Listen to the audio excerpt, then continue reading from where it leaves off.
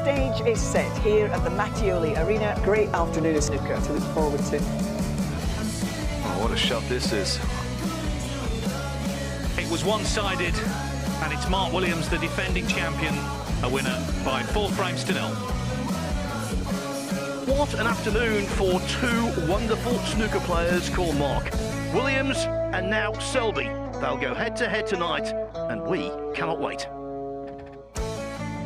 Defending champion Mark Williams, whitewashed world seniors champion Alfie Burden to book his place in tonight's group final here in Leicester, where he'll be taking on hometown favourite Mark Selby, who also progressed without dropping a frame in his match against Stephen Maguire. So we've another blockbuster coming your way here at the Champion of Champions as two legends of the game go head-to-head for a place in Saturday's semi-final.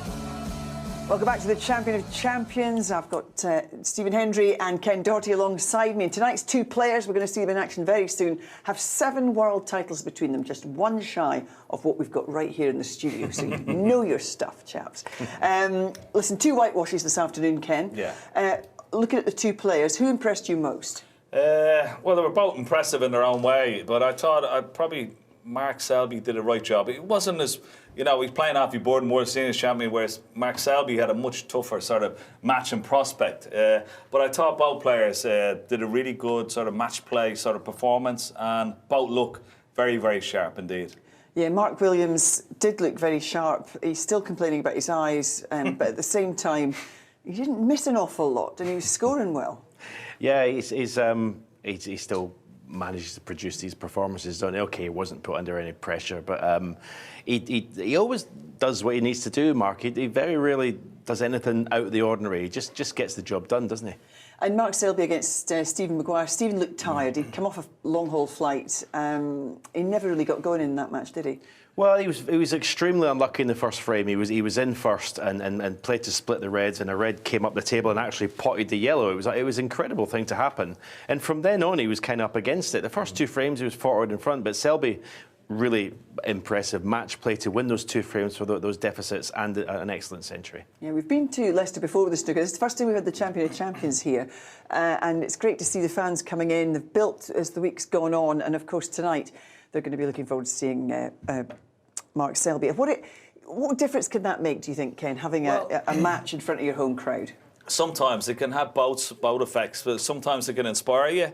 But also, because you're playing in front of your home crowd, that you want to impress them, and you can sort of exert a little bit pressure, self-imposed pressure, and sometimes he hasn't always played his best here, but he has won a tournament here, Mark Selby, so, but I'm sure he wants to put on a good show. I think it's a wonderful match and prospect from two of the greats of the game. OK, well, let's hear from both players now. They've been talking to Rob Walker. Between them, they've won over 50 ranking titles, and this is their 28th career meeting.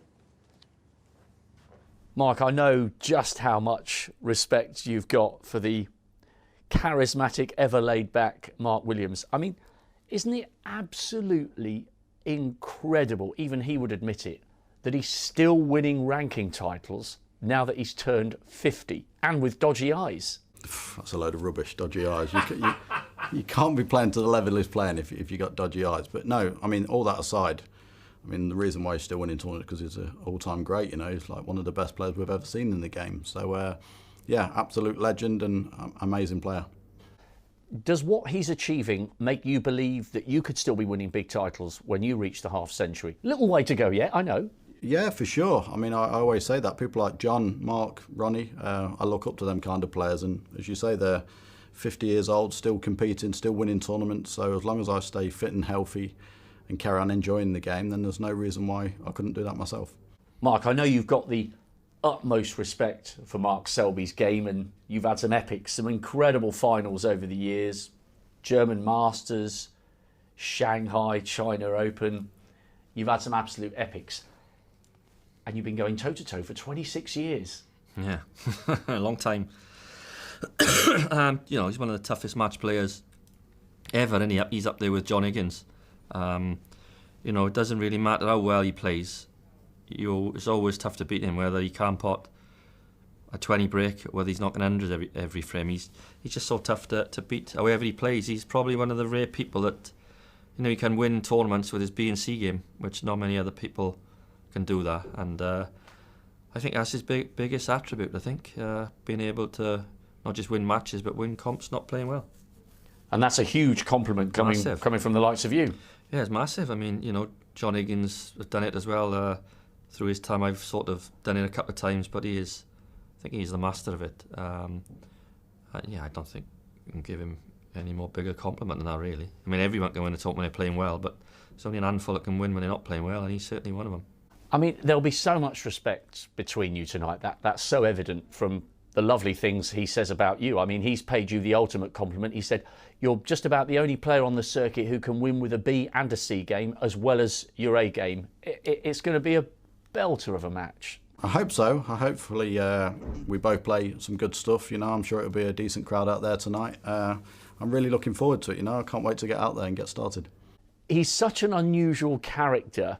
Do you enjoy matches against someone like him, perhaps more than you might against others on the circuit? Because he tries his heart out as you do, but he makes it fun.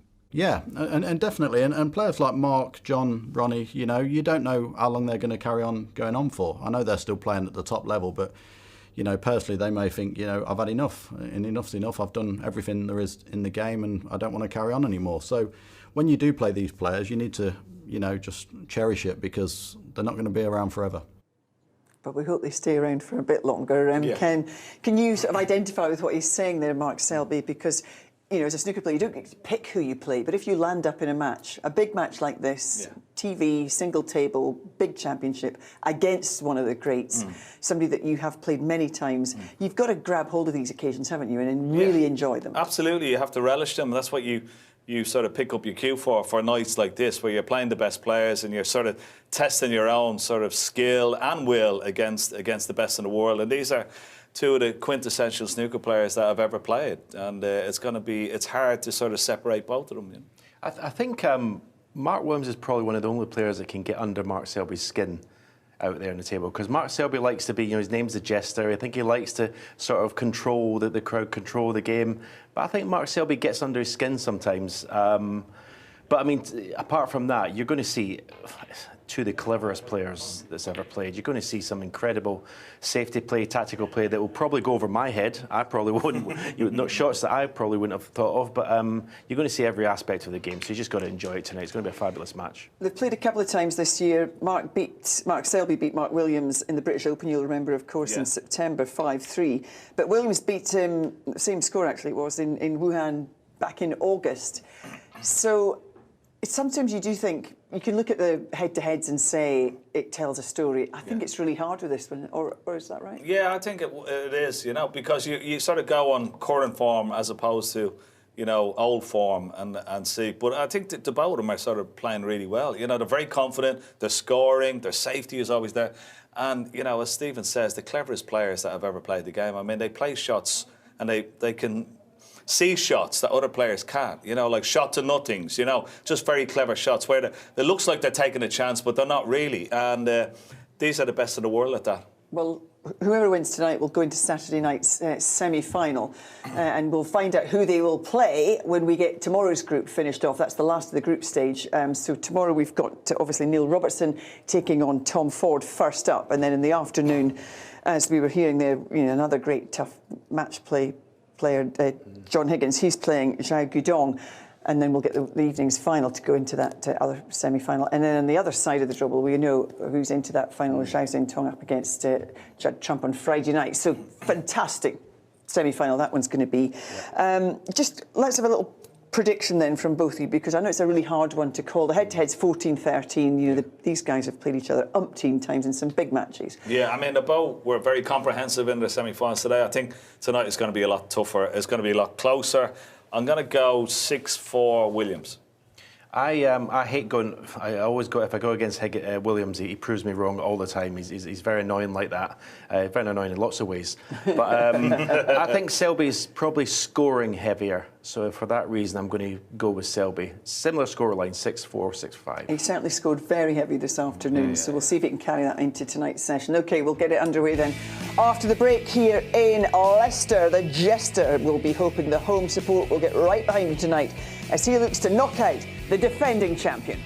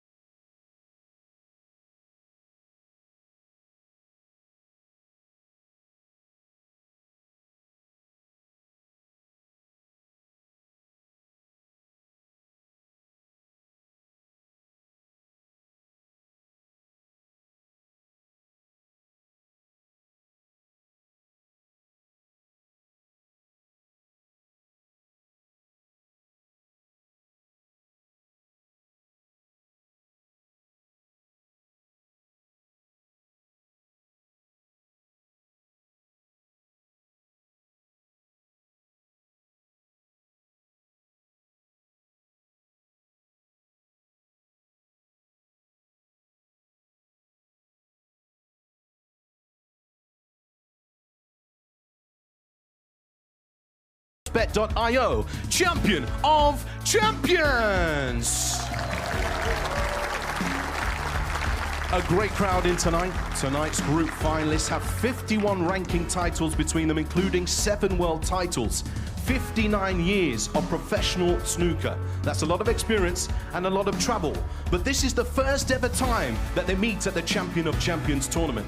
A classic is on the cards, best of 11. So up first, let's hear it from the jester from Leicester, Mark Selby.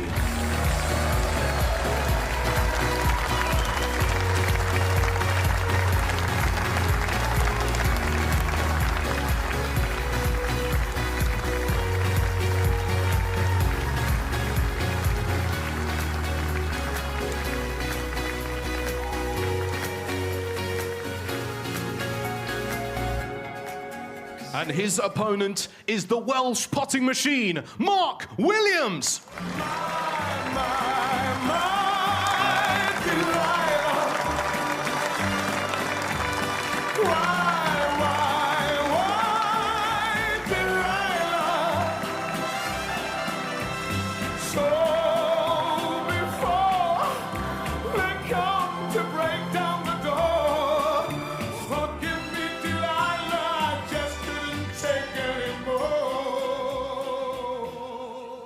That's your choice. So on your marks, Williams and Selby for a place in the semi-finals. 14-13 to Selby on the head-to-head, which suggests this is going to be a close one. Williams wasn't really tested by Alfie Burden. Mark Selby played very well against Stephen Maguire. Just it, didn't we? That's right. It's best of 11. And it's going to be some night, I think. Mark Selby too.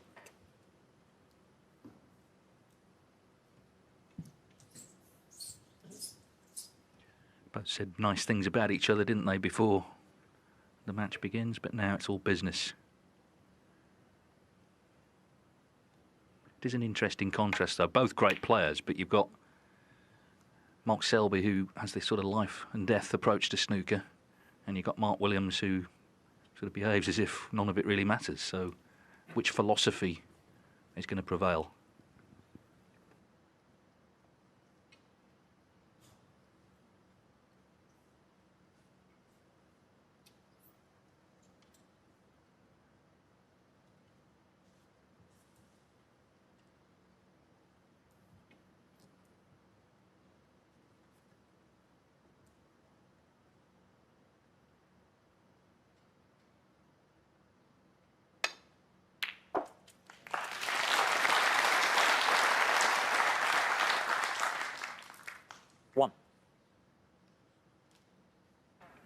Terrific start, very clean pot, a little nudge of the red and the brown, so he's on the brown now, so that series of little kisses makes the world of difference on shots.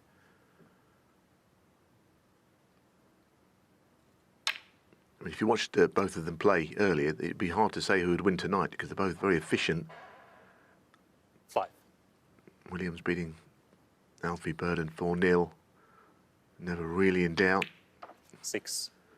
I think that the Selby win against Steve Maguire was a little different in the lots of frames could have gone the other way, but ultimately it was still 4-0. So there's not much to choose between them. There's always that thing people used to say, well, it's all on the day, and you think, well, what does that mean? Well, I know what it means here, and it really does come down 11. to just what happens tonight. Everything that's gone before with this pair means probably nothing. 12.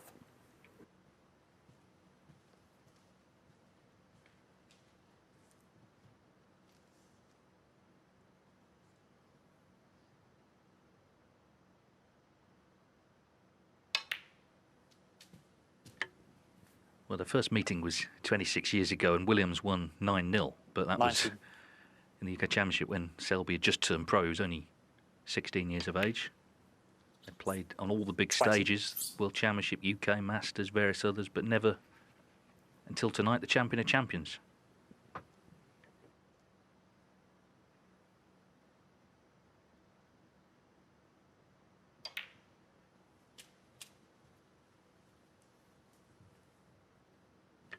I saw Mark after his first 27. victory over Alfie Burden, and he said, "I picked my cue up twice since I won in China." But he said, "I just don't 28. feel I need to put myself through the practice between events. I do it when I'm at the events."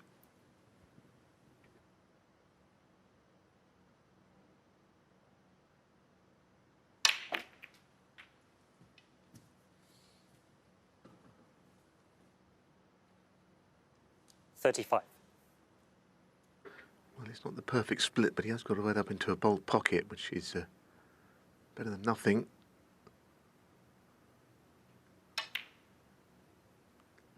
Very nice. 36. He's no nonsense character, isn't he, Williams? Just got down and played it, didn't think about that the split could have been better or anything.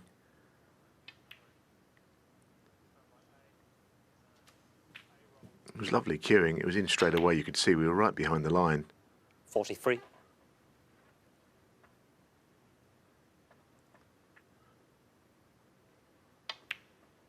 I think Williams, 44. one of his great qualities, apart from the fact that he's just a great player, is that he doesn't overcomplicate this game, and it's very easy to do that.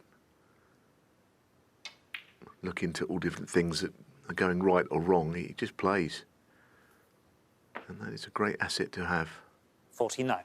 Because so many players find themselves with this paralysis by analysis where you just struggle to just play naturally. He's always been the same.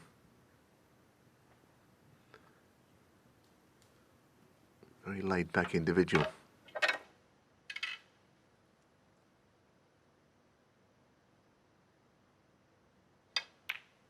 Thanks. 50. So now what does he do? Does he nudge the 5 reds? Because, of course, he's got 2 out in open play, which he can win the frame by virtue of potting them with colours. He doesn't have to go into the 5 reds here when it's an absolute natural, it seems to do so.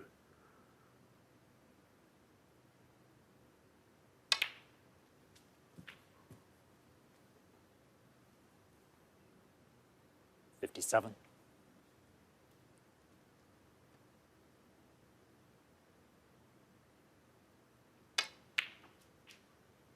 So, 58. like I say, the red that sticks out up on the left with any colour, following this black, and it's the perfect start.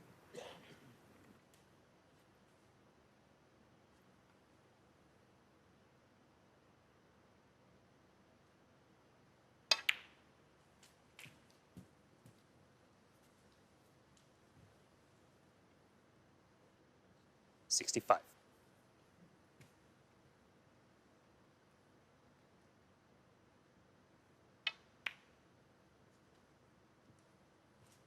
$66. He doesn't have the angle to go into them. It's just too far off straight.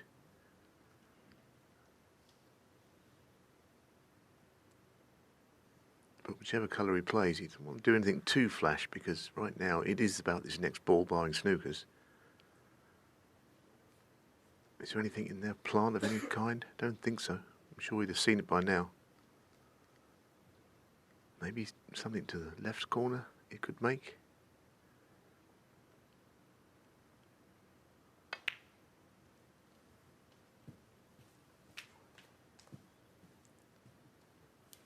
One snooker to tie is the current equation.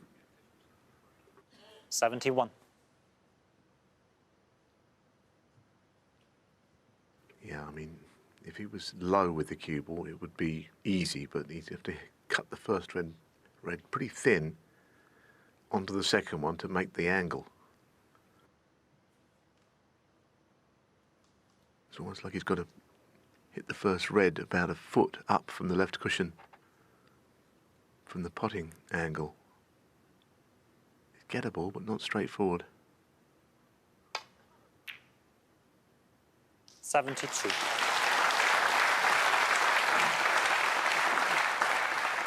Well, it's important he got it because it's going to stop any playing on. So what a great start for the Welshman.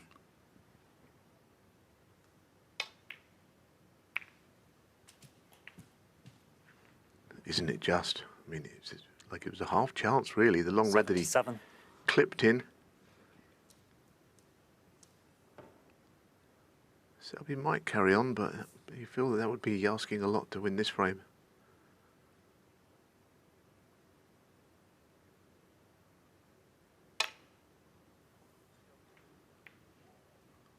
$77. Staying in his seat. Frame. Too far back. Mark Williams. So a quick kill in the first frame, just an 8-minute affair. Mark Williams takes the opening frame of the night.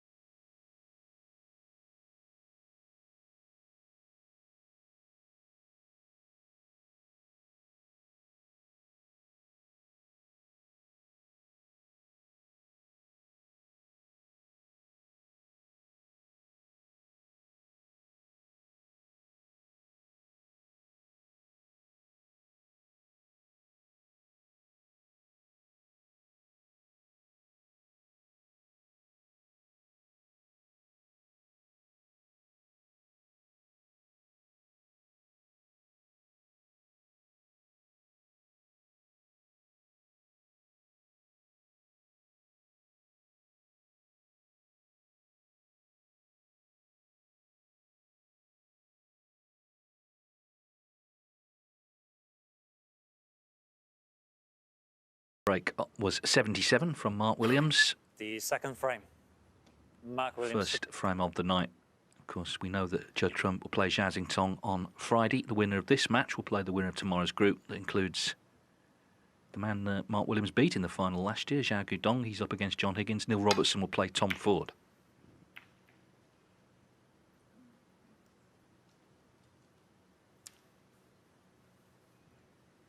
Thing with these two, they can win any frame in any way. They can make the one visits, they can play the great safety, force the mistakes, they can win long frames, they can do it all, and they have done it all.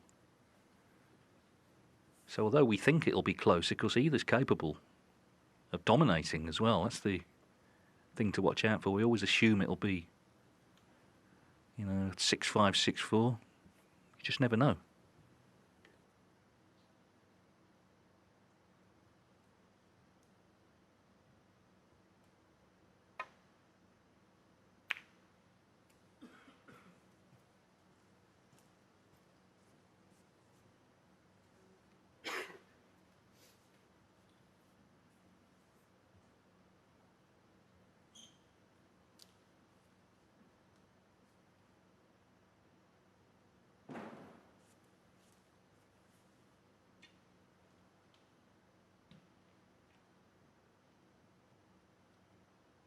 Well, Selby played the shot which he thought was safe, but I wonder if he's left a little cut back to the left corner here.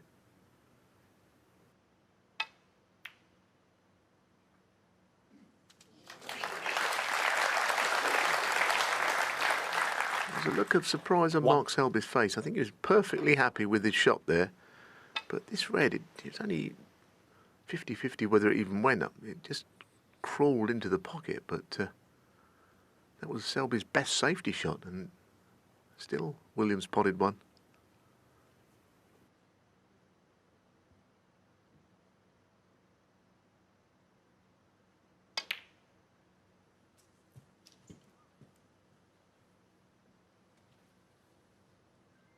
Four.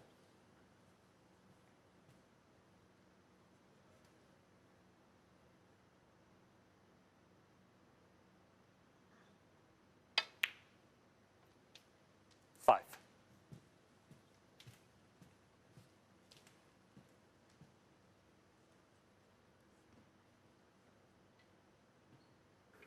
it's not so simple as all that to get on the next red from here.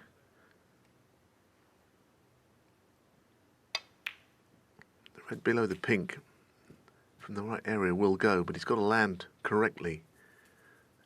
Well, the look on his face suggests he's gone a fraction too far for that red. Well, not far enough even. I think it goes, actually. Pink might be in the way, or is it not? Well, this is where the eyesight that he's been speaking about comes in. I actually think he might be able to pot that. It's off straight, and you can see most of the red. I wonder what anyone else at home thinks. He's made this point earlier that he has to ask his friend Jackson Page, of course, is on the tour, whether ball's pot or not. I mean, if he doesn't play it, of course, we'll never know, but I think it might have gone.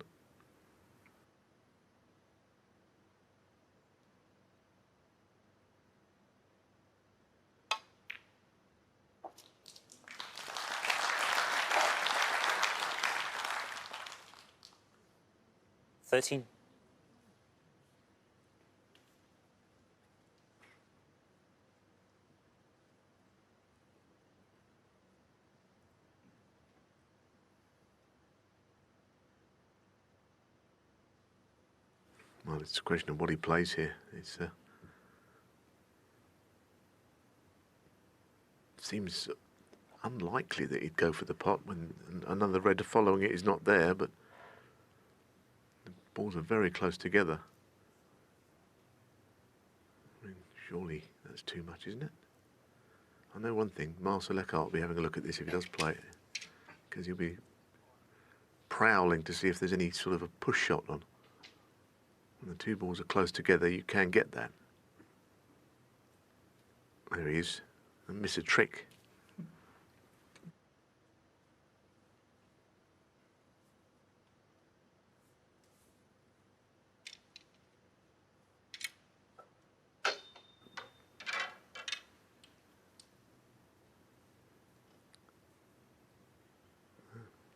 Referee is absolutely was on top of the table here.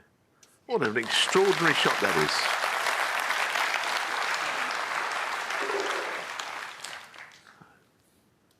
I'll be honest, I can't think of any other tour players that would have gone for that. Push shot was on, the pot was difficult, position's not great. Amazing shot. And the gap between cue and object ball, a couple of centimetres maximum.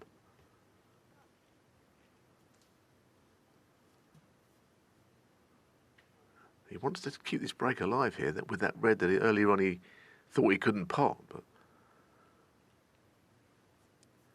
his experience has told him it would be one shot too many, I think. He's not fluked it, has he? No. Mark Williams, 18. He's not left it on.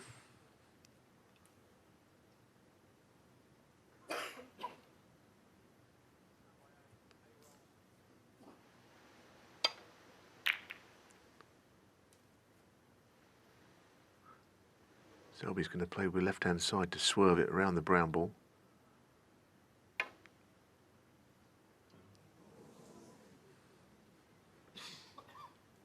Foul in the miss. Well, I assumed he'd get that. It didn't seem to be that difficult to swerve.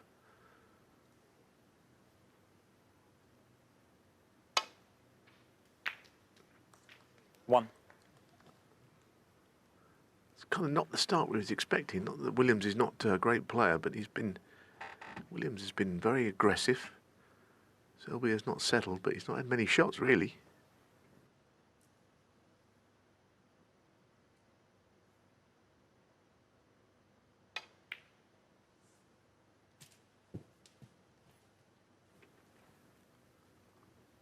Six. I think he would get this almost all the time, but he wanted to just clip the edge of the red to get away from that corner.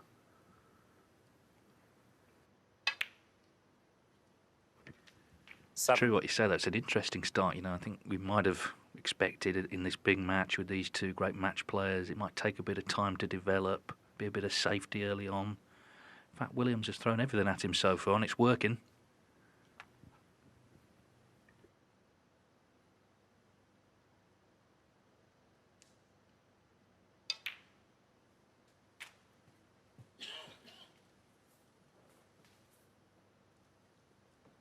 $14.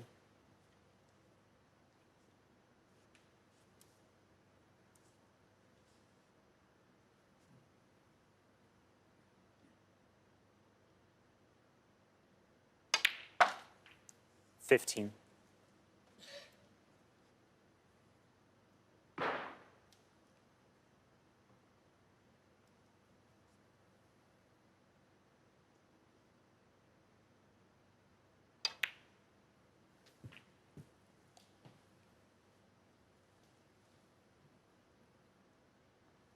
$22.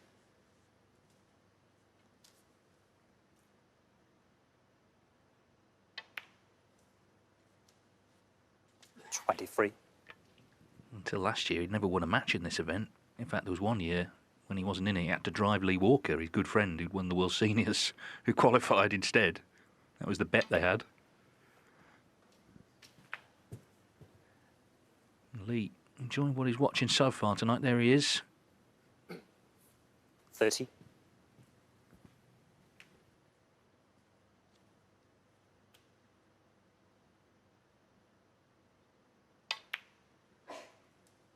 $31.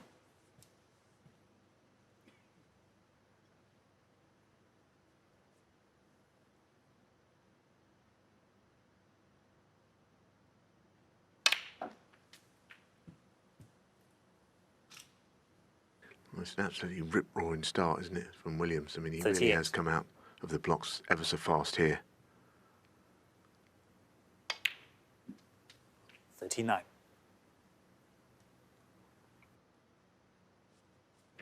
Yeah, I mean, he's recently become the oldest ever winner of a ranking event, but he still plays like a young man. Such an inventive player. We've already seen that in this frame. 46. And this is the ball that will, barring snookers, put him 2-0 up.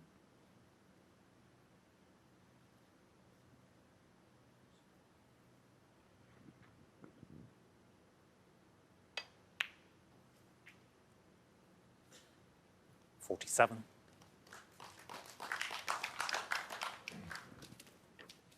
A little smattering of applause because it is frame ball. He just wants to put a couple more, but I think the other thing, to keep Selby away from the table. I know they've both played already a match on it today, so it's not quite like the start of a new day, but 53. it's the start of a new match, and Selby has not played any part in it yet.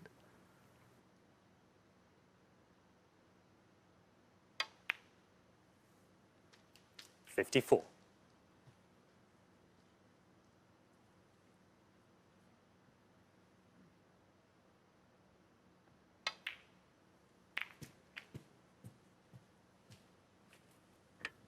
No, Mark Selby's had 3 shots. 59. And of course, that one attempt at the pot was when he failed on the swerve. 60.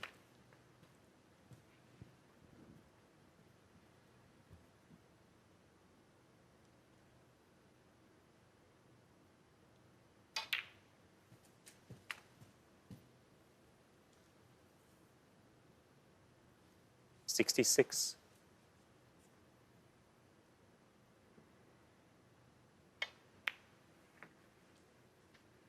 $67.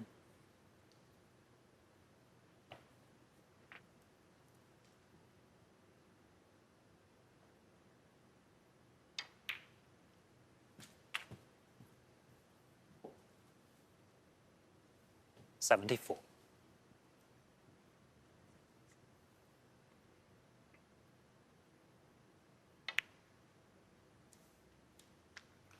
$75.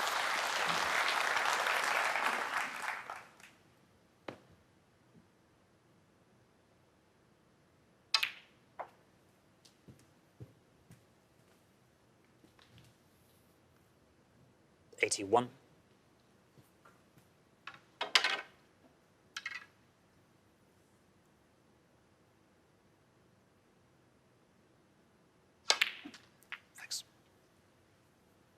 82. Well, this is a man who says he can't see properly and doesn't practice. Not sure you would know that, would you, watching him?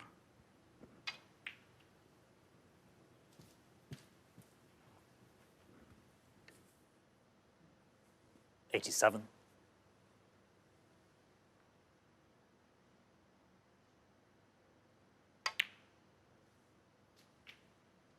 '89.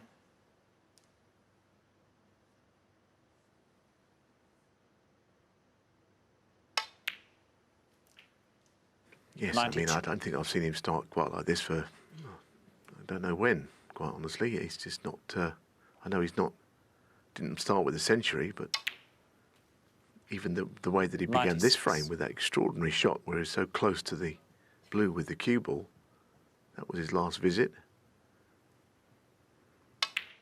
101. Well, it's electrifying, this start from Mark Williams. We've only been playing just under 22 minutes. Mark Selby's barely had a shot.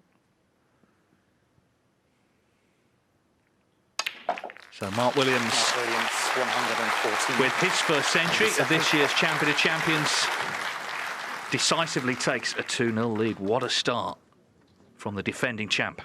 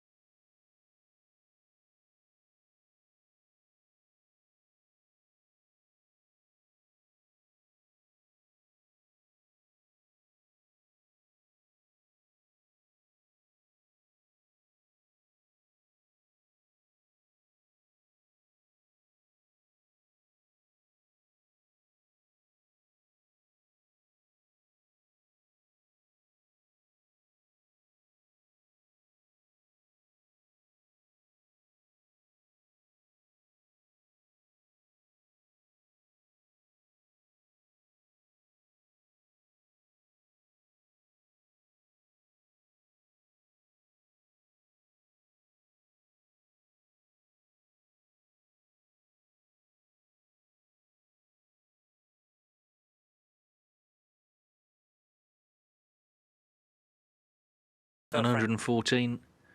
I've given Mark Williams a 2-0 lead here over Mark Selby.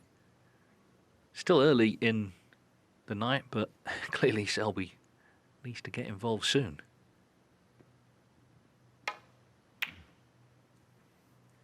Yeah, I mean, Selby's got to be a little concerned, A, that he's not potted the ball, but it's more the form of the man he's playing.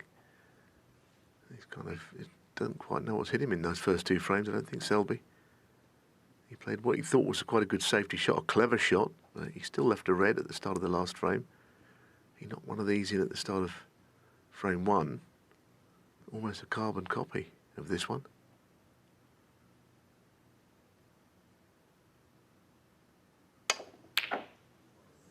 Well, he's human at least.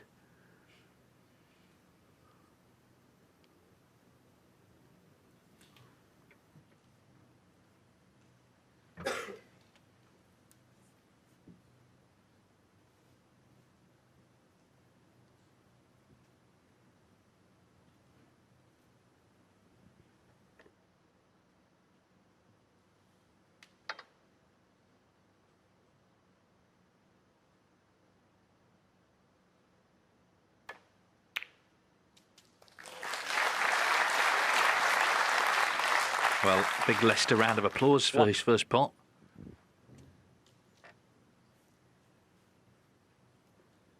Mark Mark Selby, who learnt his trade not too far from here at the old Willie Thorne's snooker centre, no longer there, but a thriving hub of the junior game in the UK for many, many years. And of course, Willie's brother Malcolm ran the club and allowed Mark to practice there for free as long as he did a few chores around the place.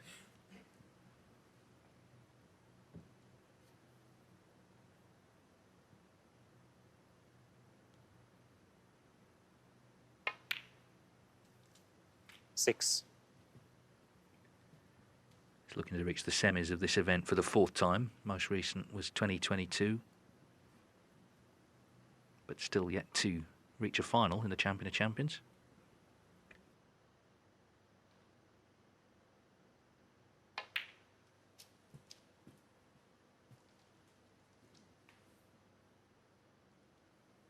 $11.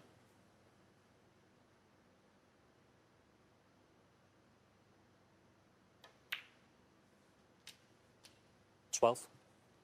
He's concerned about pushing the red in front of the black, but I don't think it stopped him potting it.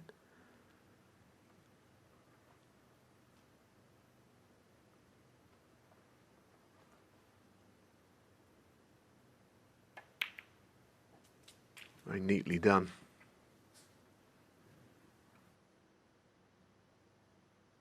$19.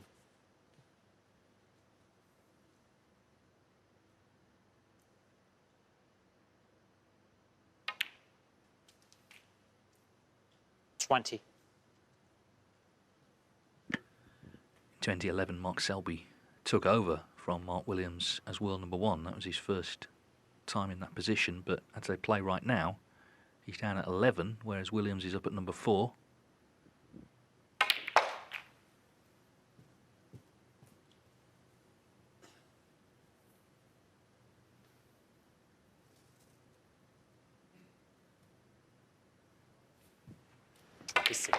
Yes, but he played with a lot of topspin. Not easy to get the cue ball right through the bunch on that shot.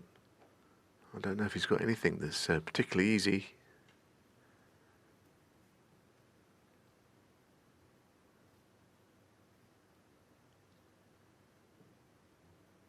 He's already looking at the safety shot from roughly where he's queuing up down there.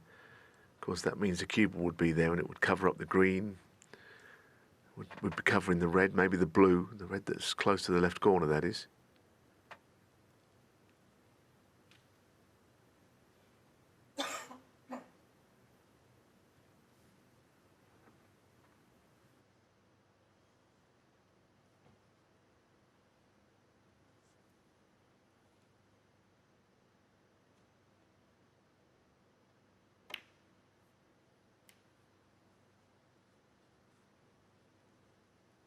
Mark Selby. Well, he played the aggressive shot to 26. get into the reds, just didn't land on one.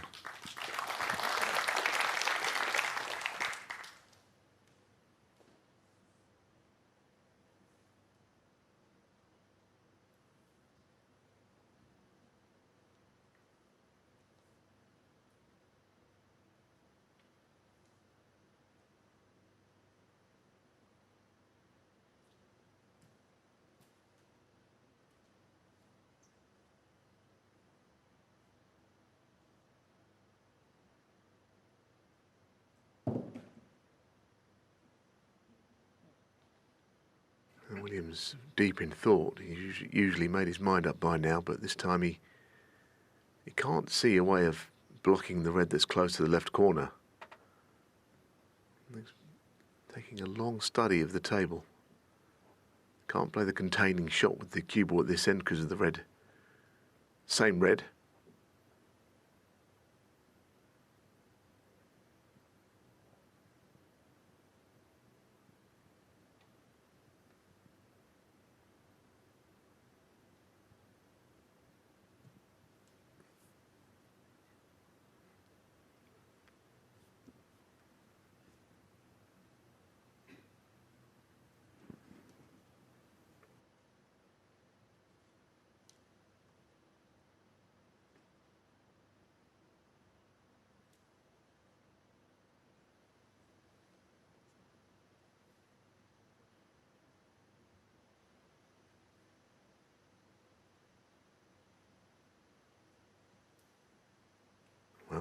He's now coming up to a couple of minutes looking at this. That's a long time. He's not in a snooker, or as you can see, he's not in that sort of a problem. It's just keeping the ball safe, and there's no obvious pot there either, which he could bail out with.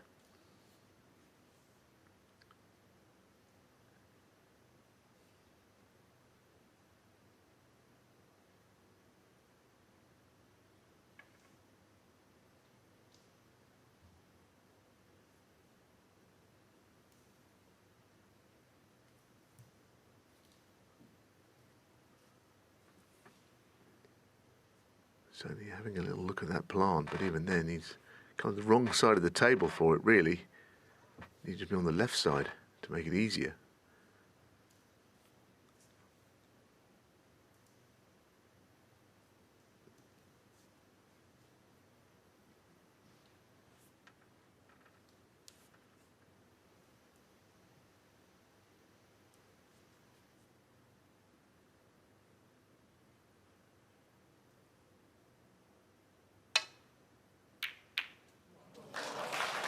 Wow. Did he play that? Well, he took 2 minutes, 59 seconds. I think that's the longest I've ever seen him on a shot. He must have played the plant to the red to the right corner, surely. But he didn't flinch. I mean, if he's claiming it, then... I mean, it doesn't matter either way, obviously. But he didn't apologise. Extraordinary business. I know, and he landed perfect as well. Put it this way, if he played it, then this has won the hot shots. 9. If he's played this, is one of the greatest shots you'll see, but I think he must have tried to plant the other red. But anyway, it doesn't matter. It's still just a way in again. Mind-boggling, that. 16.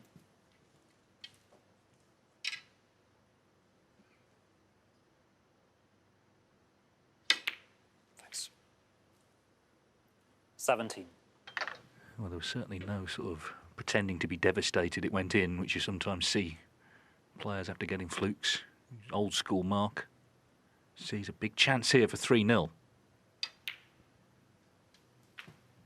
Mark Selby, of course, was in and looked to have played a good safety. Well, he had. I mean, Mark Williams 24. stood there for a long time trying to work out what to do.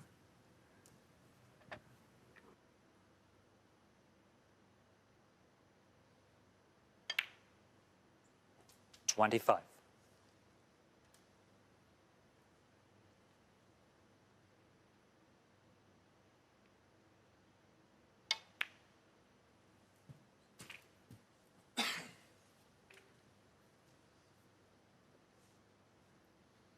$32.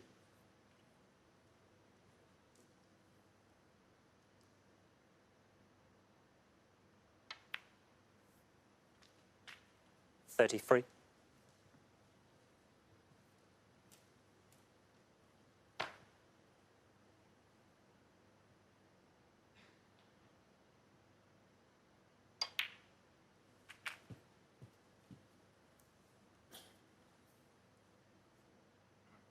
40.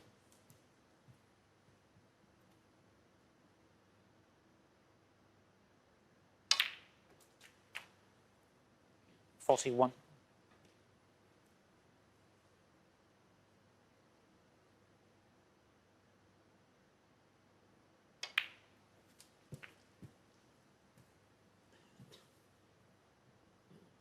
46.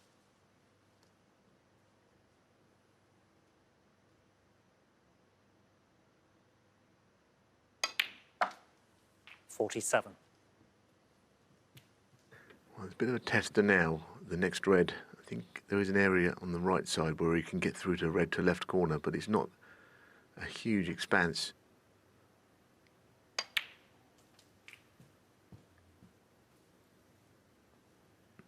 He meant to go a little further than this, but he might 54. be able to get to the potting edge of this very thin red to left corner.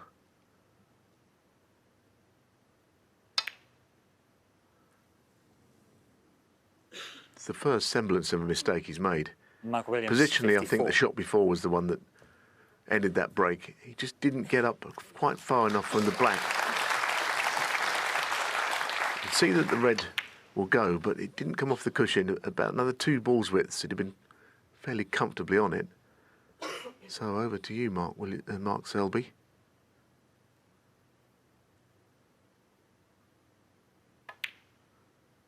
One.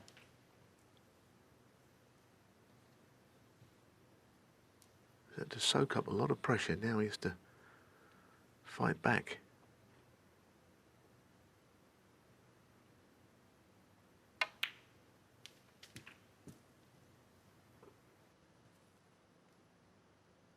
Eight.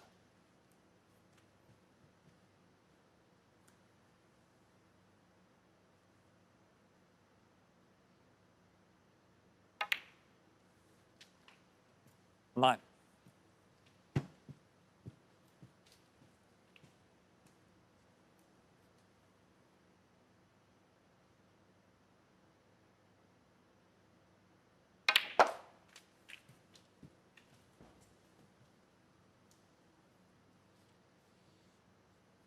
Sixteen.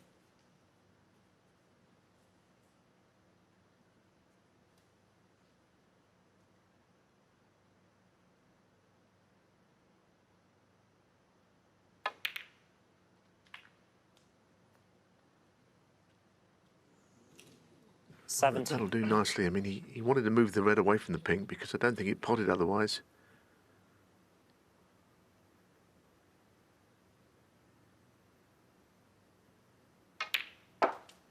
Amazing start of the match.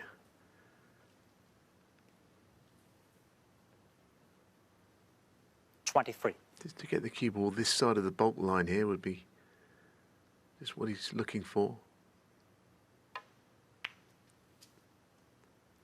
Looks to be A1. 24. Well, he's been sort of hit with shock and awe, hasn't he, this evening, Selby? But you just kind of know he's going to be ready. His concentration is so good. Even so, must take care here. Could easily have been 3-0. 28.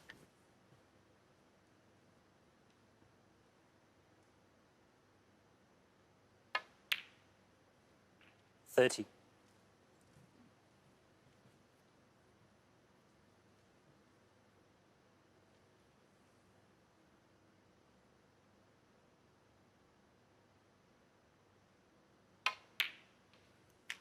$33.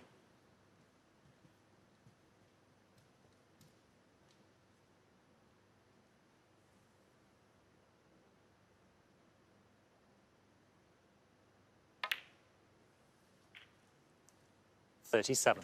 So he was a spectator, really, for the first 2 frames, and after Williams got in with that extraordinary shot, looked like he was in big trouble, but Mark Selby has 42. found a bit of calm amidst the storm here.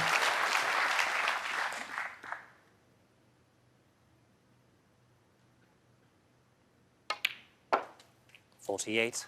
It's already a belting match, isn't it? We've only been playing 37 minutes. Important clearance for Selby. 23rd frame. Big cheer from the Leicester crowd for their own. So great stuff. Mark Williams had the chance for 3-0, but it's Mark Selby who reduces the gap to 2-1.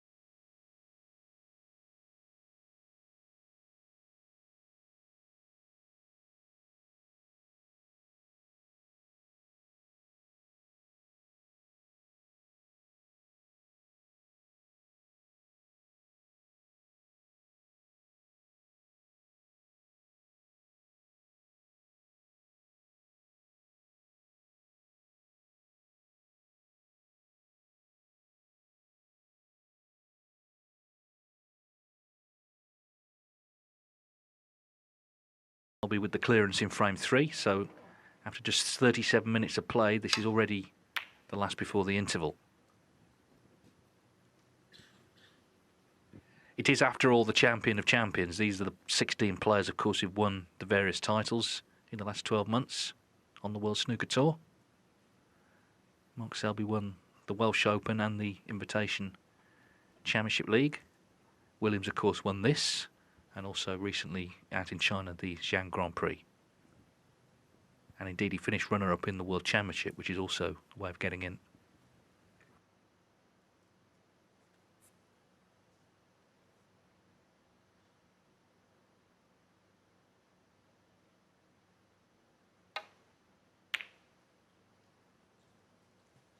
Yes, and it's if you look at the snooker calendar, it's a very varied tour, isn't it? You know, of course, you've got the marathon of the crucible 17 days, of which, of course, that's why Zhao Jintong was in it. And in contrast, another Leicester man, like the man sitting in the chair, Tom Ford, who won the shootout at this very arena.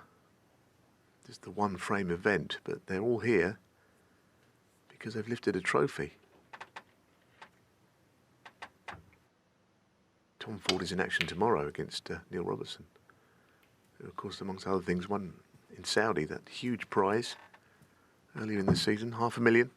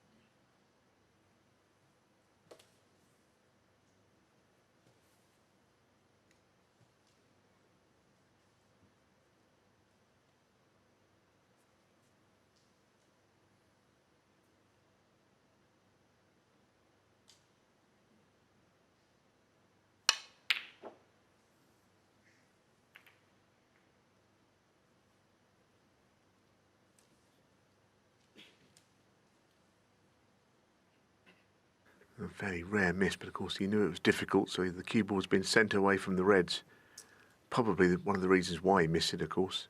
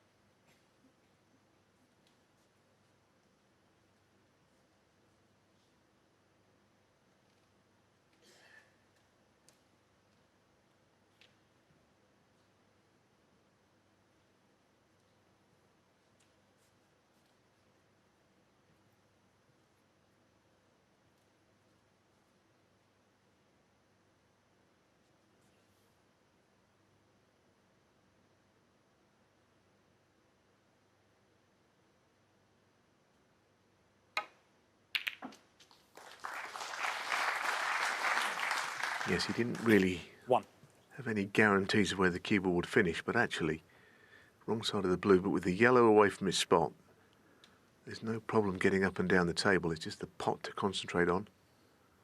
Cue ball probably come across the path of the yellow spot here.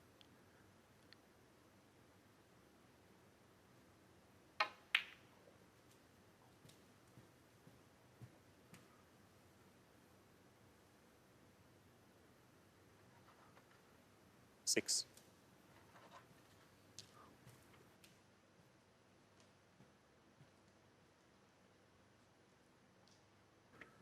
Well, it's early days in this frame, but if you could get out of this 2-2 at the interval, that would feel like a big result for Mark Selby because he looked at one stage certain to be 3-0 down.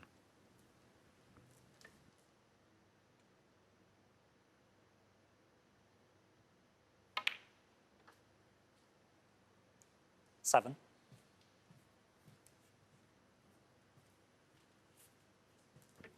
One of only 2 players to have played in every Champion of Champions, all 13 of them, the other being Judd Trump.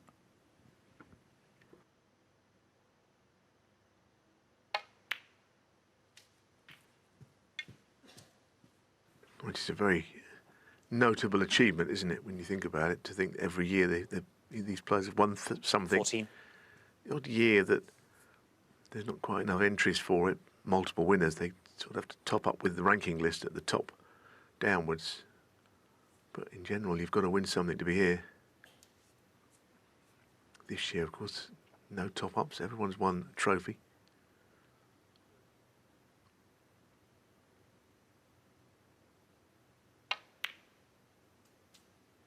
$15.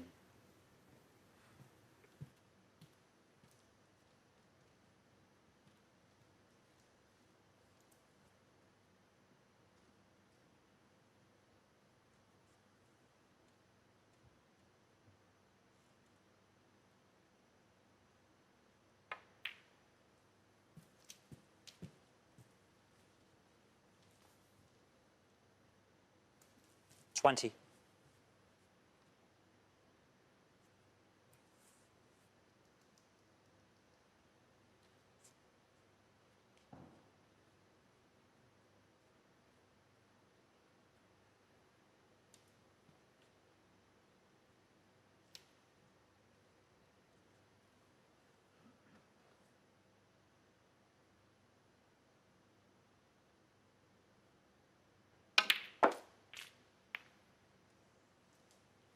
$21. Couldn't quite get away from the red, could he, on the cushion? Same story on the blue, but this time it's even thinner and more missable than the previous blue he potted in there.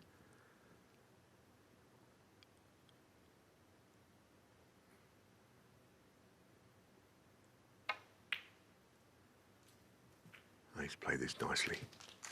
Can avoid that red. Oh, he just grazed it, which slowed the cue ball down fractionally. 26. Still on one, and in fact the one he's on in the middle of those, goodness, this really opens up the frame.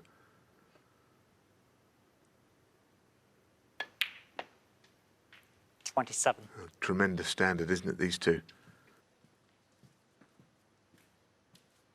We've made a lot of the way Williams has been playing. Selby's pot success even higher. 97%.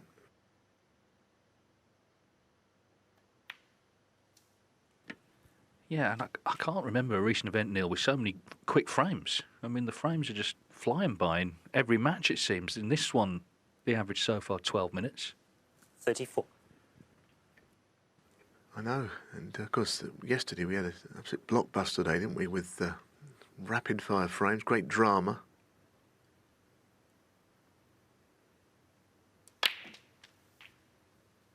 $35. I think any match that goes all the way down to the final black and both players have shots at it, as we saw last night, is kind of what every snooker player is looking for, really, if you're a neutral snooker fan. 42.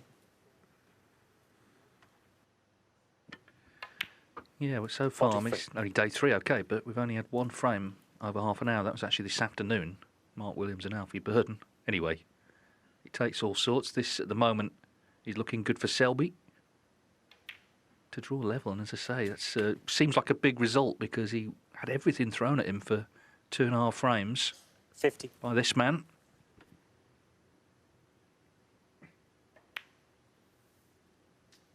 $51.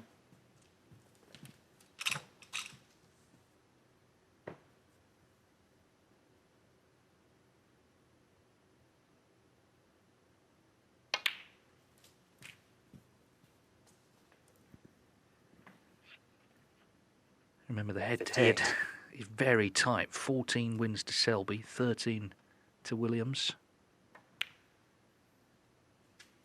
59.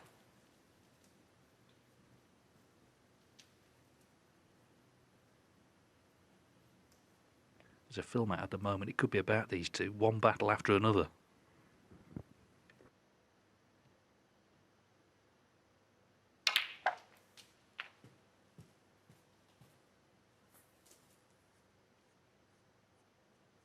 $66.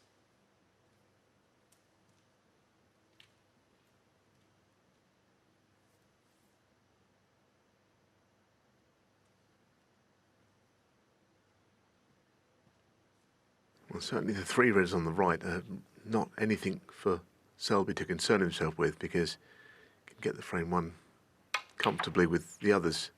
The 67. lead is so great. In fact, technically this is frame ball now, but another red, and we're on as even.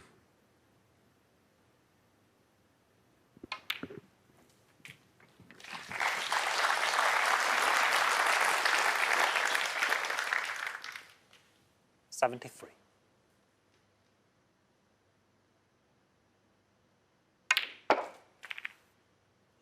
Well, now he can open them up with 74. complete freedom. I can't think how you could have seen four better frames than these from anybody. 81.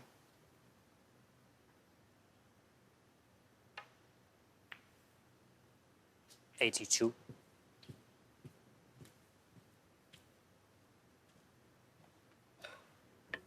Mark Selby amongst a group of players tied second place for centuries this season on 26. Sean Murphy's made 33.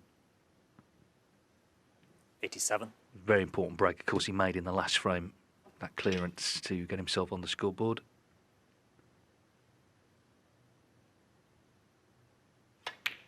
Thanks. 88.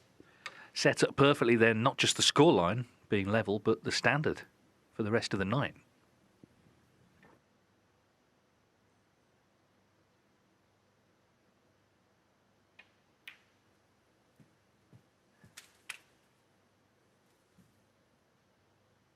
$95.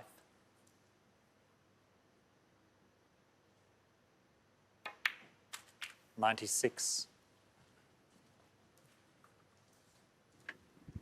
Well, what a mini session of snooker.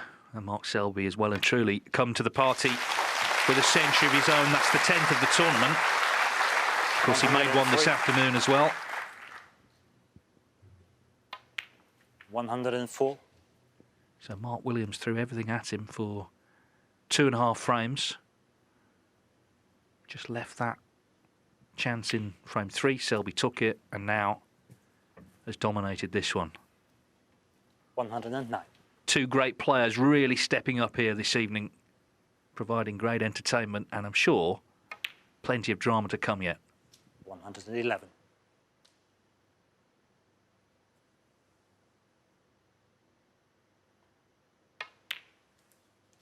114. Xiaoxing Tong made a 136 yesterday. Selby can tie that here. So it's been fluent, it's been free-flowing, it's been fantastic. 118.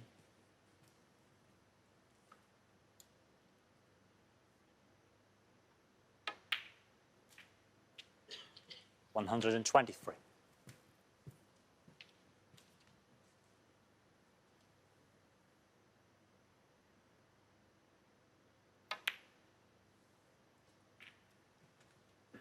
'As ever, a very neat break that Selby makes, and meticulously played from ball to ball. Selby. Wonderful stuff. A 136 total clearance from Mark Selby. What a 51 minutes of snooker that was. Mark Williams made all the running. Selby has pegged him back, and at the interval, they're all square at 2-2.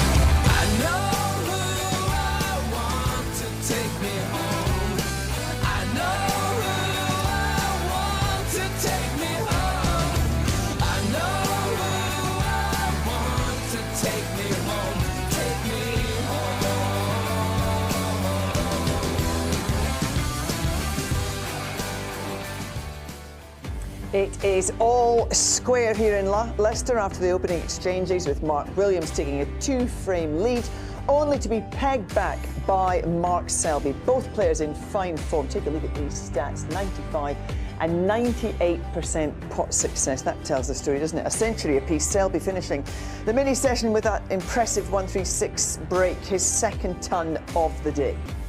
Enjoying this one, Ken Doherty and Stephen Hendry. Stephen, are we any clearer on who looks most likely to win this one after those first 4 frames? Not really, not really. You'd maybe, only because he's got momentum now, you'd slightly favour Selby, but still, no, you can't favour anyone really. I mean, it's been absolutely world class. You mentioned it, the stats on the potting. I'm looking at positional success, 97% and 93%. So that is world-class control of the cue ball. We're seeing 2 of the best players of all time playing at the top of their skills. Yeah, it's a real treat, isn't it? And the fans that have come in to watch this are certainly being served up some fantastic snooker. Obviously, Mark Williams got off to a great start, but Selby, although he was sat in his seat for a while, he didn't panic, did he? No, he didn't panic. Well, he never does, you know. But Mark Williams was sort of 1 ball away from a 3-0 lead. He started off like a train, you know, typical. Lovely long red, and got a little brush off the red, just slowed the pace down, then got a little brush off the brown. But his positional play, as Stephen was said, he's just absolutely pristine. You know, he knocked it in long balls, position around the pink and black was excellent. Always sees a trick, you know, a little plant there as well to keep the break going. And it was a wonderful start from Mark Williams. Yeah, phenomenal. I mean, this shot, I mean, it's a fabulous pot, but I don't even see the point of it because he plays a safety shot after it. I mean, it's like nobody would have gone for that. I mean, it's just, I don't know what he was expected to get from it, but maybe it's just, as I said at the top of the show, it gets under Mark Selby's skin a little bit, Williams. And I don't know whether going for those shots is a ploy, just to go for everything. Mark Selby misses a swerve. Mark Williams gets it to perfection. But yeah, he break builds a different way, Mark Williams, doesn't he? There's 2 or 3 times I'm thinking, go into the pack, and he never does he? And here's the shot that's had it. I mean, it's got the whole world talking. Yeah. We had it was almost 3 minutes he looked at it. He was in such a precarious position that he saw a plant, but he knew the cue ball was going into the other red. You might say, well, it is a fluke. It wasn't what he actually played, but he always has the chance. But now this is the shot. If he knocks this red in, he has Selby where he wants 3-0 up without a shadow of a doubt. But Selby, you know, with great character that he has, he comes back, nicks that frame, and then goes, you know, he pots some wonderful balls, goes on to make a brilliant break in this last frame. Yeah, because I mean, you look at the balls are slightly awkward, but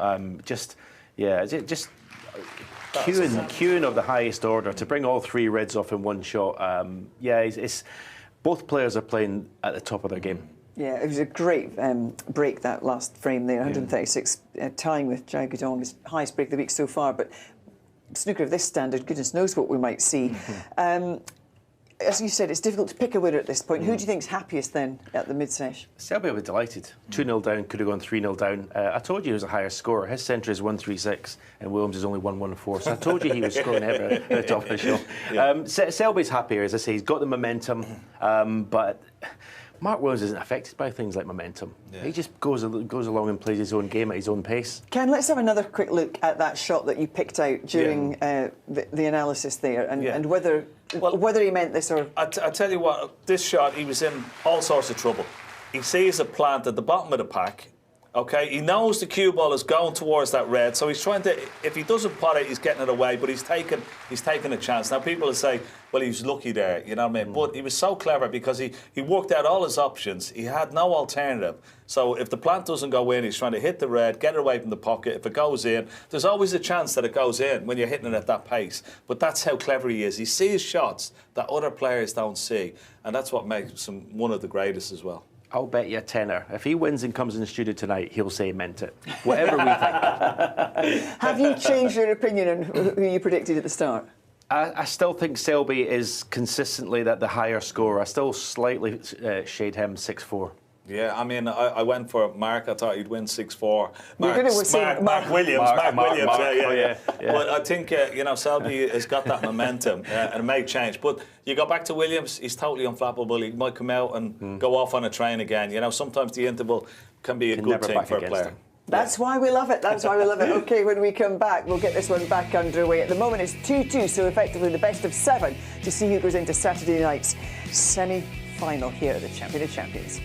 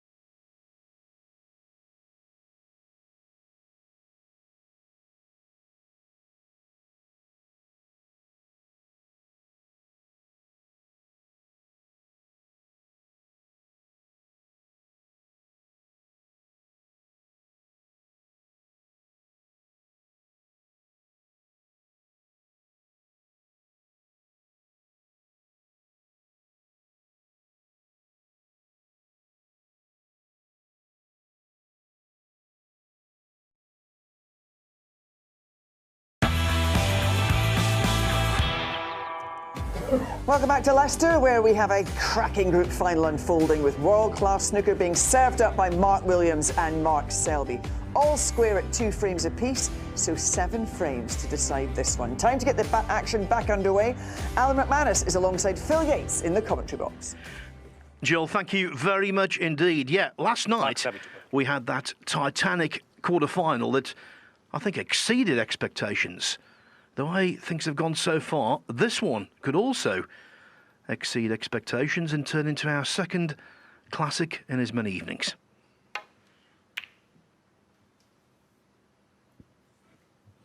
Before the start, the bookmakers generally went Mark Selby a shade favourite, 4-6, Mark Williams 6-5, and I think that's a pretty fair reflection.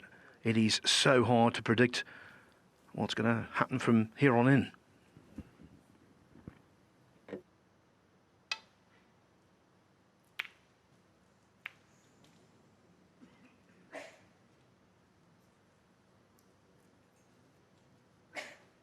Yeah, Mark just obviously gesturing there that he feels the cue ball turned to his left.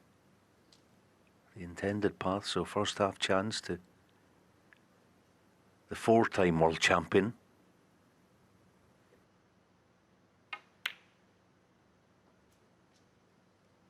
One.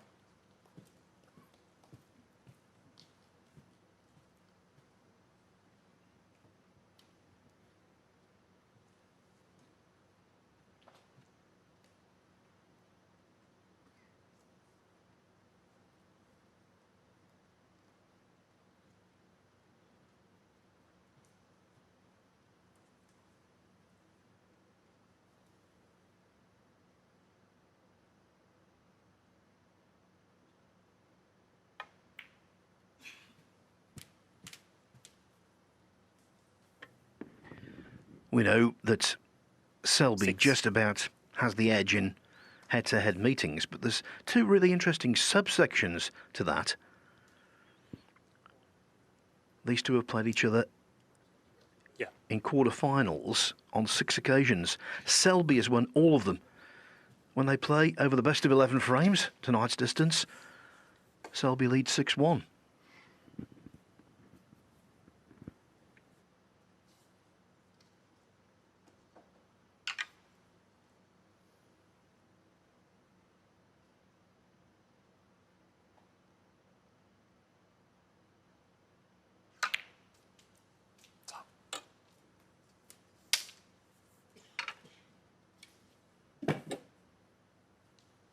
Seven.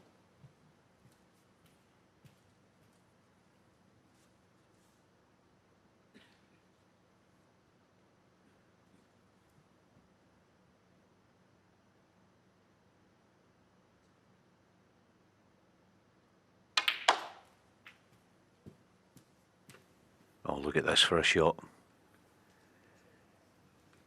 What a shot. 12. It may be the case that he's a little unfortunate to have no angle to disturb red-black, but all the same, what a shot.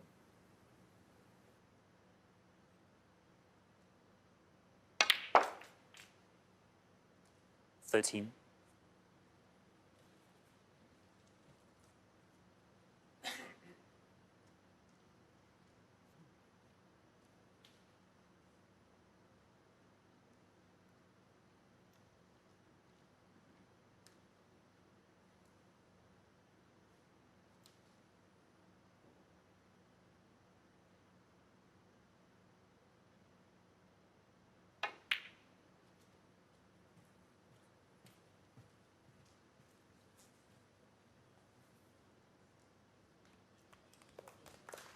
Well, if there is a way of potting the red next to the black, he's got the cue ball in the perfect spot.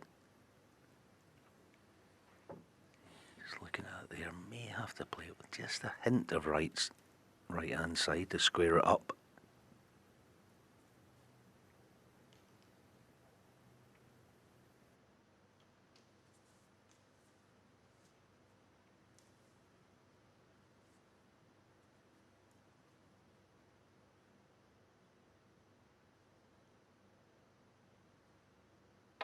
Foul.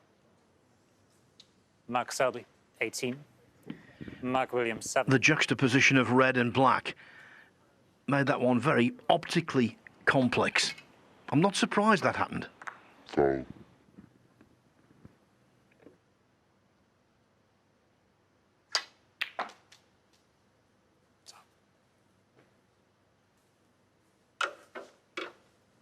One.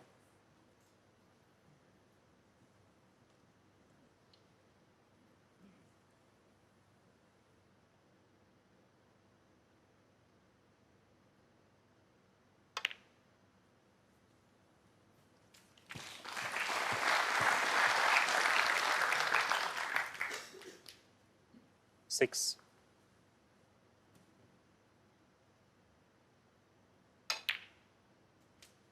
Seven.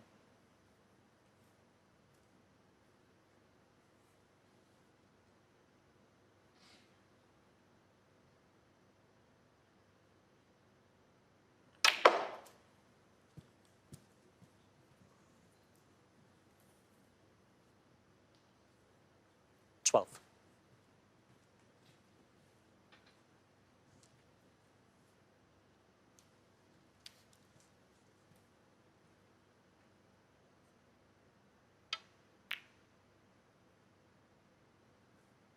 $13.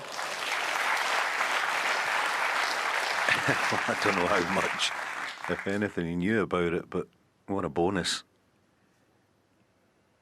And he's got the angle to play on the red to same pocket.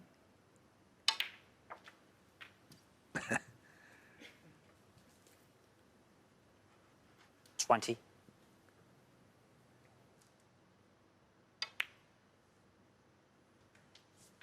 $21. Now then, does he go really deep and the cue ball spit back towards him, or is a half ball contact more stun? Yeah, still on one just about. It was never going to be easy to get an easy red. 28. But this is now a huge shot, the way they're sitting.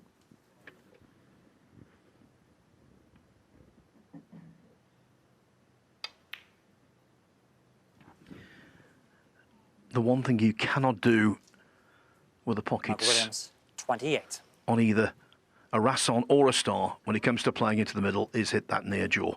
I think these tables are quite friendly far jaw, but if you hit the near jaw, you've got no hope.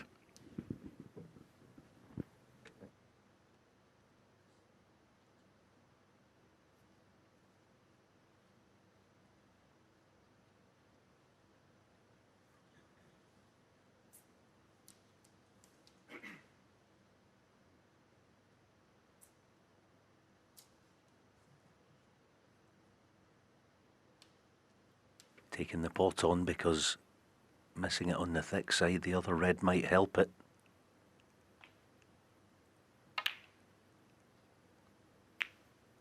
He played it thick as well, didn't he? Ooh, how did that stay out now? What does Mark have? Obvious cut to left centre. But if he chooses to play it, it's loaded with pressure.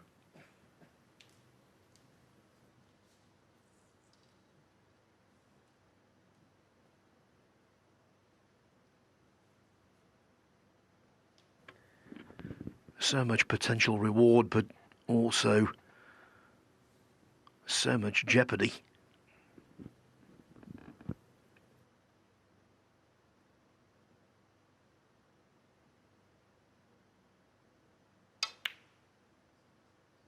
Yeah, what pressure. Beautiful shot. One.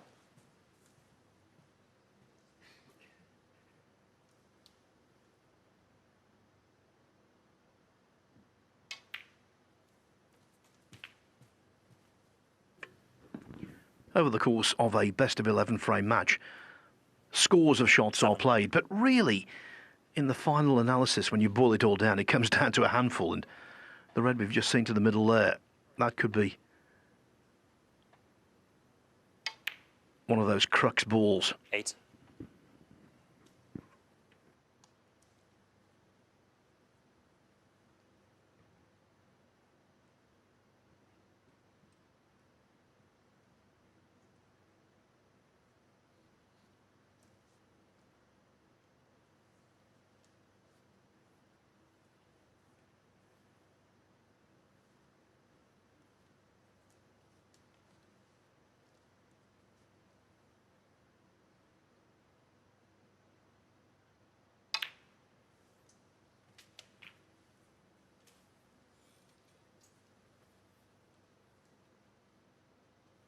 14.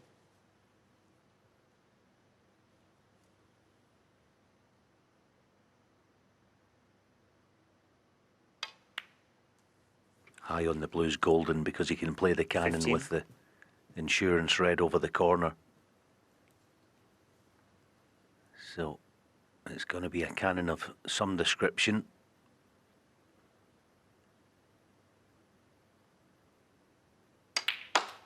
Well played. Good shot.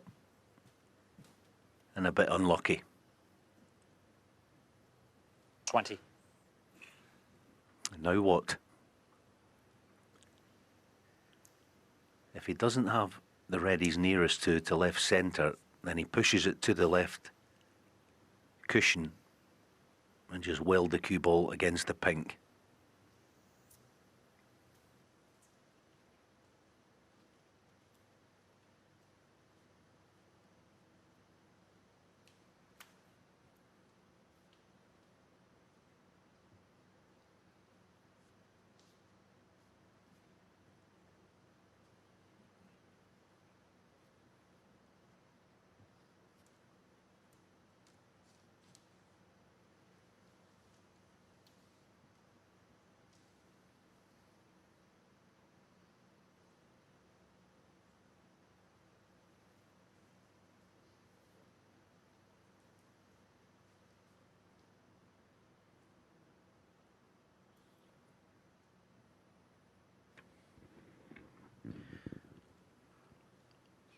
Several possibles, all of them unpalatable.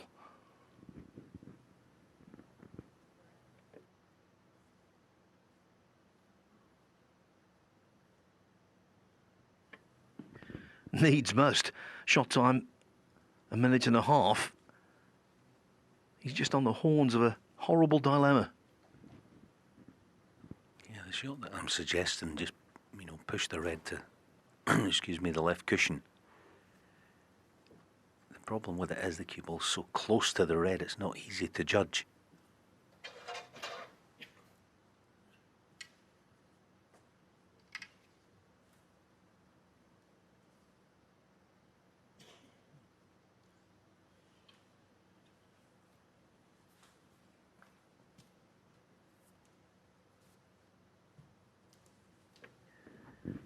Shot time exceeds 2 minutes and still we wait.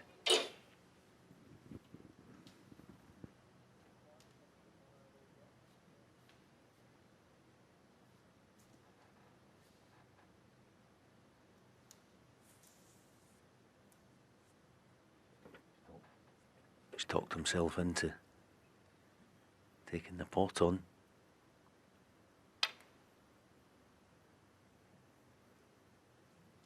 Yeah, I just got caught between the devil and the deep blue sea. It was one of those, wasn't it? Big chance now. Yeah, if a few balls had been awkwardly placed, he wouldn't have felt as vulnerable as he does now.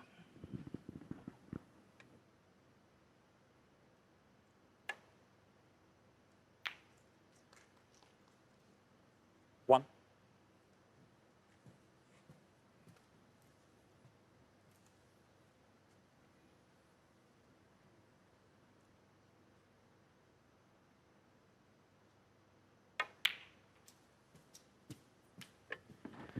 I thought the end game of Selby this afternoon against Maguire was sharp. 4. And it was in the third frame this evening.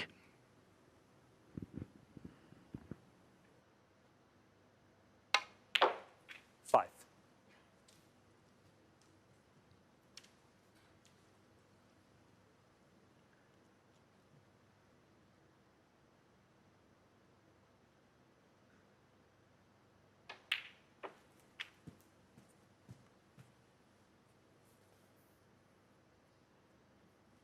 Ten.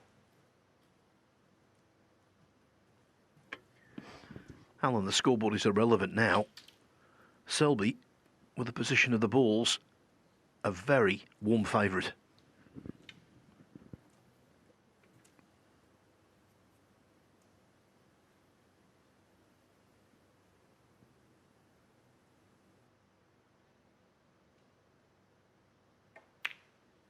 Yeah, under normal circumstances, it's an easy put away. 11. Players like these two, they don't drop the concentration levels for a second.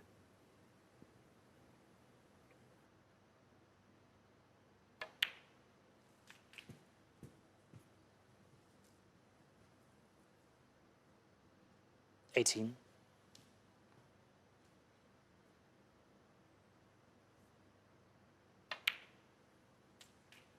19.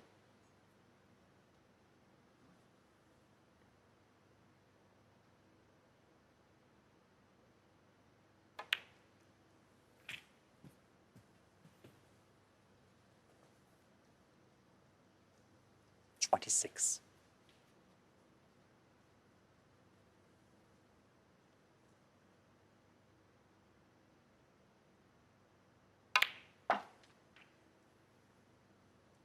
27.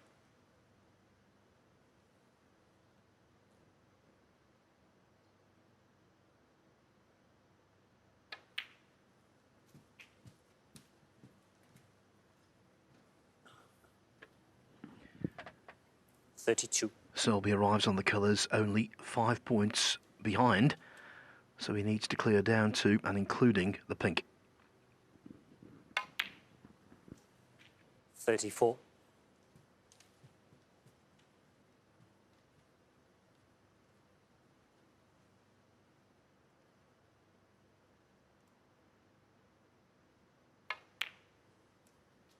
37.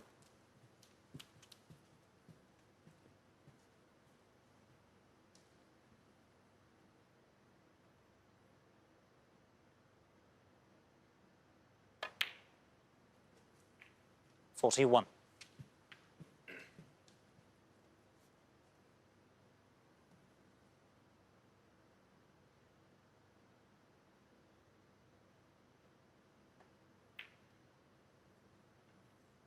46.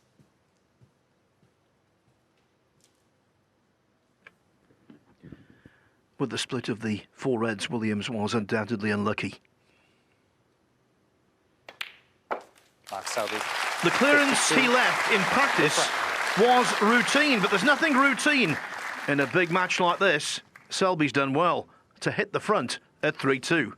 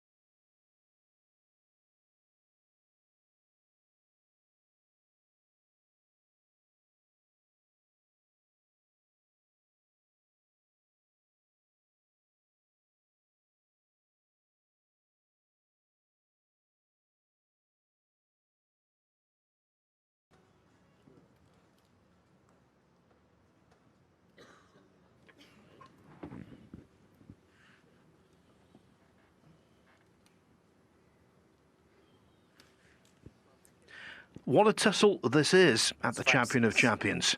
Mark Williams to break.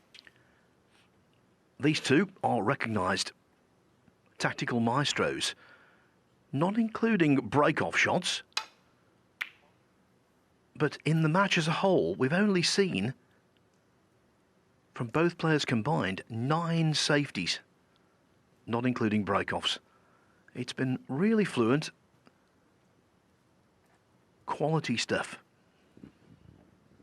I've actually been watching him all day, Mark Williams, with the frames that he's broke off. He's found a way to get that red on near the right cushion. He's getting it there every time now.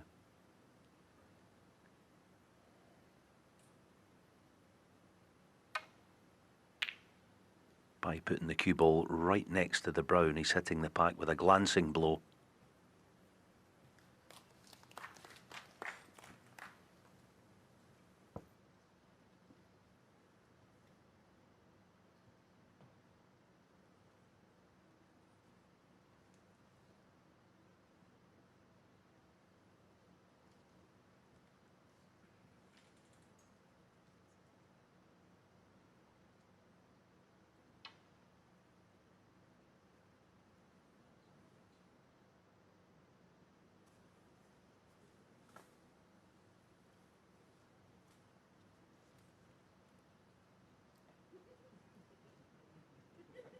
Yeah, re-rec.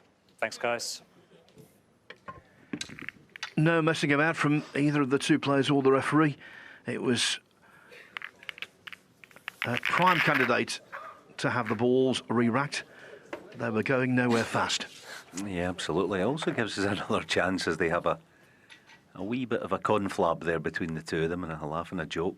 That break-off, as I've been watching them today, cue ball really tight to the brown and a glancing blow so that the red on the other side of the pack doesn't go on and off the cushion too far. Let's see if he gets it this time again. Mark Williams to quite a thin contact. There it is again. See that red on the right? Just there. Perfect. No one else has figured that out this week so far.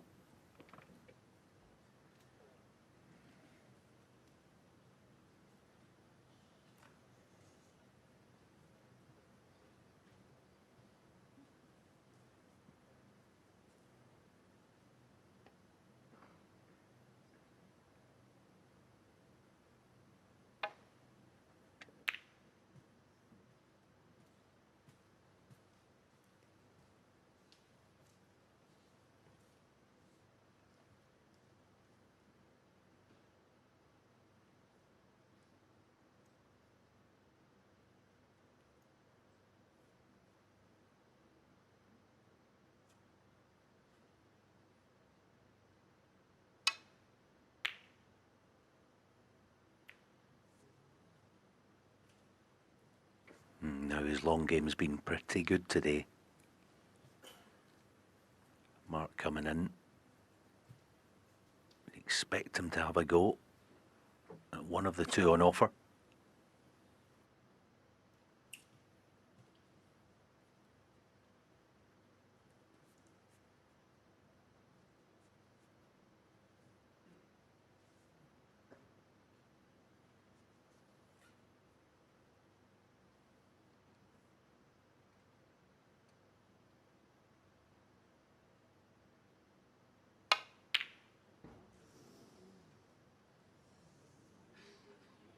foul. Mark Williams, 4. Well, first, let's talk about the red. You can't get much closer without it going. But equally, perhaps more so destructive, the fact that the cue ball found a pocket. After losing 3 frames in succession, Williams needs to make an impact here.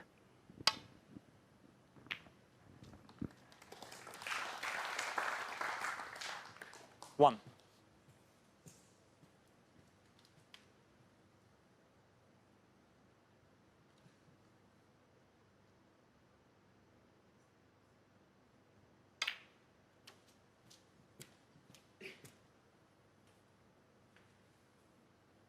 It's been a feature of these Rassilon tables at the Champions this week. The cushions are just that bit slower when you're spinning round the corner.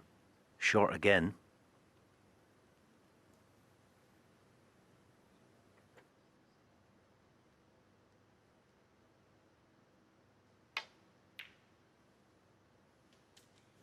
Oh, what a lovely 7. recovery.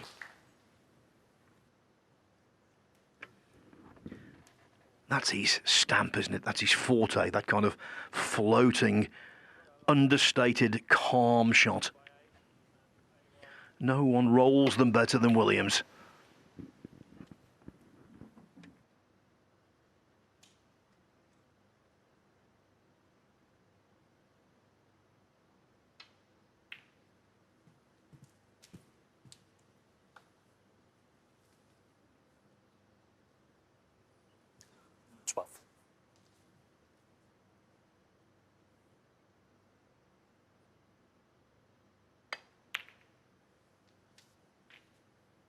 $13.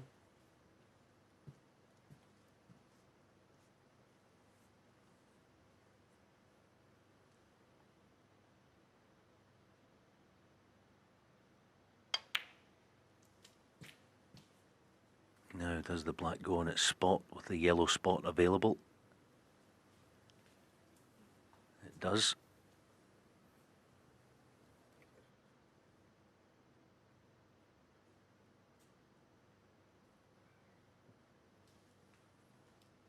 $20.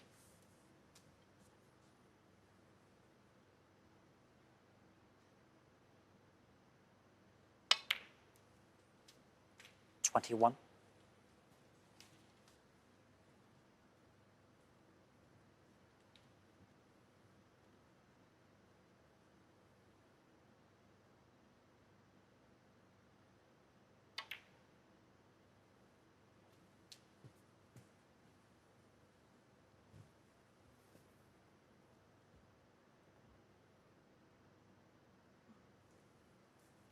$27.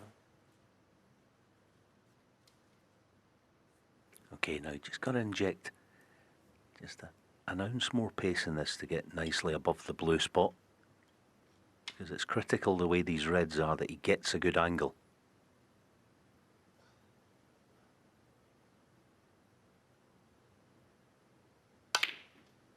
You just see him there, you can almost visually see it and hear it injecting more pace to guarantee it now the split.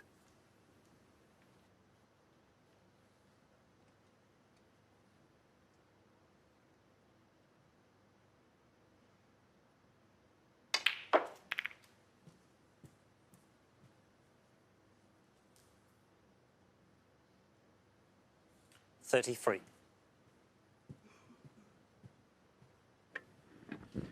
In front of the previous frame, he was bereft of fortune when he went into a mini pack of 4.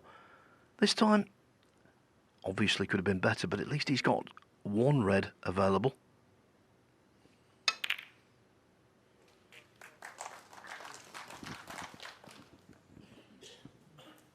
$34.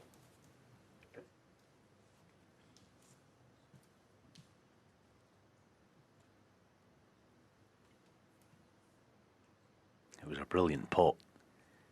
And the tuck-in snooker's not that easy with the red spread far.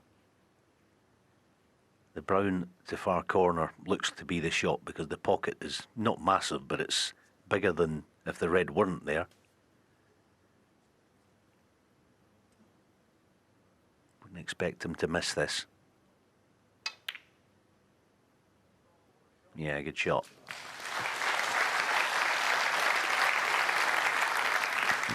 It really is amazing when you've got a big pocket like that. So often a player pots it without touching the sides. It's like a psychological crutch.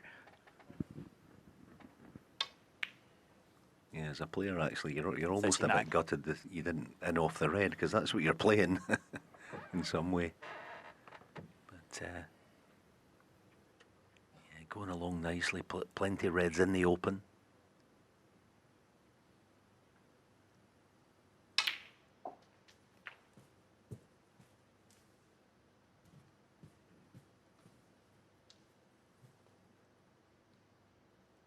$45.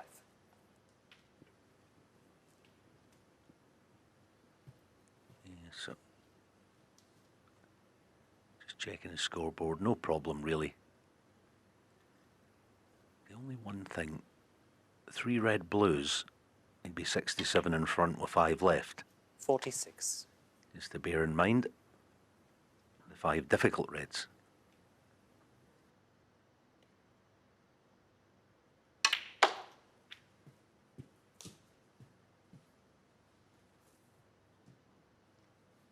51.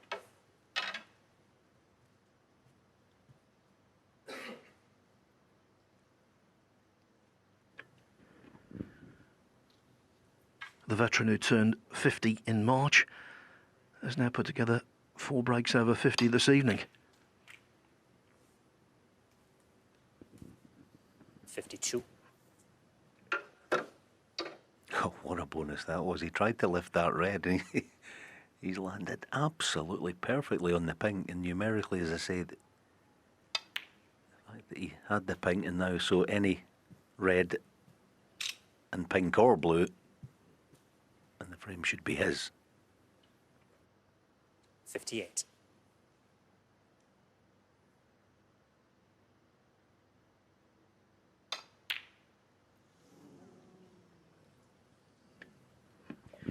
It was Mark a red Williams, to that 58. pocket he missed when he just missed out on the £500,000 first prize in the Saudi Arabia Masters last season. Judd Trump clearing up in the decider to beat him on the black.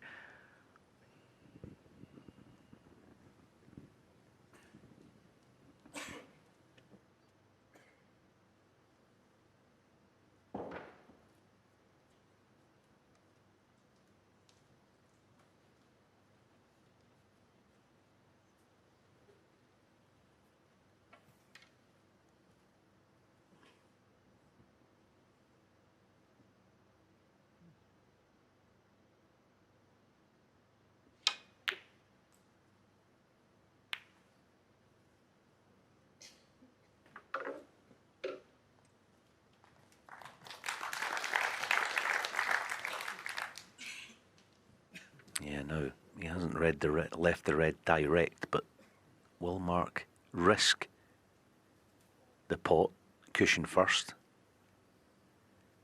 The other thing in his mind, if he does play that, he doesn't want to open red black, which would kind of be the natural angle.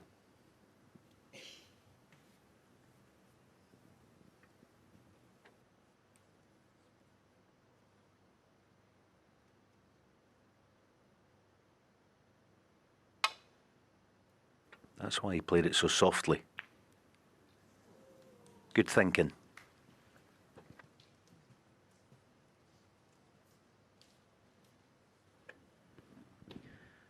Williams was well in front in the previous frame, but that lead was wiped out in a single Selby visit. Hard to imagine that Selby could win this frame in one go, at least, where they are. Black tied up, 2 awkward reds on the top cushion. A semi-awkward red close to the left-hand side cushion.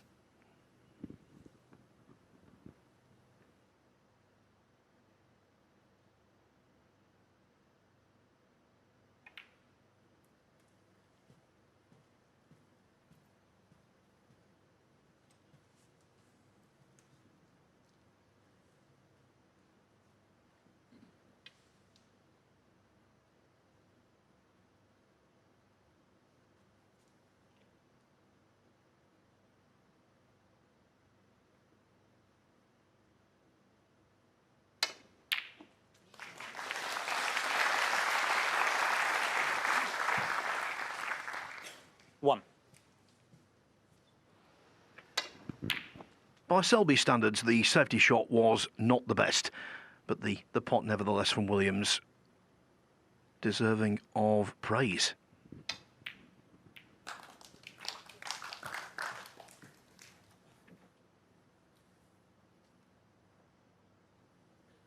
Six.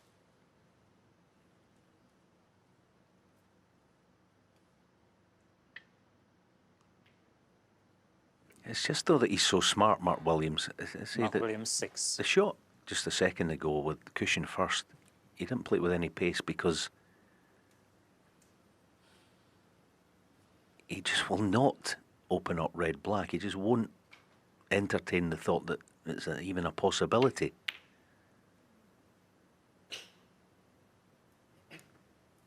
So difficult to play against in any situation, far less this one. Here it is again. He just doesn't want to shift that red next to the black.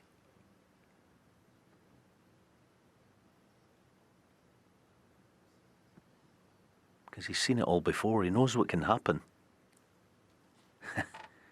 He just won't do it.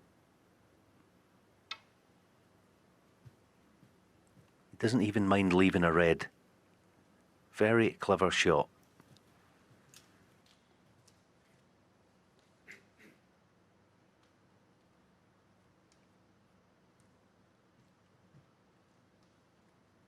I mean, effectively, all right, the red might actually go to centre. It doesn't, but until the red comes away from the black, it's an extra snooker that Mark Selby needs.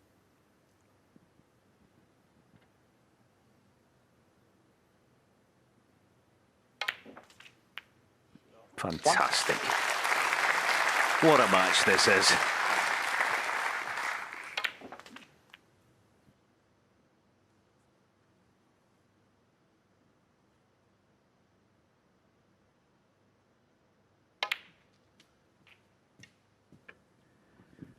Yeah, it's a battle of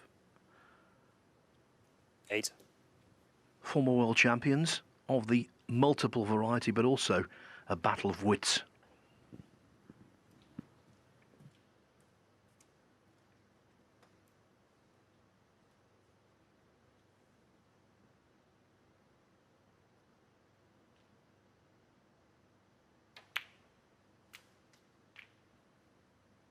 Nine.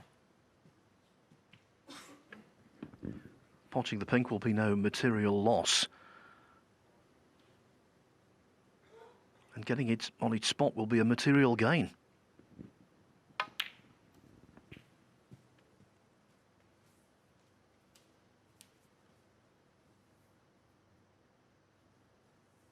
$15.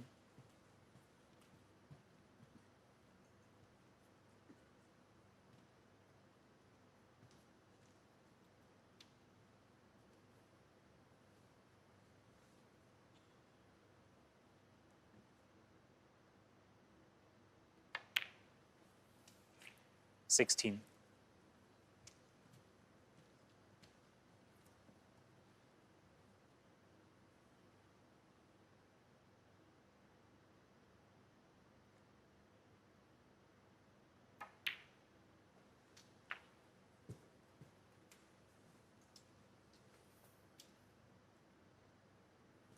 $23. Checking his numbers, so the last red, is it shift it or play the double?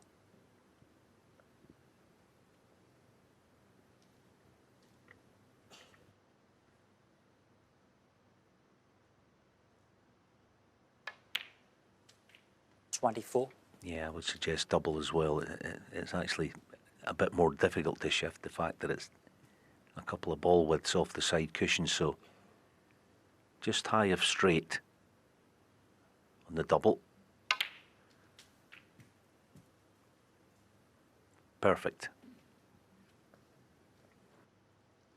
31.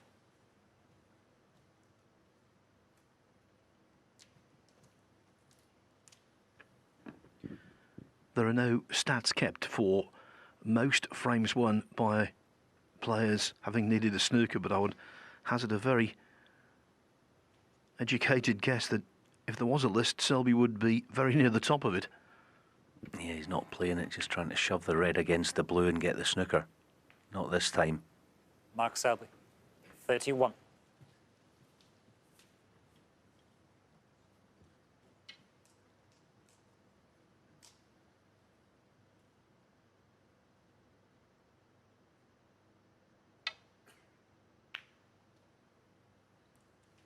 Another clever shot. Didn't play the pot there at all.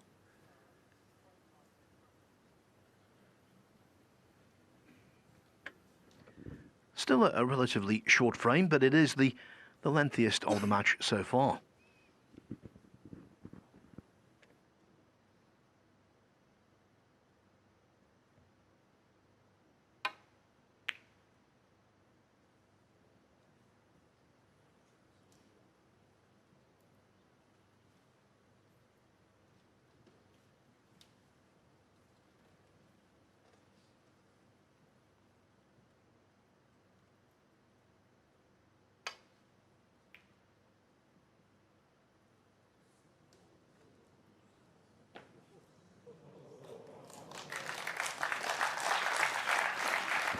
Normally playing safe, you want to avoid the bump of the middle pocket at all costs.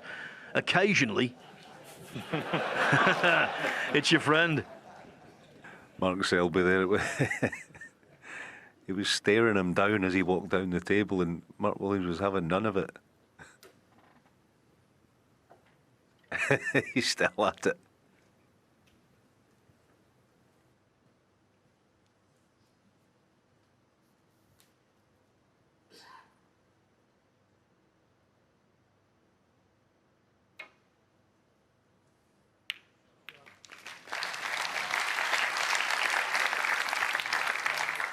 Yeah, Mark walked down the table staring at. He was. Mark Williams was having none of it.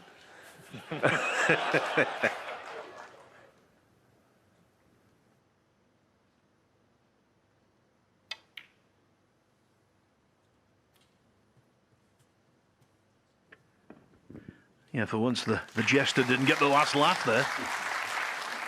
Yeah, nearly got the Glasgow kiss.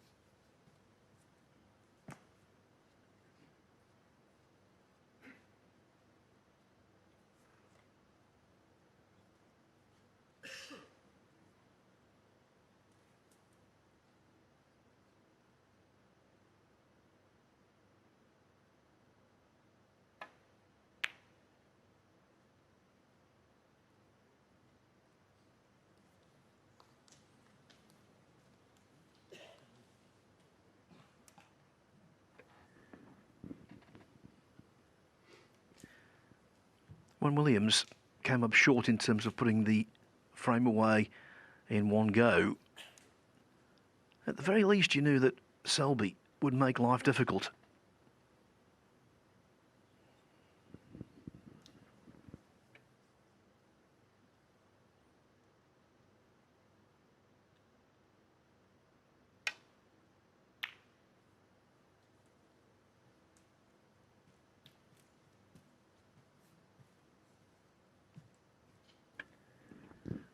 Trouble is, Williams doesn't do panic.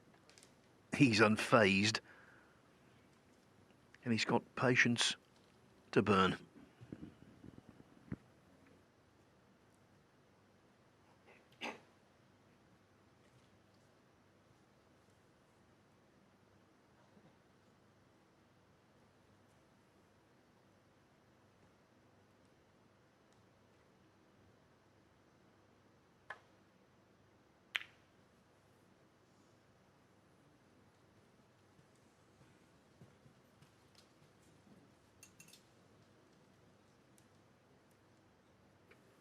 Here's the chance to put the frame to bed once and for all.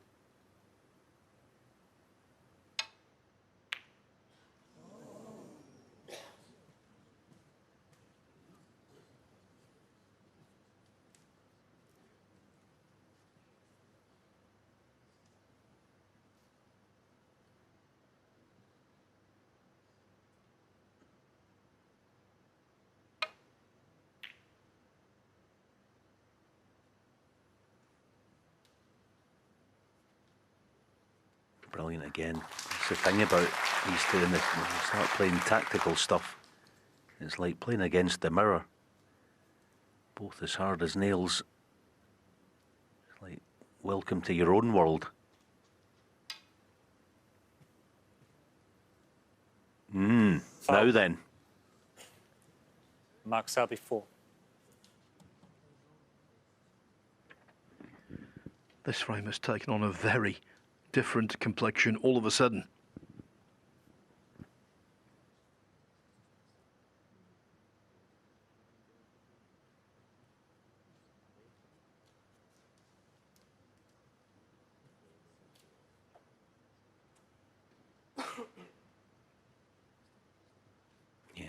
just considering playing the double in the green pocket with the black waiting. There is value because he has some protection with the pink. That's where he's playing double to far right corner.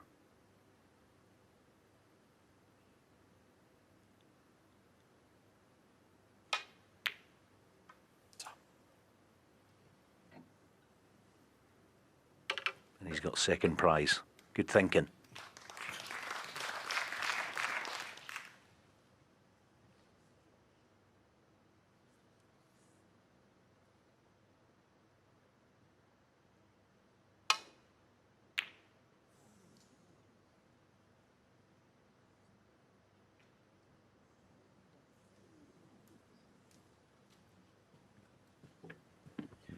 Of greatest concern to Williams, no awkward colours. You might say the black, but down this top cushion, if you're rolling the ball slowly, and of course you're not playing for position on the black, you've got every chance of it dropping in. The steel is on.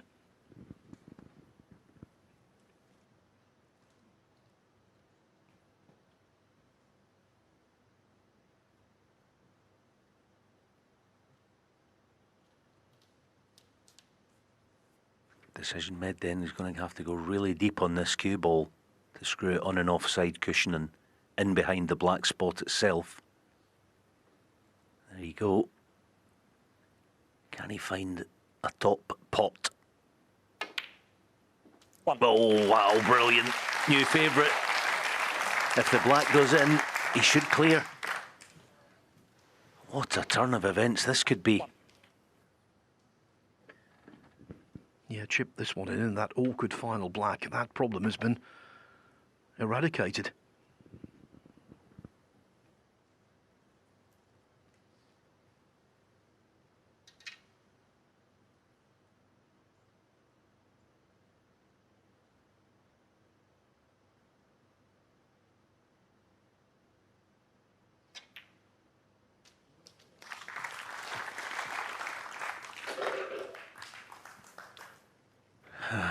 No, you can't.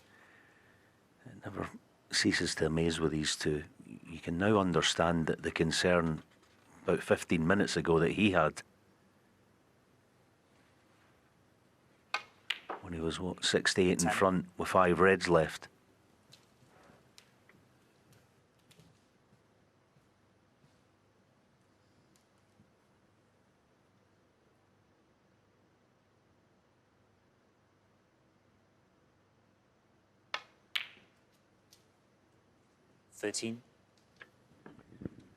One of the earliest ranking titles captured by Mark Selby was the Shanghai Masters in 2011. He beat Mark Williams 10-9 from 9-7 down. Williams just couldn't shake him off. And he's not been able to shake him off in this frame either.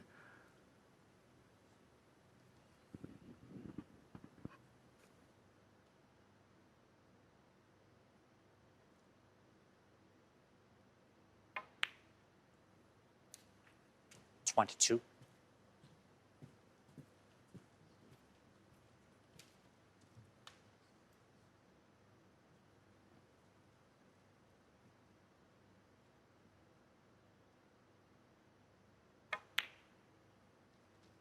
.28.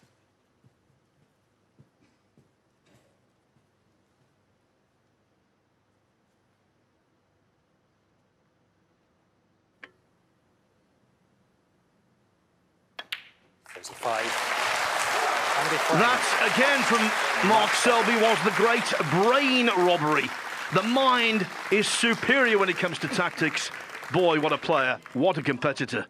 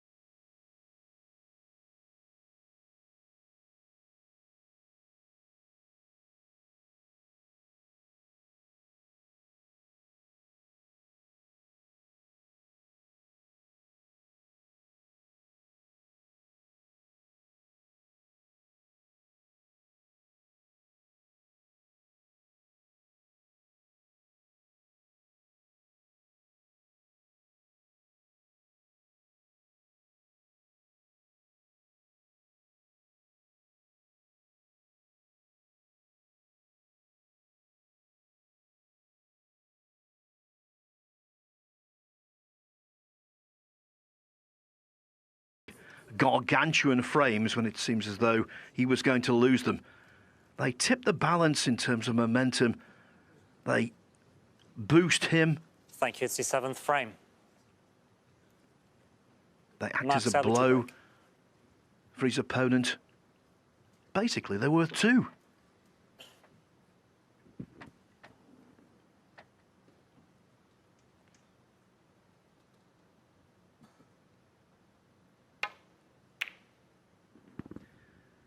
I think at a point we must make, certainly in regard to this evening, he's the whole package. It's not just the fact he's a grinder. Look at the pot success rate from Selby this evening. 96% over 6 frames. That's exceptional.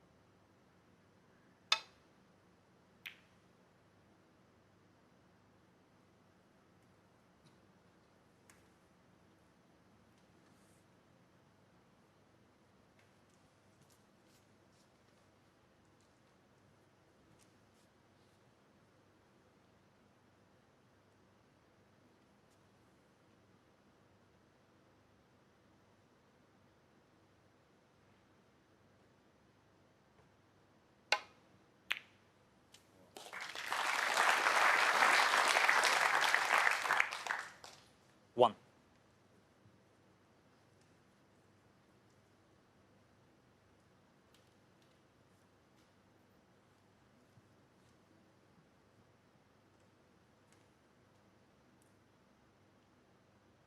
Yeah, just got enough angle to work with.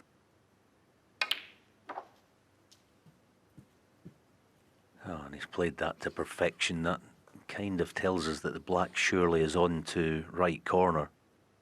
The pace that he played that. Just looking for the black spot itself, no problem with the pot. Thinking obviously about the respot.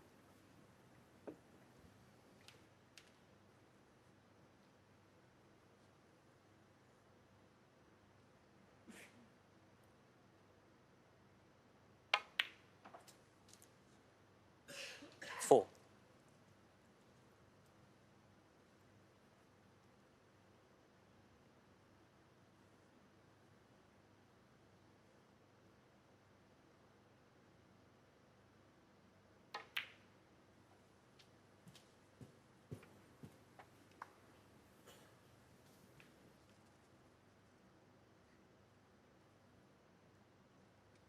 The reason he couldn't find the spot, 11.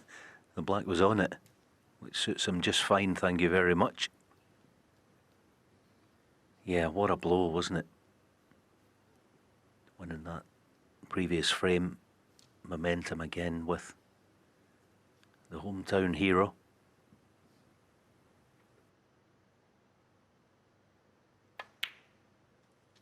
Twelve.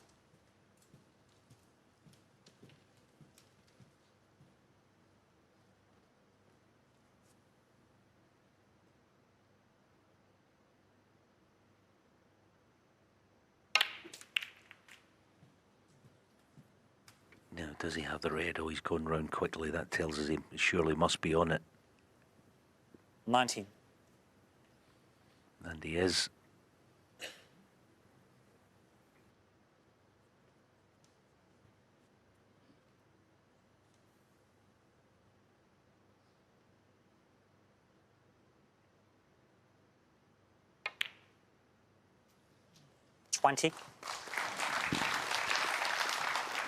Other than Ronnie O'Sullivan, defending this Champion of Champions title has proved problematic.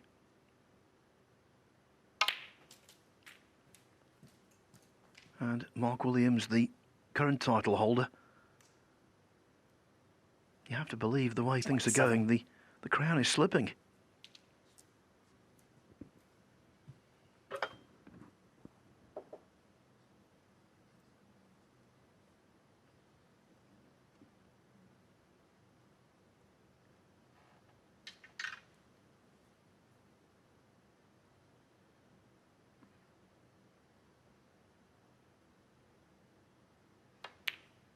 Thanks. 28. Sometimes one of the most misleading stats can be total points. And even though Selby is seemingly in command of the match, he's not ahead in total points until this black goes in.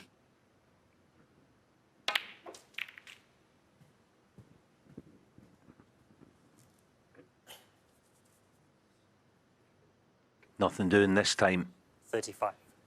I did think it was a wee bit of a curious shot choice to leave a high black because they were quite flat, weren't they? The cue ball wasn't bound to get through them or slip off the edge of them and beyond one, end a break.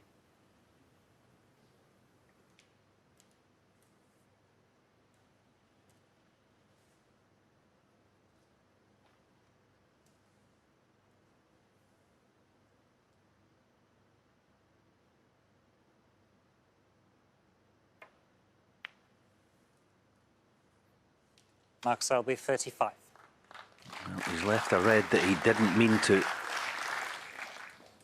Can Mark Williams somehow shake off the disappointment and get back involved in this?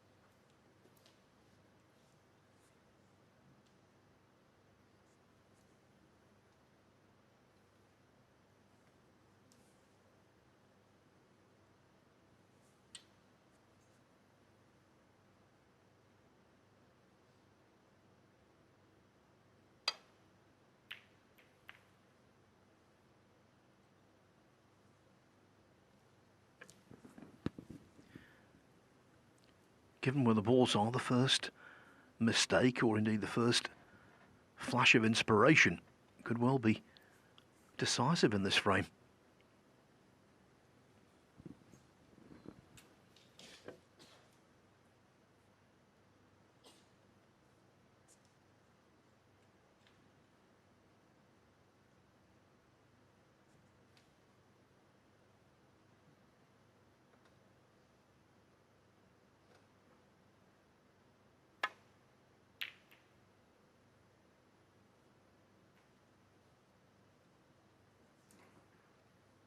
Okay, now here's a shot, a big shot for Mark Williams to get back involved. At least this time he has his hand on the table. Interesting to note he doesn't fancy the straighter one. Hedging his bets, but great pot, houses cue ball. Any flick's good. 1. Yeah, just the tuck in, understandable. Mark Williams, 1.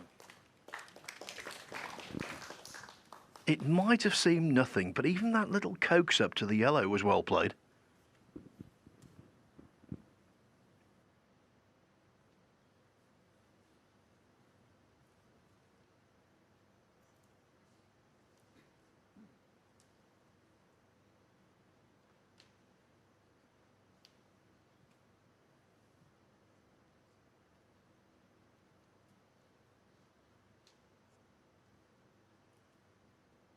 Two cushions red left of the blue, that's the target. Any contact and hope for a bit of good fortune.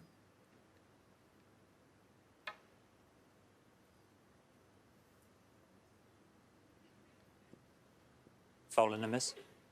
Mark Williams, 4. Almost a rehearsal shot. I think he'll get closer this time. Yeah, it's one of those shots actually that escapes that he's not playing it with a lot of side.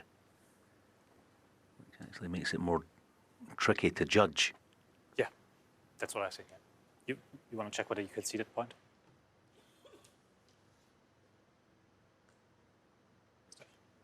Fraction? No. We can check that, yeah, whether we can see that. You think it's further this way? Yeah, you just tell me, because I think it's too minor. Slightly this way? No problem. Same line, but just fraction. Not much. Yes, that's fine. Mark, cheers.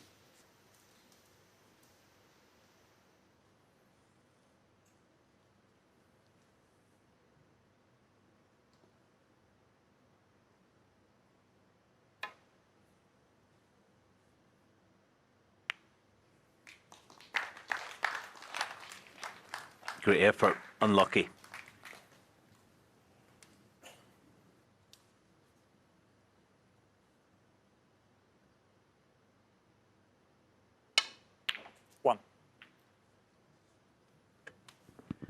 Given his temperament, no one is better to absorb the kind of blow he suffered in frame 6 than Williams. Can he regroup?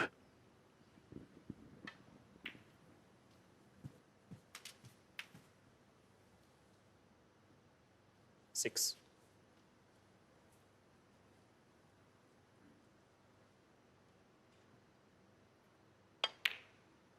Seven.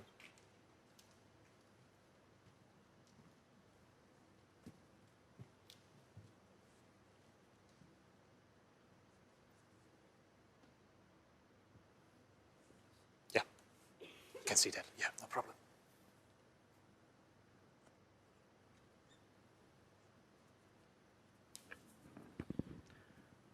With the advent of this new town chalk, kicks have been virtually eliminated, but if there is chalk on the cue ball, it can be off-putting in itself.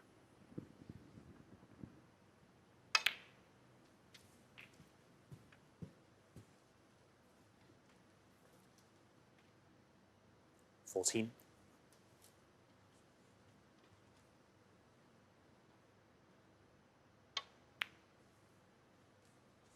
15.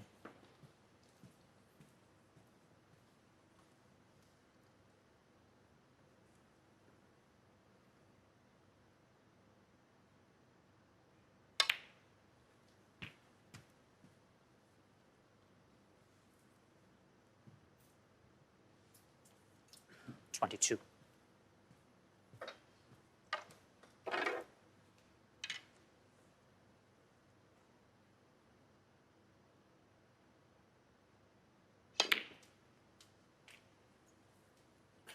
$23.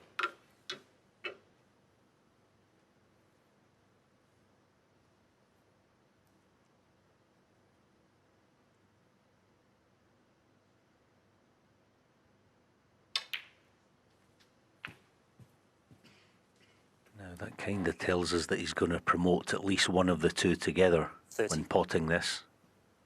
Or he's certainly thinking about it. Yeah, deciding against it. 31. So those will keep, but they're not too bad, the fact that they both go to right centre. They're a nice target to get in behind.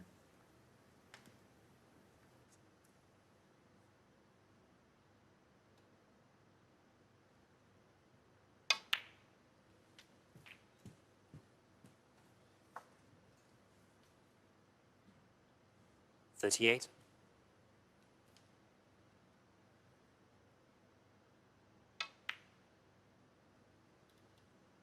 39. Yeah, we just got a glance. They both go past the green to the far corner also, so that helps.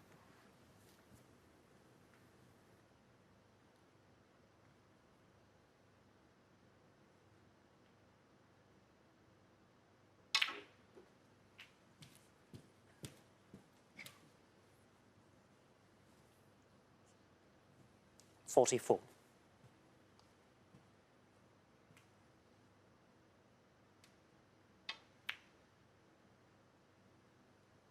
45.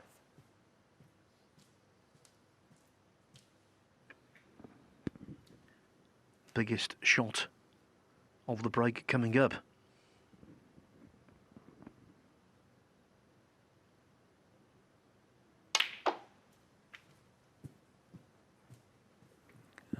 Played it nicely. If it pulls up, just about 50. has.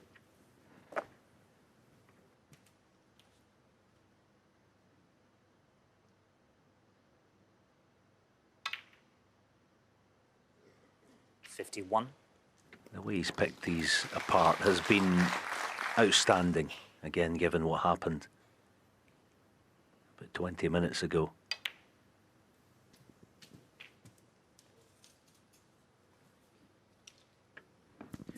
Yeah, this would have been a really good break had he led 5-0. 59.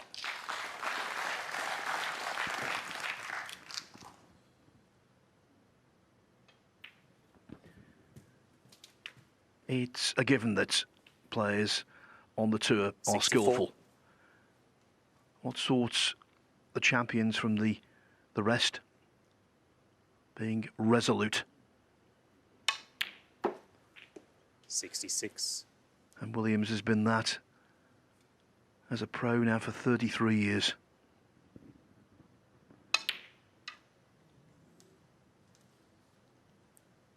Mark Williams. 66. Well, 36 points the difference. 25 on. Selby coming to the table needing 3 snookers.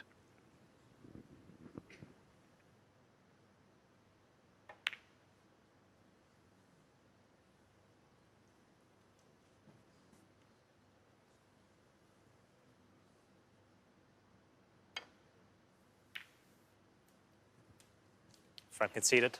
Frame. Mark Williams. This time, Mark Selby agrees it's a losing cause, and so Mark Williams turns the tide, turns momentum back in his favour.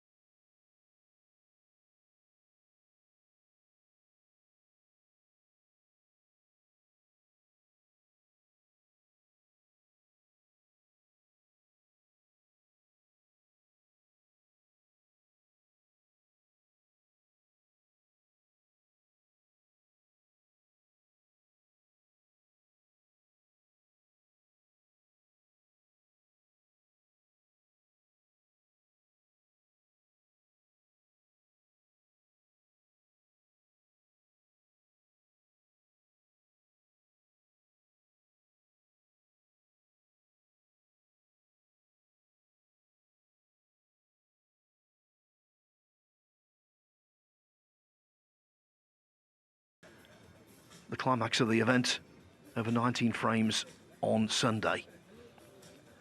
The way Mark Selby was going at 4-2, I thought we would see him in the last four.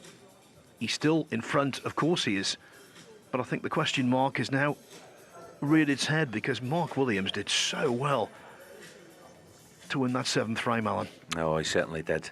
Yeah, the tuck in behind the yellow, as you said at the time, Phil, was a lot better than it looked. May I ask you to take your seats, please? And almost surgical the way that he picked the reds apart and got the frame won. So back to just one frame in it. Thank you. The 8th frame. It's such a good match, Mark though, Williams isn't to it? break.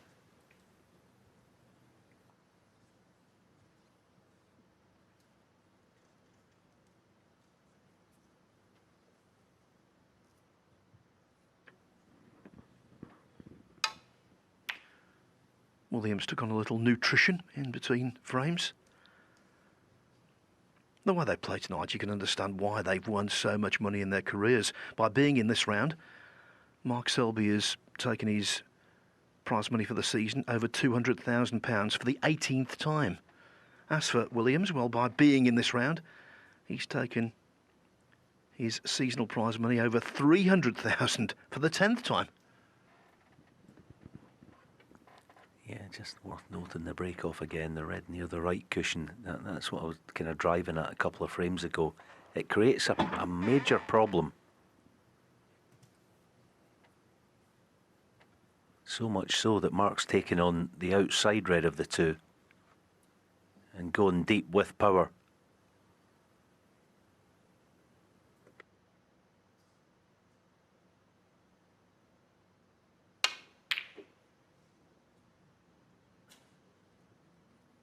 Yeah, it may have looked wide of the mark, which of course it was, but he would have been mindful playing it that way, going that deep. You miss it thick, you get a good cue ball. So there was plenty of method, as usual, behind the way that he played the shot. He looked reckless, but not so.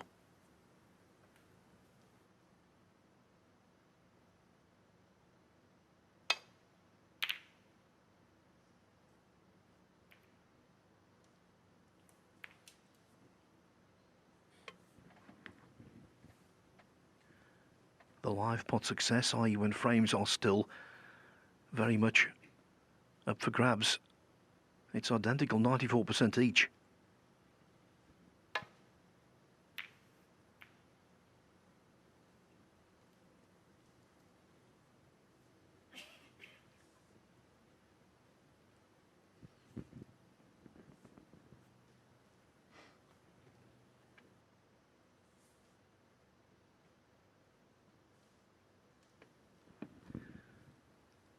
They can't be separated on table time either. You know, before tonight, the total frames in matches between these two, that was also extremely close. 133 for Williams, 143 for Selby, so we shouldn't be surprised. This has been a titanic tussle.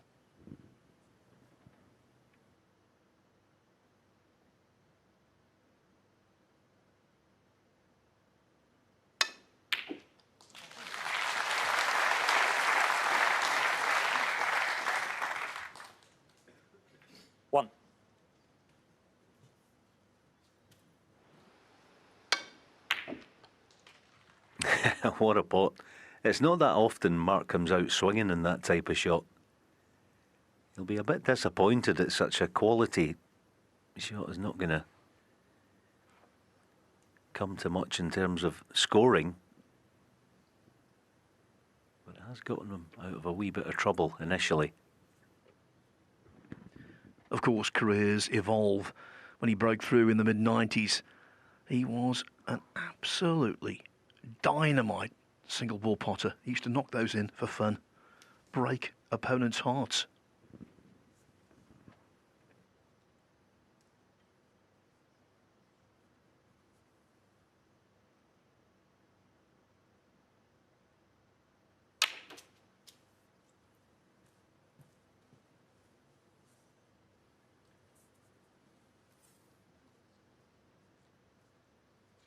5.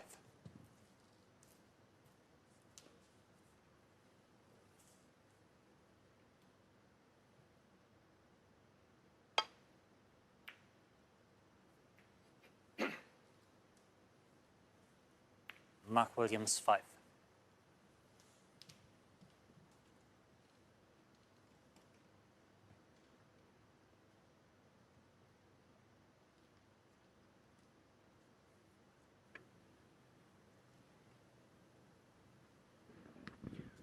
Good crowd in tonight.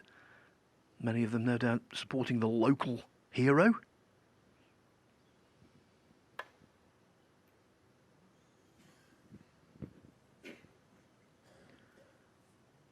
Leicester over the years has produced several fine players in a different generation. The late Willie Thorne led the way, but the most successful undoubtedly has been Mark Selby.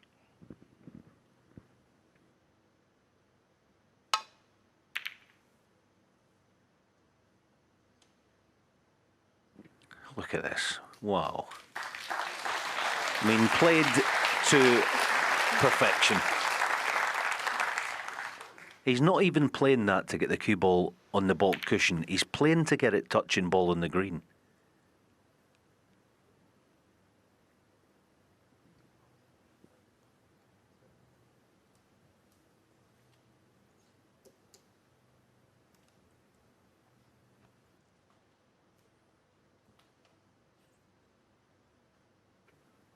He's just the man for the job as far as the escape goes, but he's going to have to be. This is a horrible one.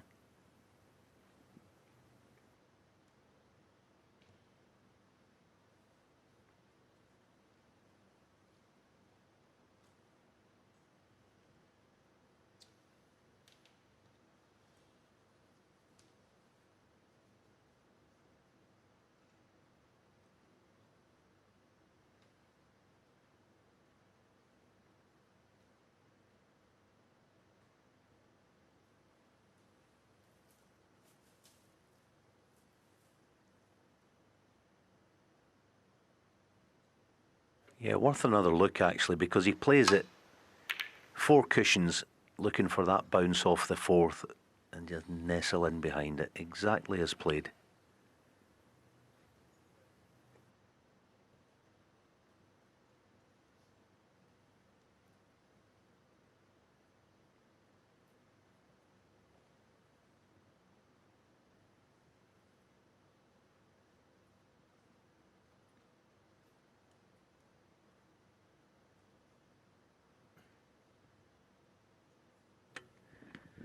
For all of Selby's escapology excellence, it will be fully tested here.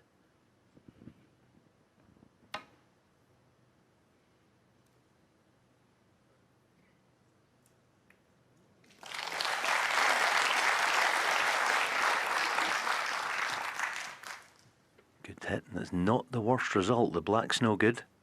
Can he get on the pink somehow? Looks like it. It's on to left middle. Perhaps. Yeah. 1.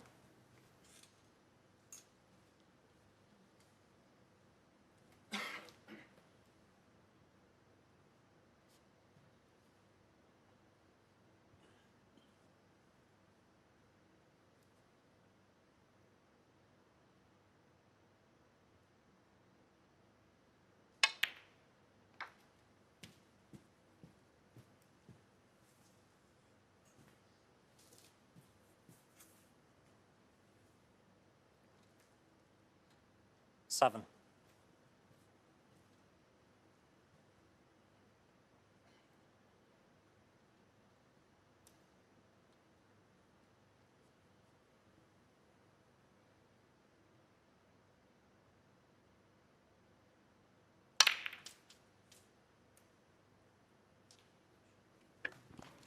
Eight. Deserved applause. You know, I had the pleasure of writing a piece for the tournament programme on Mark Williams. And when I spoke to him and asked him a few questions, the main one was, when you turned pro as a teenager, did you expect to still be right at the top of the tree when you were 50 years of age, and he said, absolutely not. I can't believe I'm here.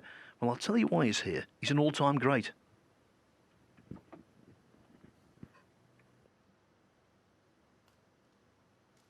Yeah, I can believe it.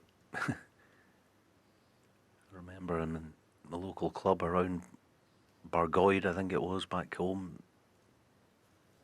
I think he was about 12, maybe 13. Little lad going around the club asking some of us older juniors for a game all day long. Yeah,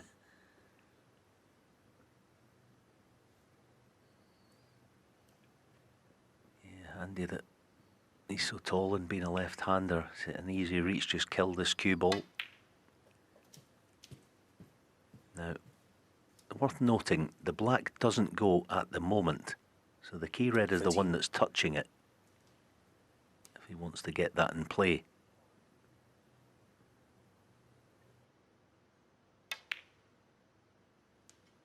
$14. And immediately, that's what he's after.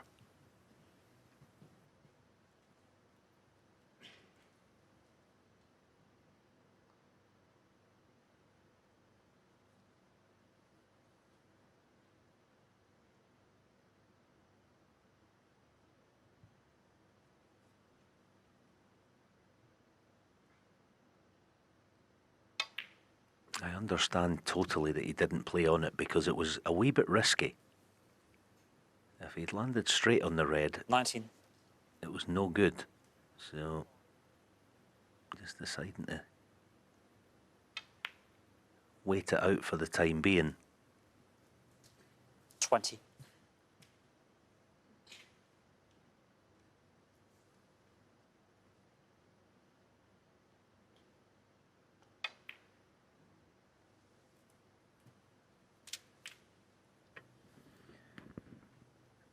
Not a gimme, that blue. We saw Jiazin Tong miss one to the opposite middle pocket in the decider against Karen Wilson last night. He didn't miss the blue, but he missed the red. And he hates it. Yeah, here's a collector's item tonight. He was just concentrating more on his cue ball than the pot itself, and that was enough.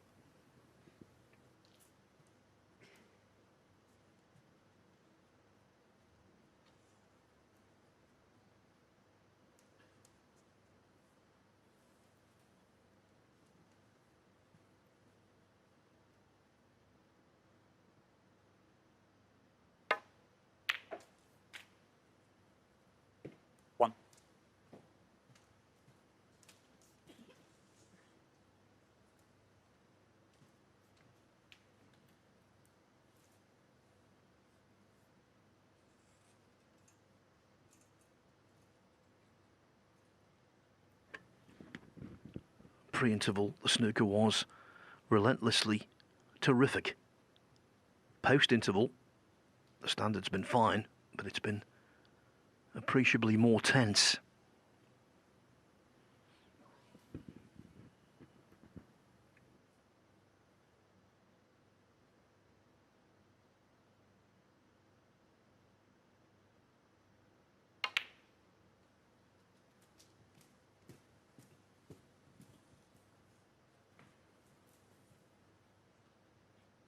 Six.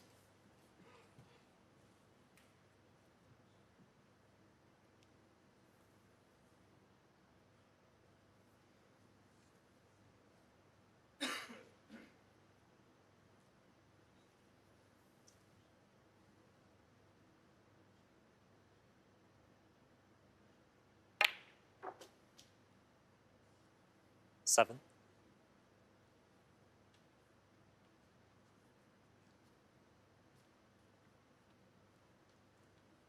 Yeah, the blue to the corner pocket is the one that offers position on that key red. But of course it would be missable, so in and out of balk it is. Blue to centre.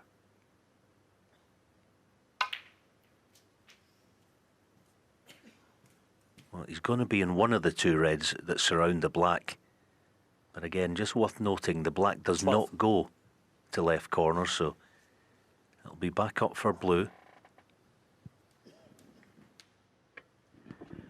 Yeah, and the unwanted flick on the brown has made brown and pink less accessible.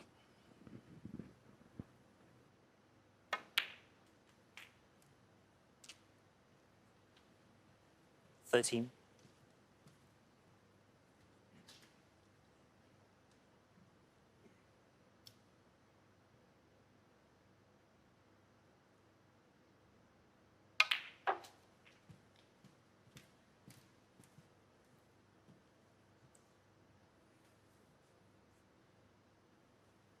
$18.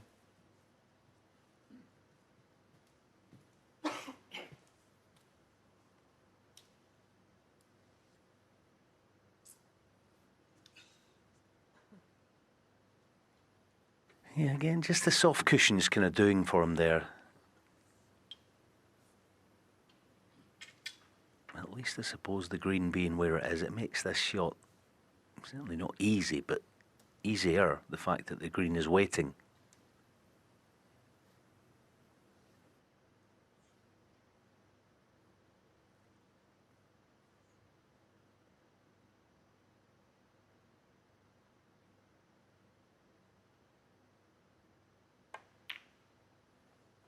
But such is the confidence, he's played it to hole for blue, and Selby, 18. it's getting a wee bit nervy out there.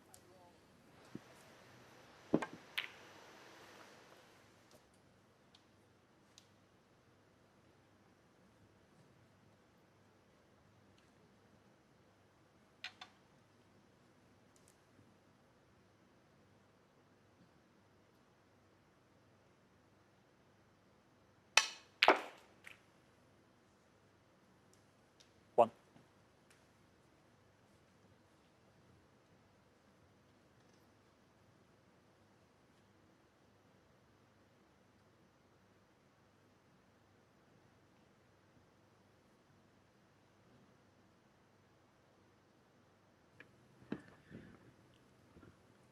The facial expressions tell us it's, and that shot tells us, positionally it's far from ideal. Yeah, no value in it, just playing the snooker in behind the blue. Mark Williams, 1.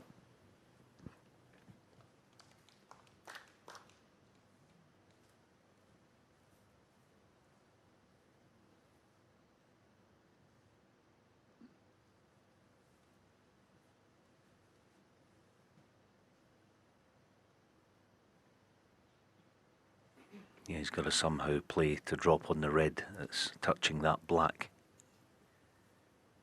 The red on the cushion isn't an option because of the cutback it would leave.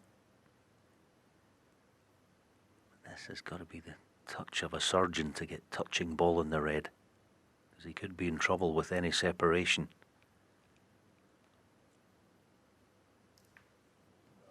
Brilliantly played.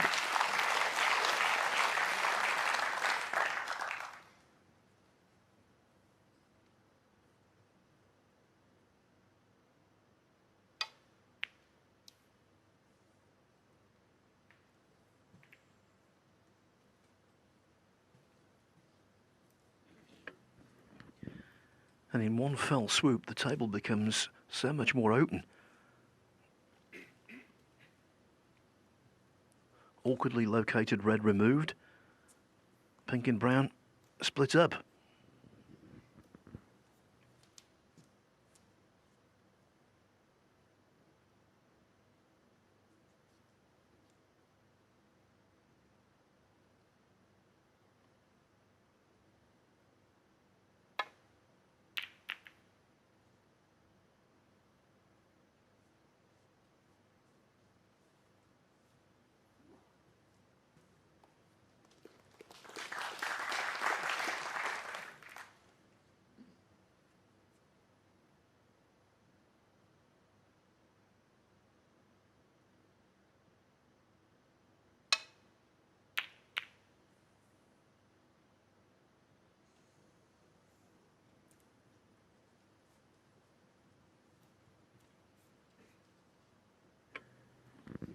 on that kind of shot. The cardinal sin, Allen, is to catch them too thick. And Williams caught it grossly thick.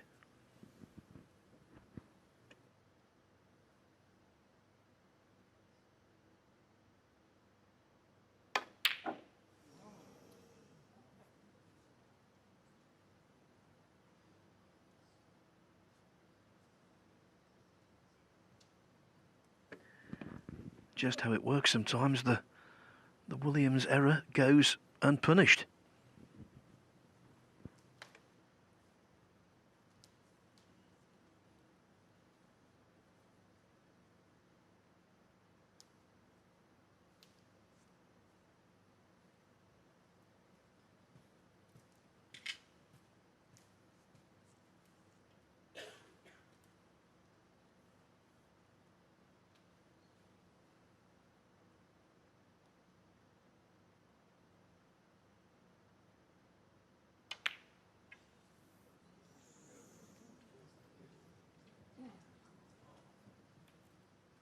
Yeah, that was just stretching. Yeah. And he couldn't get set on the shot. Now, there's all sorts of possibility for Mark. Not sure whether the black goes on its own spot if he chooses to pot it.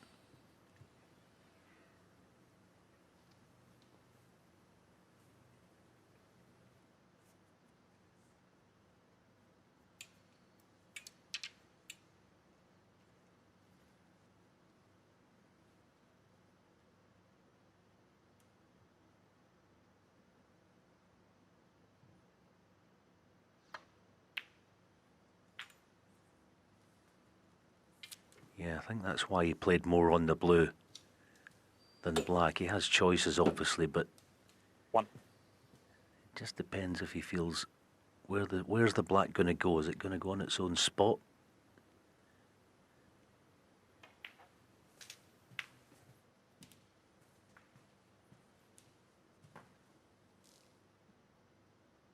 Because if it doesn't, he still has a devil's own job to win the frame at this visit.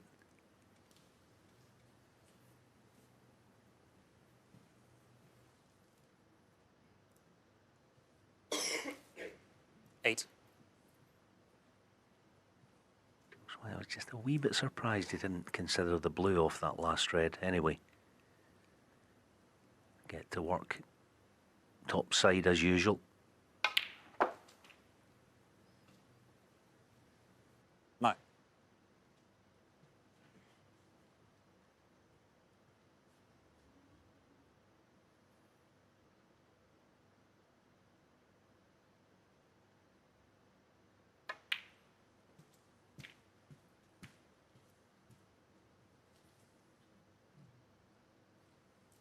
$14.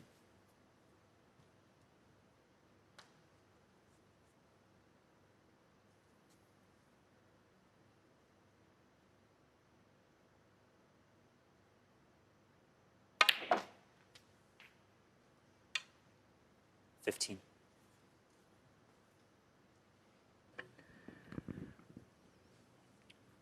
Reds at one end of the table, the bulk of the colours at the other end. Never a recipe for simplicity.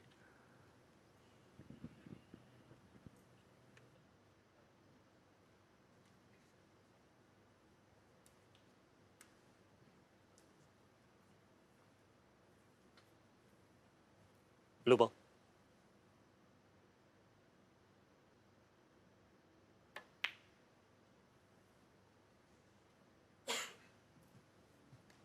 Mark Selby, 15.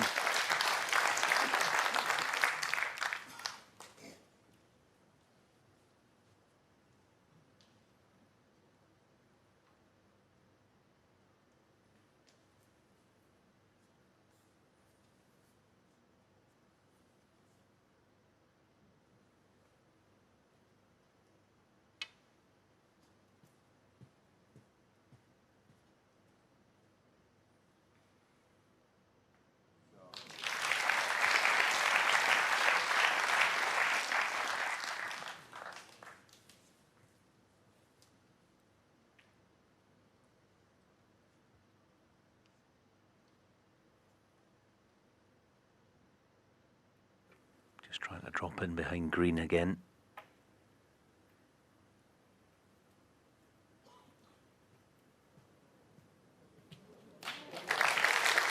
Yeah, okay, aided by the thinnest clip, but it was a well-played shot. And now we have a couple of reds more in the open.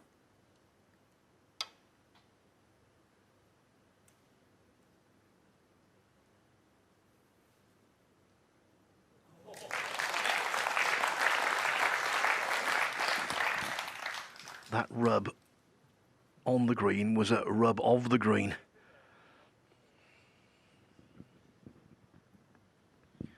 Williams did his best. Yeah, I mean, in an ideal world here, yeah, you go red-black, but it's also worth noting red-brown would be quite a good option also, get the brown on the black spot. He's obviously trying to get on the black. One. Brown would be a good second prize. But he's hampered on it, but blue will do for now.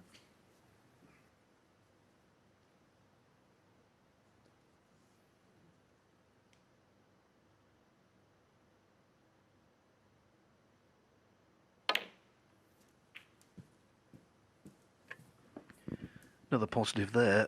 Looking further ahead, the potting path of the yellow is now cleared.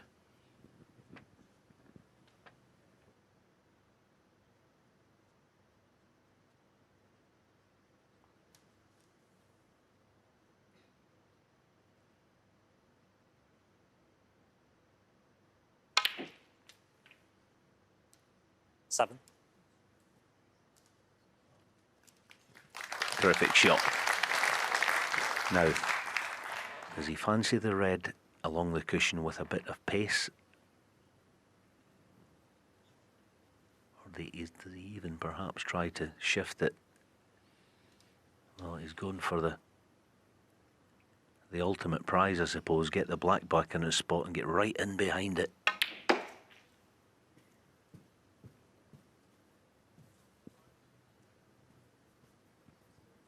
Not this time. 14.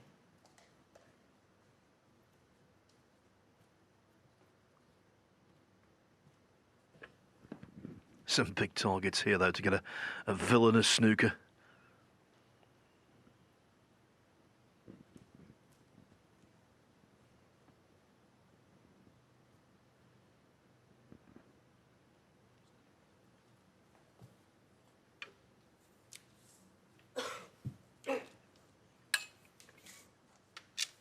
Still fine.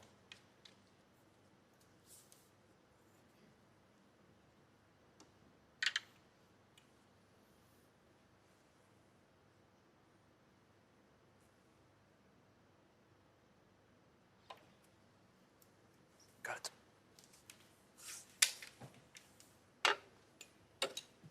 it. Mark Selby. 14. Not villainous, but useful.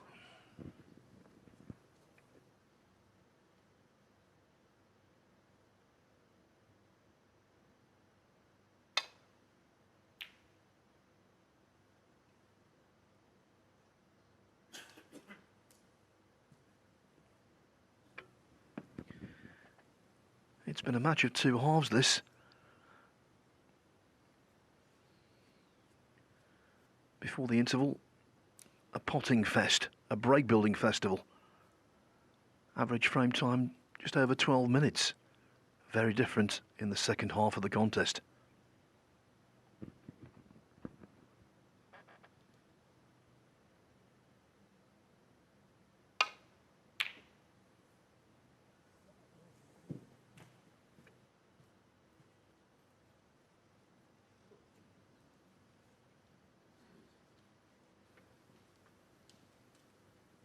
Now the safety is more difficult than the pot, so you would think he's got to surely take the red on.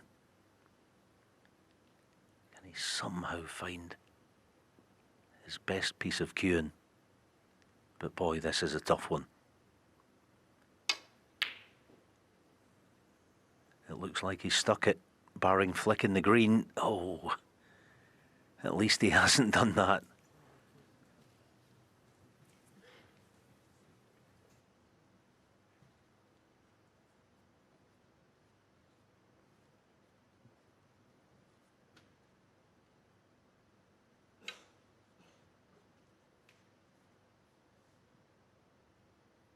It's such an easy snooker by using the wall of two colours if he wants to just keep the red almost on the baulk line. Sending it on a journey though by use of the side cushion with the cue ball.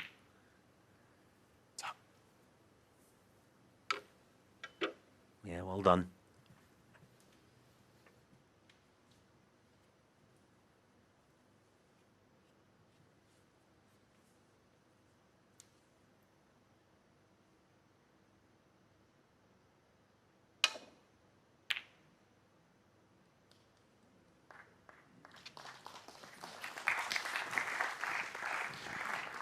This frame just gone past the half an hour mark, and it will be the lengthiest of the tournament when all is said and done. Also one of the most crucial.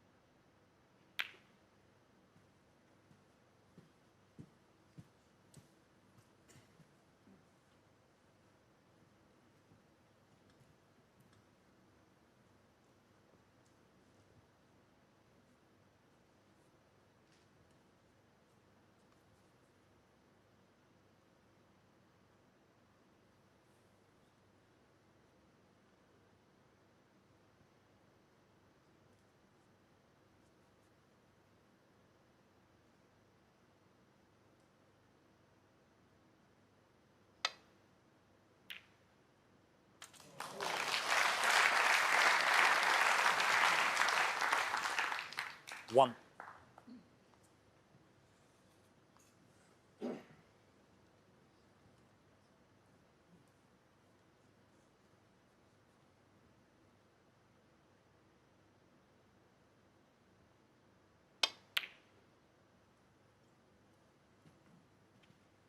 Mark Williams. One.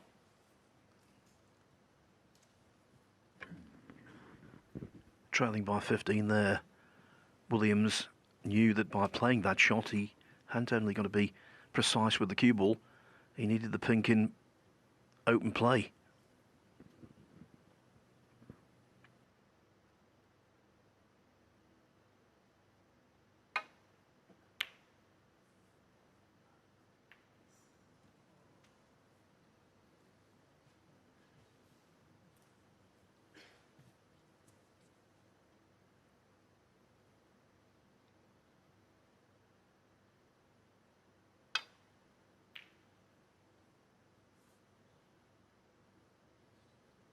It's a free ball if this goes in. Well played shot. Just the fact that that green is now almost completely out of the frame. It almost adds another layer to quite a lengthy frame.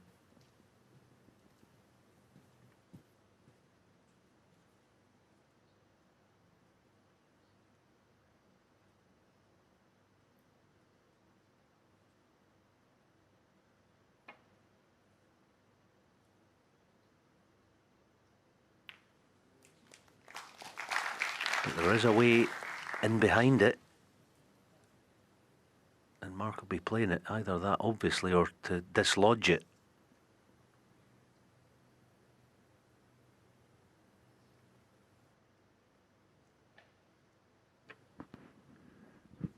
Facing a 15-point deficit, he needs all 6 colours.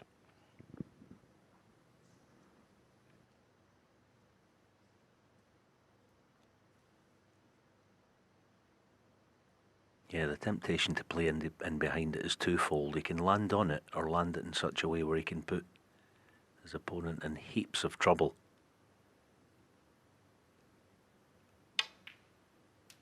tried to dislodge it, played it perfectly. What a shot! Oh, lovely.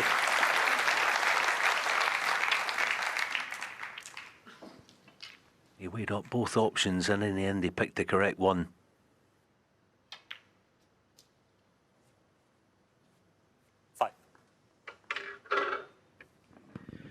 Well, that is not positional perfection. It just about made the journey, but he would have liked the cue ball to travel on a little more.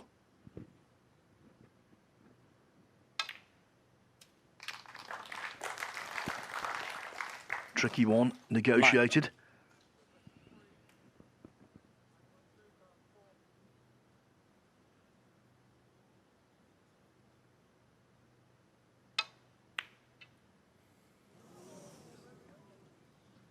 Mark Williams, 9.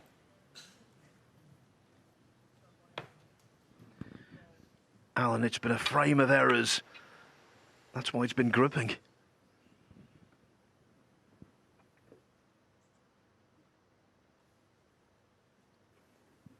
Yeah, I couldn't agree more, Phil. It's been very tense, and nerves for the first time tonight playing their part.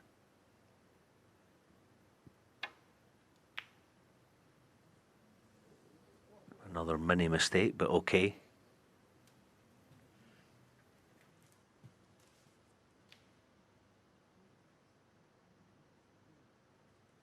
Not so much nerves, they don't get overly nervous, these two, but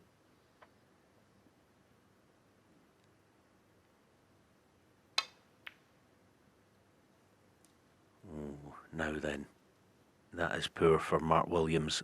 A player of his class, he'll be really disappointed with that effort.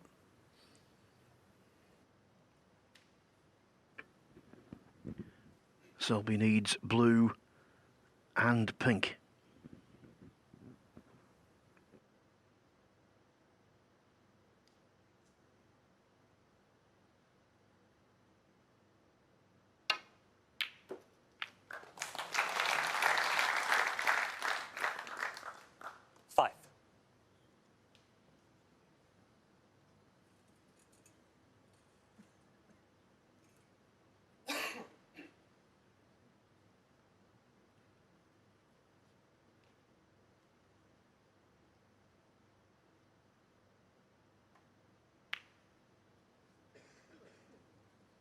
Mark Selby, 5. The pot was not quite at the percentage he wanted.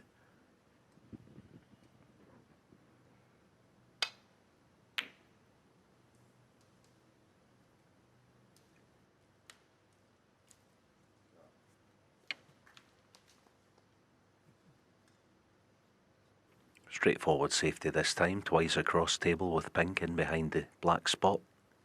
Should be the shot choice. The one thing he has to, if he plays that, is guard against the double kiss, but so might be a concern, and looking at punching it round the houses. Pink back onto the baulk cushion. Yeah, played the first option, yeah, played it quite nicely.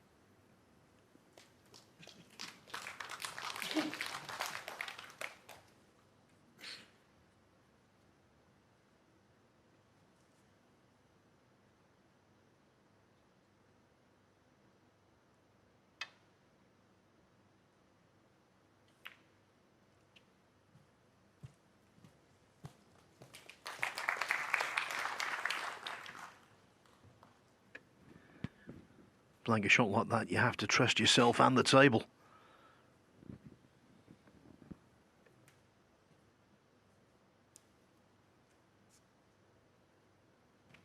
Believe it or not, it was actually one of those shots there where there was lots of value in it, because the way he played it, if you hit it a bit thicker than that, then the cue ball doesn't go as far and the pink goes a bit farther. So it was almost, whichever way he got contact on the pink, he was bound to get the snooker, strangely.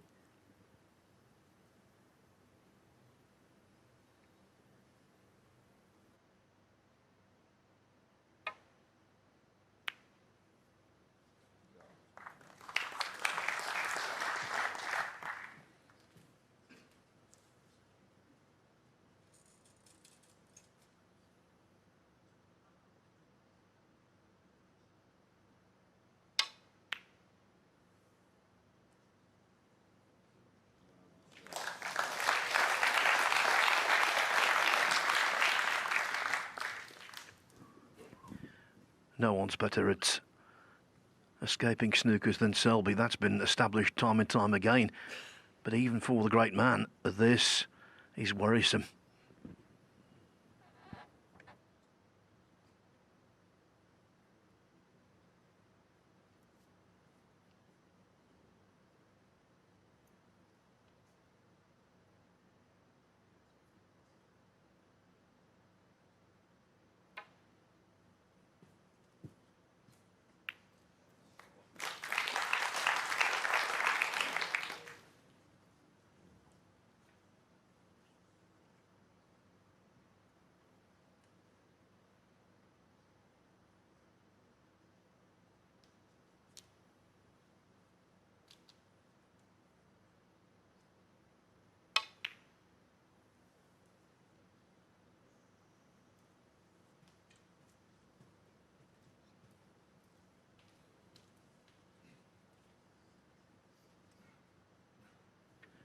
Before this frame, we had only one frame lasting over half an hour in the tournament. Now, this one is 41 minutes and counting.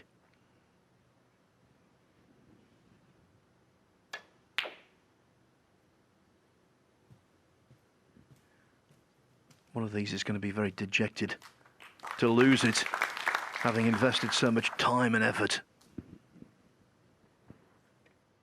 Hanging the pace off again here, I expect, to get tight in behind black.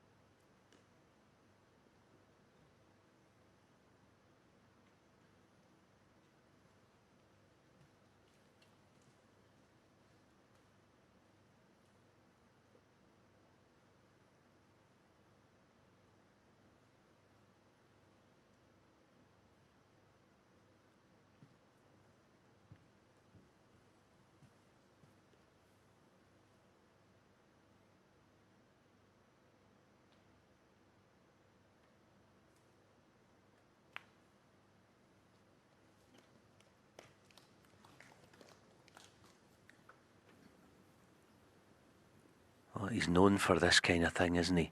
Not dead weight, but just rolling these in. It's gettable.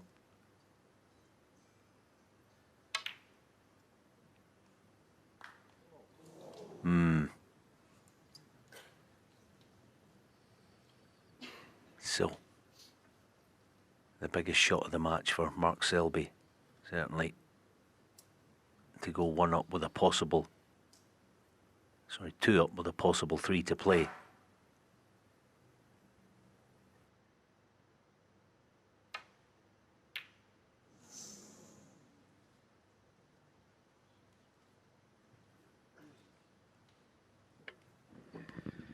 Before the interval, that was almost a given. In this kind of disjointed staccato frame, nothing is easy.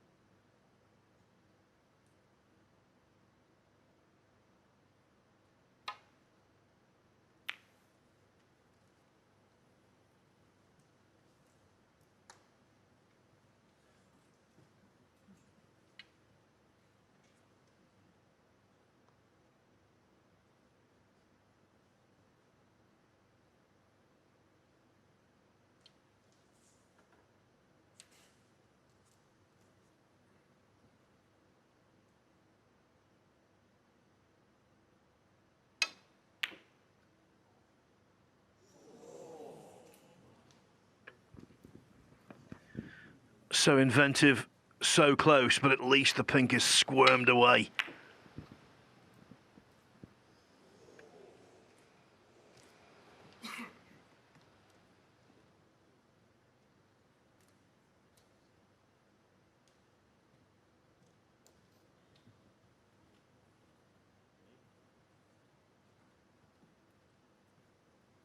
would expect him here just to chip this half ball on the right side of it and just park the pink just somewhere around the baulk line on the left cushion.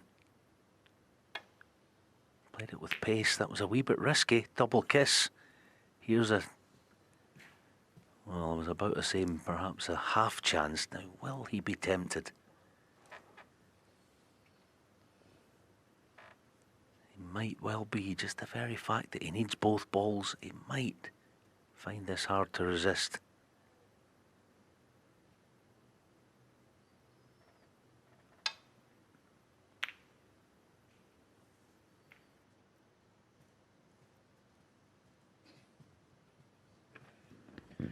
Well, the black being pushed towards the top cushion. That's another advantage for Selby. He doesn't need it, Williams does.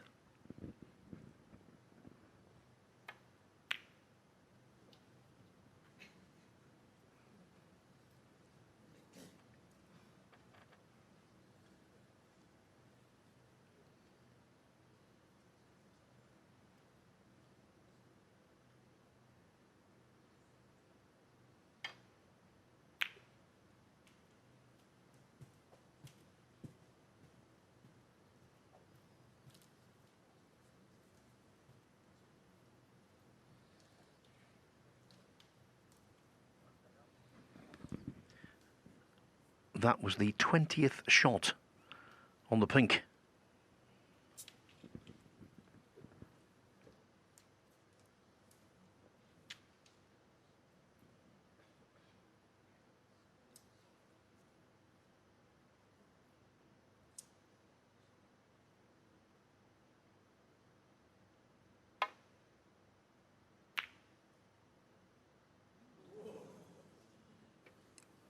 Oh, now here's a chance for Mark Williams. It's a natural to get back down for the black.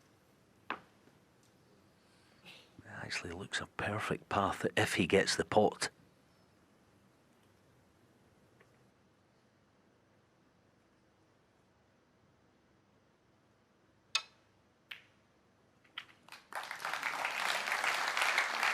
No, this is not going to be easy. 6. Ooh, rather him than me. I don't know. What do you do here?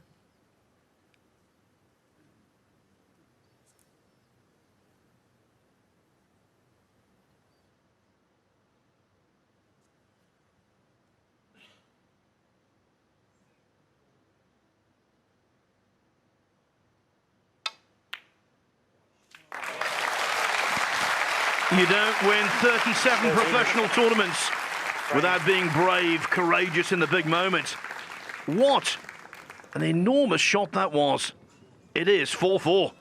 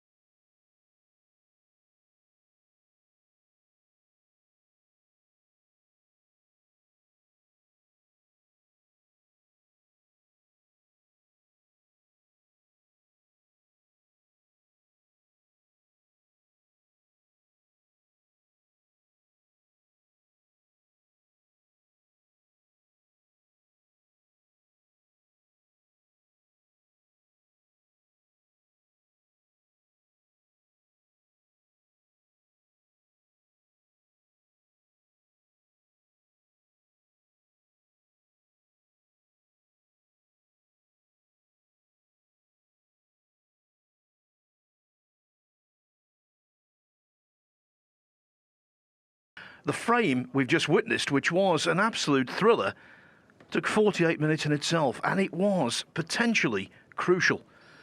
Mark Selby on the verge of going 5-3 up, but by potting pink and a really courageous black, it is 4-4. Now, when the black went in, watch this from Mark Williams. I think he was gesturing for his coach Lee Walker to It's frame 9. do something for him. Mark I don't think it was Selby a coaching consultation. That's not allowed in a match. He wouldn't do that, but maybe he wanted something to wipe down the queue or a drink, whatever. We'll attempt to find out.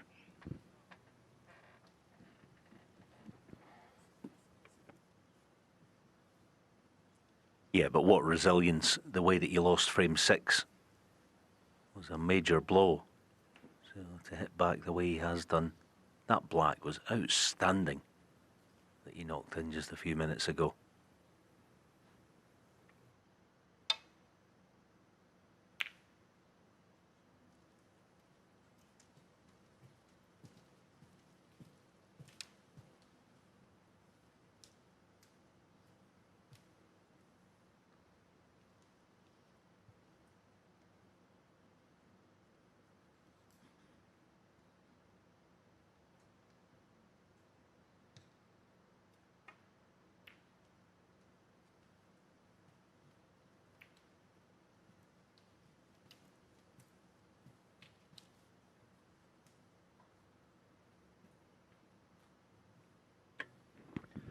On the way to lifting the trophy last year, the toughest match for Williams was the corresponding round to this, quarter-final. Had to fight so hard to beat Corin Wilson 6-5. History could be repeating itself.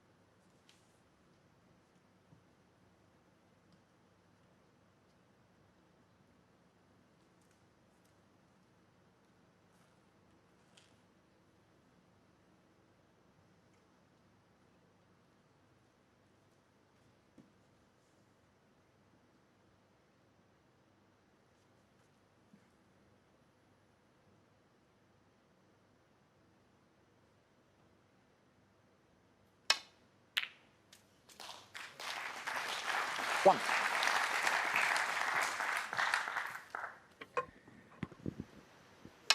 Don't know why, nothing scientific, but it is a fact.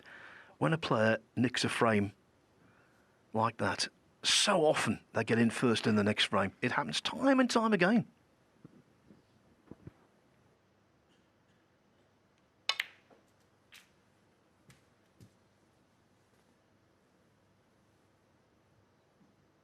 Eight.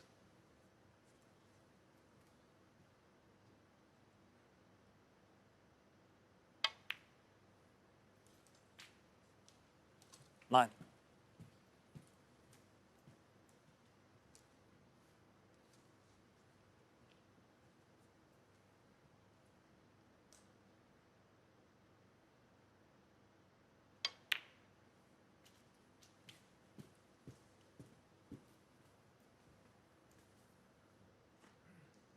$15.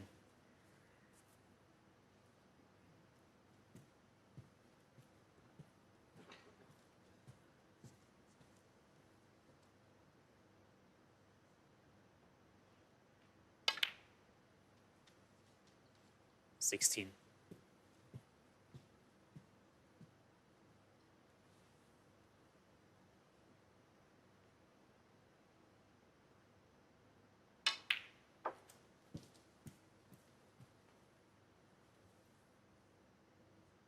$21.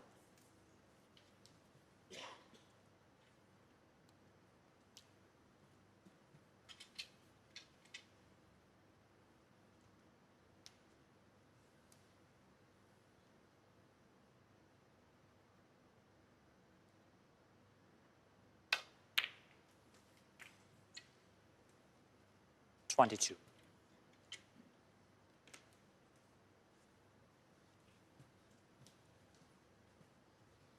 So this time it looks like he's not forced to play the cannon, but probably will. And if it goes right, there'll be well enough reds in the open to win the frame, but that looks to have gone half wrong. He didn't bank on the one to left centre, but it is still on.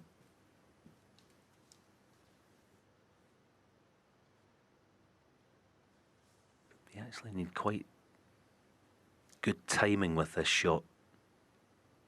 Get round the back of the black, get the pace right. It's not easy, that. It's quite tricky. And Mark Williams, right, 29. he hasn't left a sitter, but perhaps the red cuts.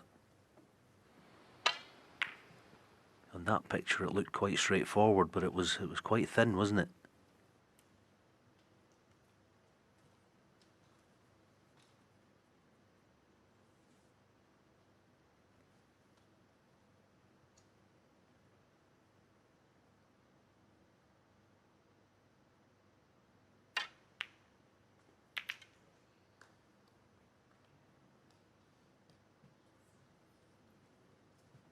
One. The old anywhere but there shot.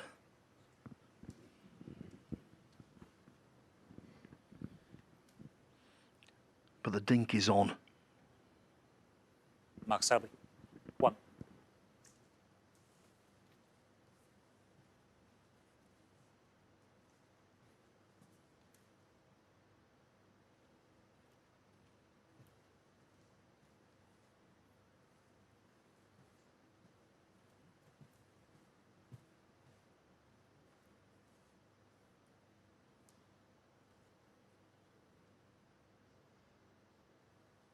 Twice across, must make the journey with the soft cushions or he leaves one. Might be having another go at it. Mark That Selby. was a gross misjudgment. Okay.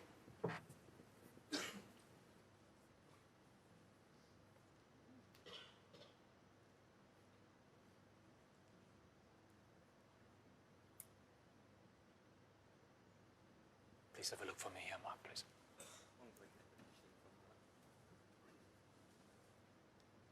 Yeah, it makes no material difference really. There's plenty of room. Pick his spot on the left side cushion. Just got to make the adjustment. Yeah, cheers. Thank you.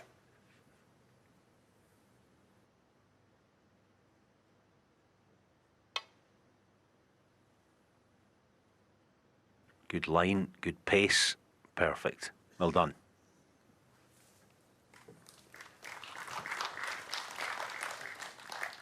It is touching ball.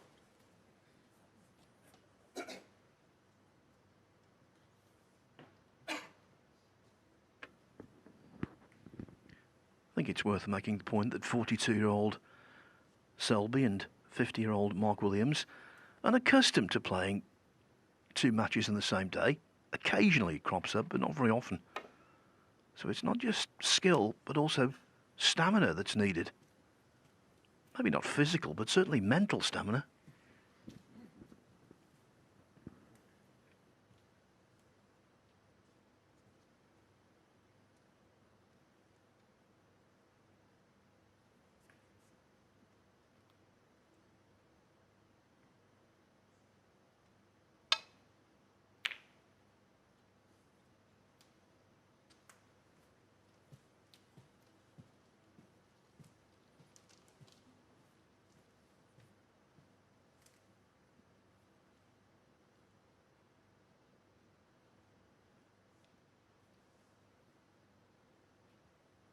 Someone else who needs stamina out there. The referee, Marcel Eckhart, he's been superb, as usual, overseeing this. Yeah, I really do like him as a referee, even when he, simple things. I'm a bit funny that way. He declares a touching ball. He said, "It is a touching ball." I like that. Yeah, don't worry about Marcel. I think he could do another best of 11 after this. Yeah, all over it as usual.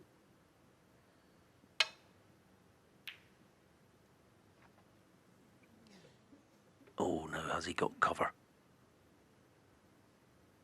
Yes, he has.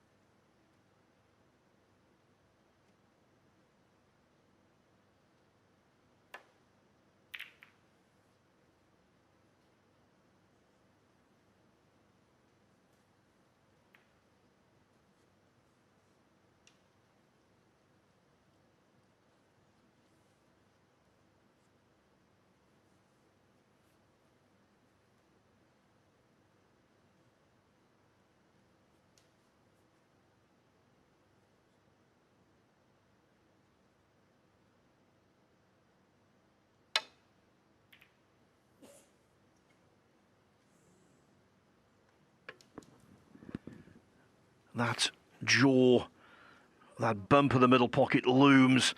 Williams caught the safety too thin. And now it could be very expensive indeed.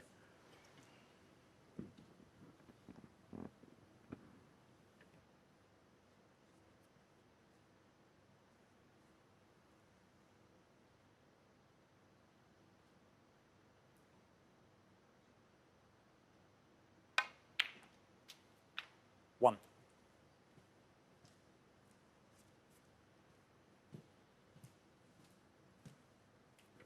No, no good.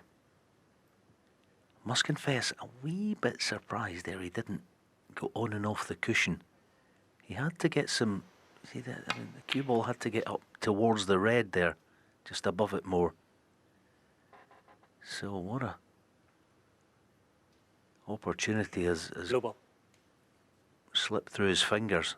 So 2 cushions, almost playing a cannon on the green.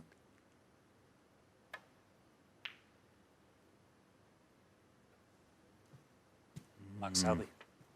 One. Just, you hold him to such high standards with that kind of shot, Mark Selby, that for him that was quite a poor one. This is a toughie. Trying to trust the table.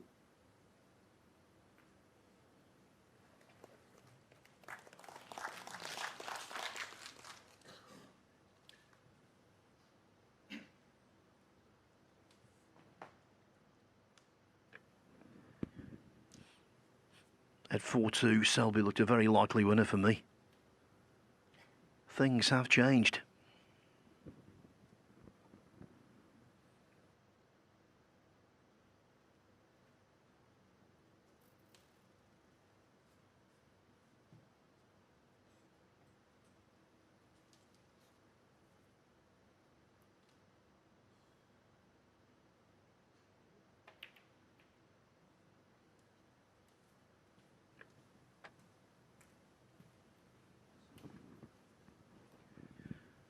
Last week in China at the International Championship in the quarterfinals, Selby was 4-2 up on Zhao Xintong, lost 6-5.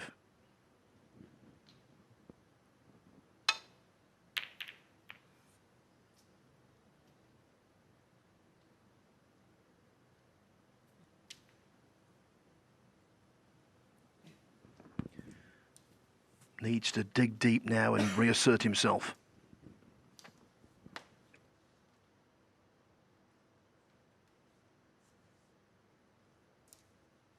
Bad mistake by Mark Williams. In actual fact, this red, it's not a sitter, far from it. But the one thing that might help the pot in some way is that he has to inject some pace in it for black or pink.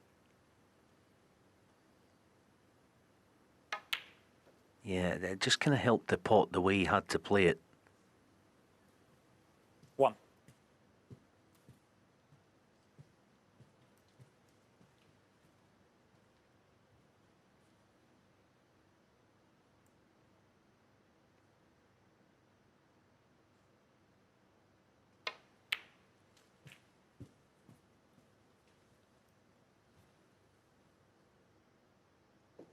8.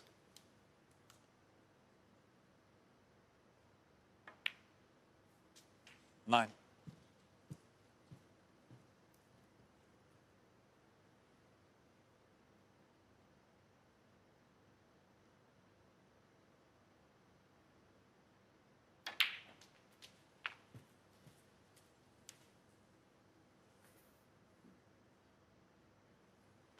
16.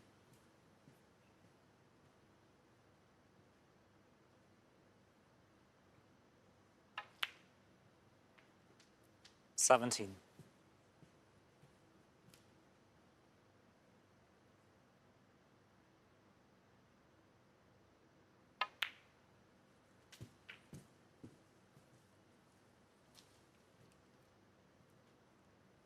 24.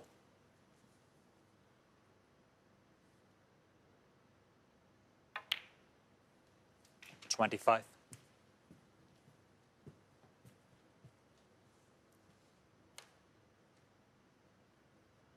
Now he has the angle if he wants to disturb the two reds together. He's going to have to at some stage to win the frame, so that's the play.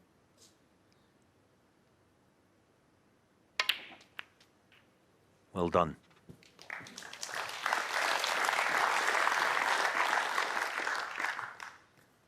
$32.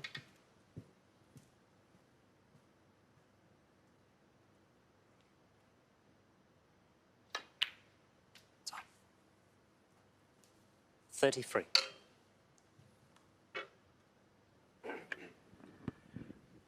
The primary objective was to win the frame any way he could.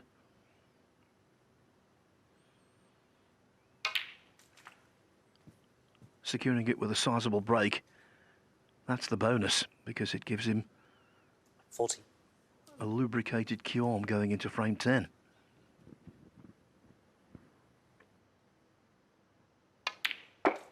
$41.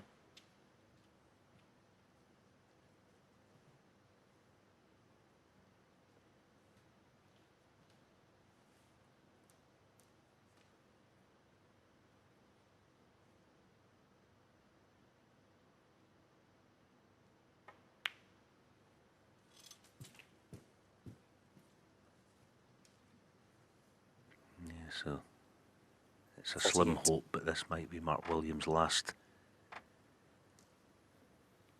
As far as this frame's concerned, if this goes in, he should have a nice angle to access the red. Oh no. No, no, no. Mark Selby, 48. With the red frozen to the cushion, I could not see him missing that. He messed it up. 1.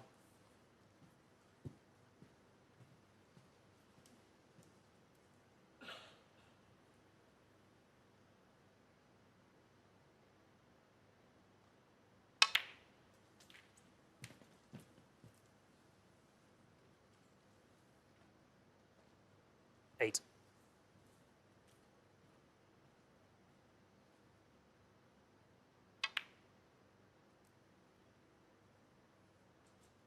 9. Yeah, that looks just about straight enough to get in behind the red.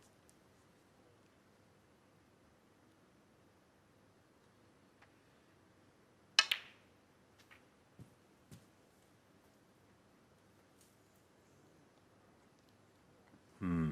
16. On it, just.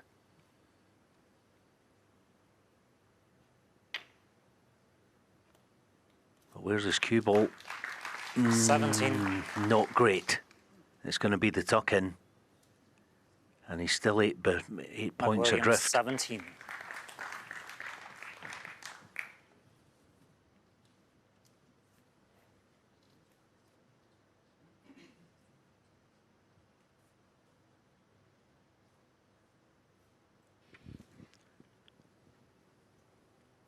Selby's peerless knowledge of angles again examined to the full.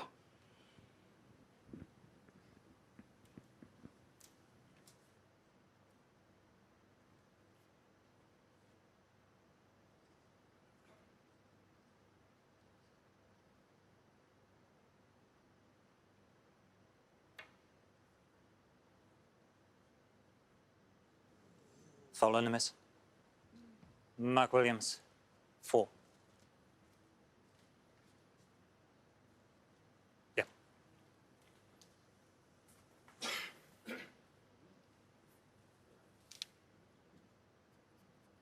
Must confess that kind of the way he's playing this, almost with a trace of left, playing it with a trace of left, the hit doesn't look on to me.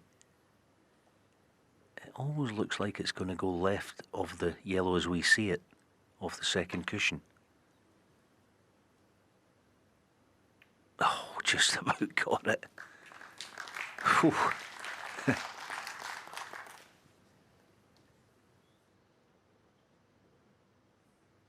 It can't be coincidence, can it, that he keeps getting out of those, not getting away with it, but sort of getting it safe. He is a master at it.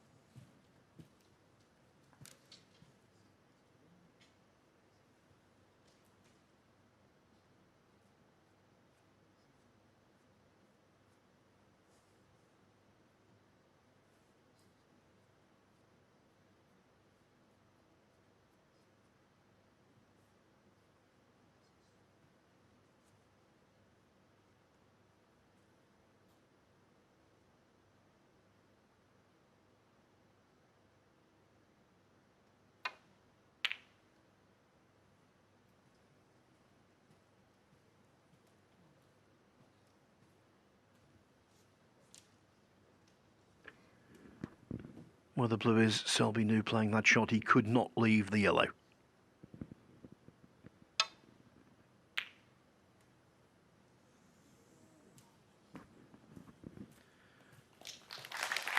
But Williams just brushes off the situation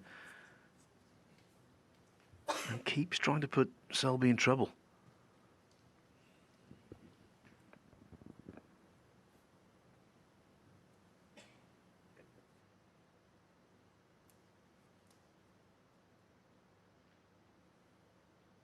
Here is again picking what appears to be the more difficult hit, but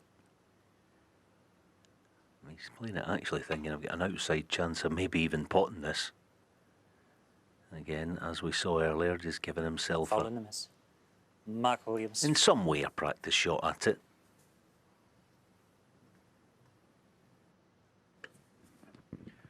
Level board means they both need yellow to blue.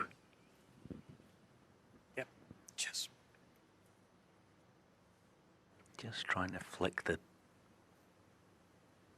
top left-hand side of the yellow, either thin or thick enough to actually pot it.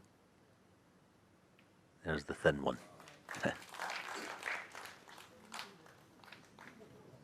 Unbelievable, isn't it?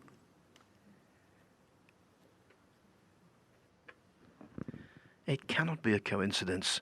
If it is, the law of averages don't exist. He gets out of trouble repeatedly.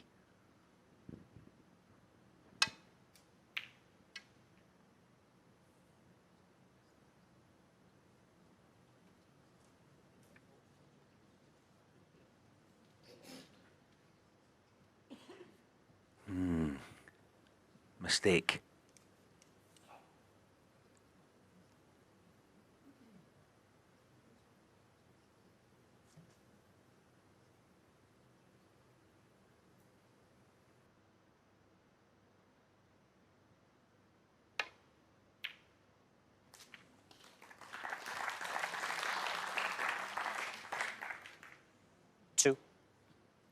But Mark Williams will breathe again for now.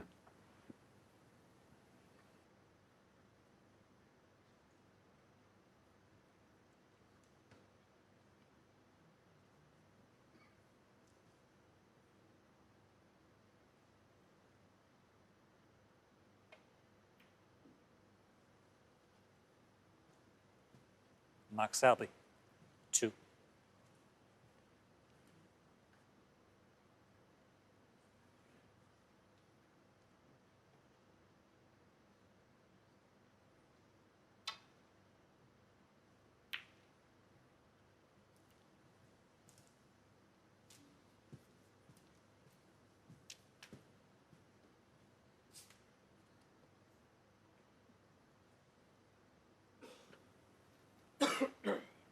he'll be thinking about the double here, because the cue ball in behind the brown somewhere offers lots of value. Is he playing it? No.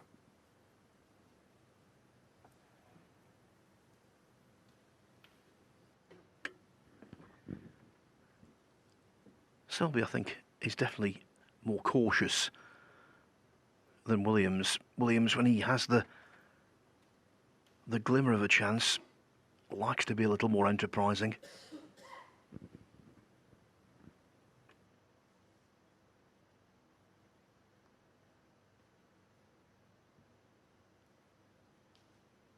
Yeah, it's almost like the Selby mindset that, you know, just gone 11:15 local time and haven't come all this way tonight to take on a risky double and sell a frame. It's a long way to go in this one, perhaps.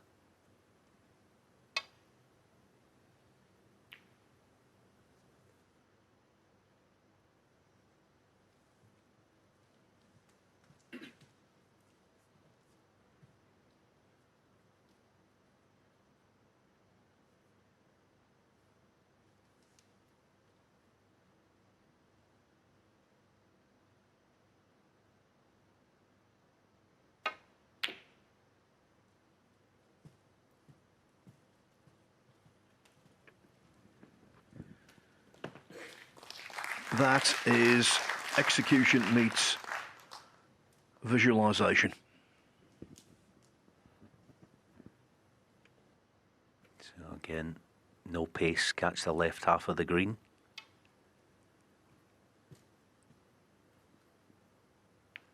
He's got the wrong half, but not too bad.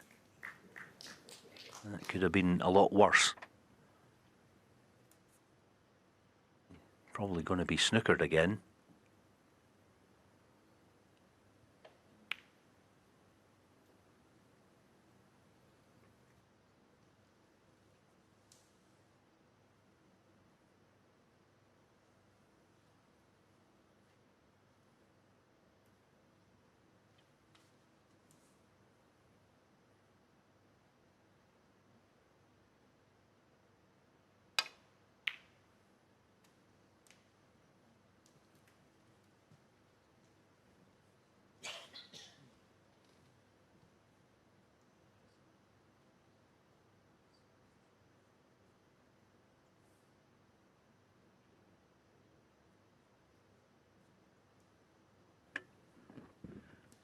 Frame on a knife edge.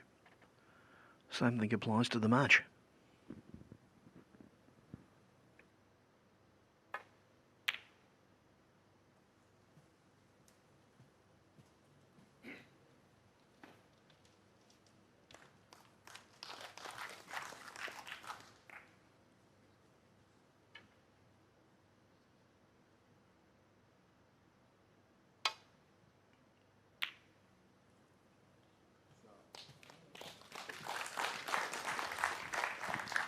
Clever. In 9-ball pool, they call that kicking stick.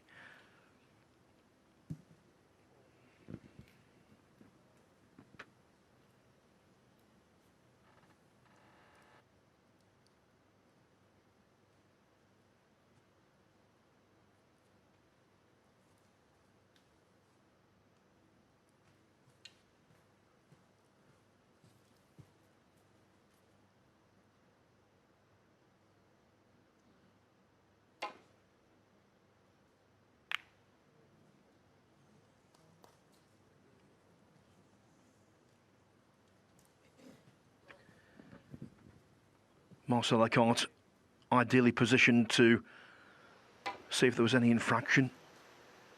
There wasn't. The green was definitely contacted first.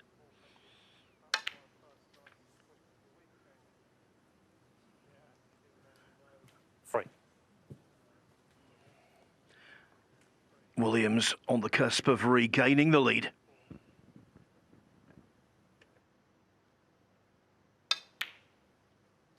Seven.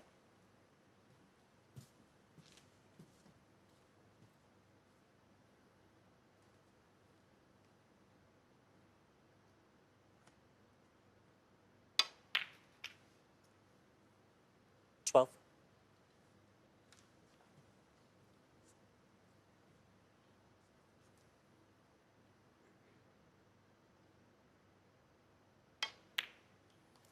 On the frame, Mark Williams.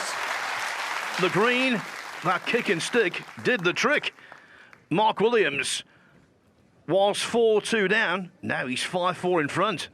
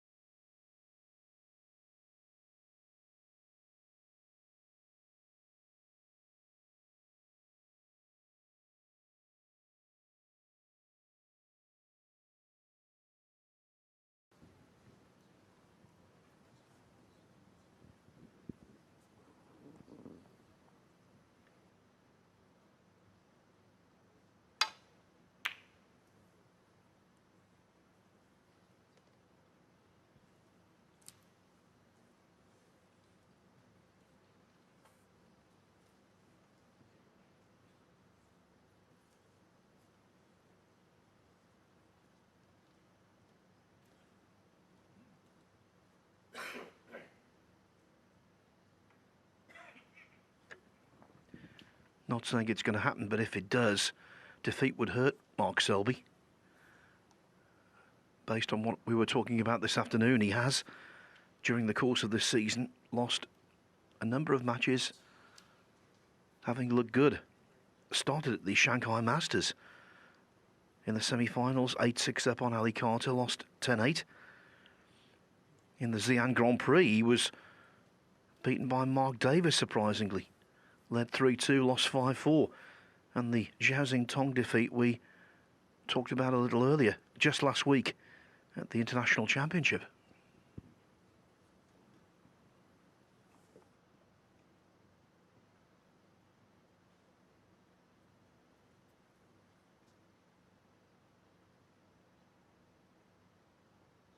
Yeah, playing the pot, just trying to leave the cue ball in the jaws of the corner pocket. Yeah, it was a tough one. Now does Mark feel confident enough to play this? It's such a tough one. Decision made quickly. Here we go. big shot.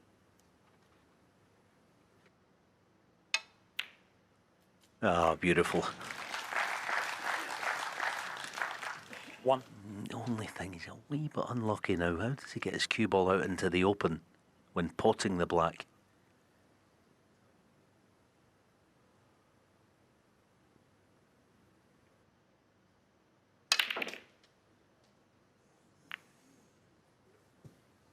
No, he's made a good job of it. That's about as good as he could have expected. Just a hair of left-hand side to jag it off that cushion. Now this could be the key to this becoming a genuine chance. 9. Oh. And the blue spoils the party for now.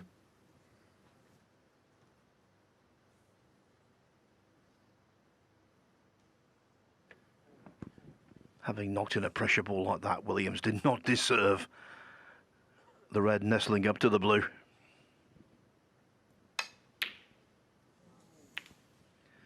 And another pressure ball when he was stretching Mark Williams, no. was beyond him.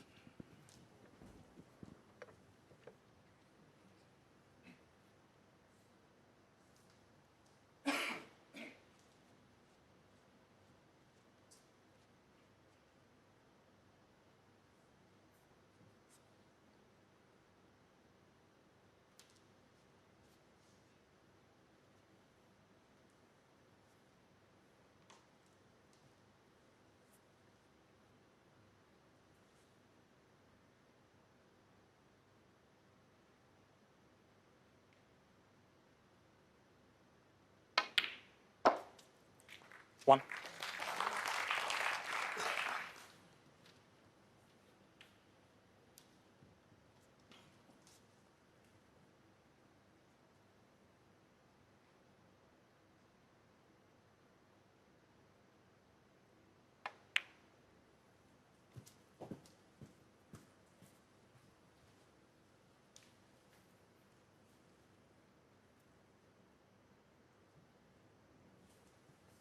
Six.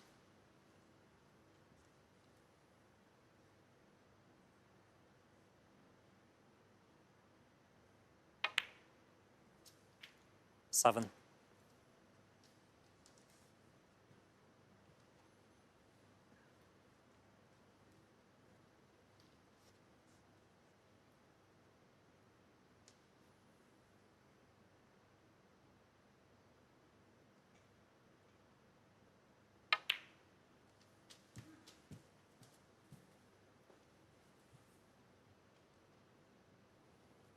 Fourteen.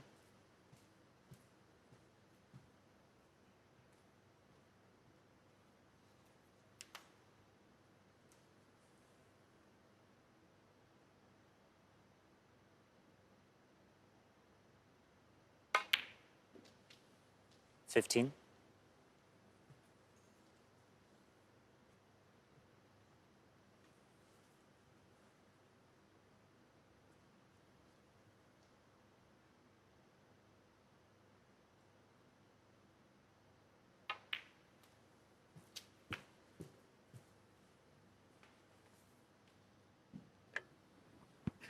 $20. Certain players have the ability to prosper when they trail.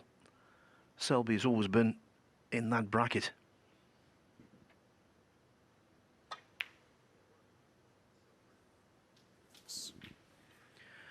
What a match this has been. Williams off to a fly breaks of 77 and 114 to win the first two frames. He was on 54 in the third, undercut to red. Selby salvaged it and then made 136 total clearance for 2-2 at the interval. 28. When he went 4-2 up after plundering frame 6 on the black, having required a snooker, you thought, well, maybe the race of the defending champion is going to be run. But Williams responded. Break of 66 in the 7th frame. And the last two, both lengthy affairs, have also fallen to Williams on black and pink, respectively.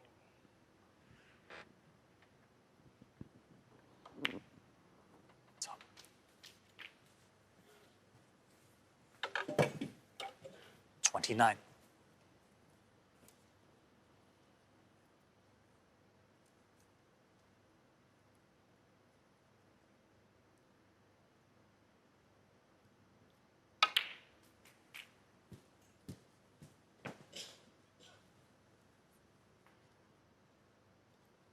$36.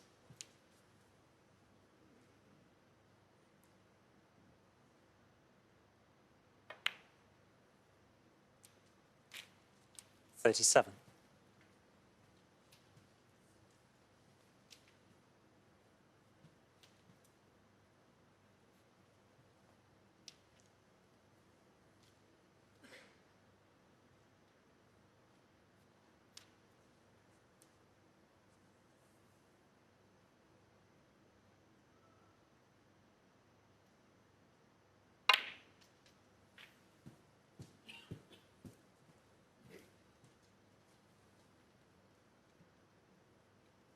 $44.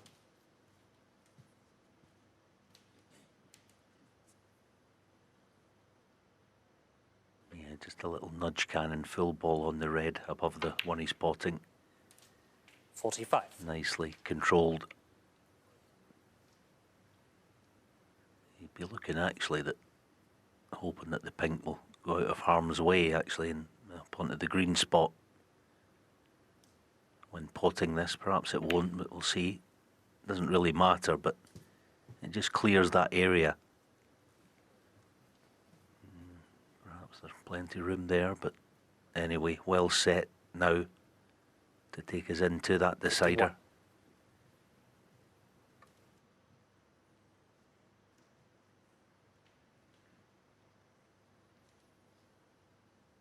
51. It's late, but no one's left. 52.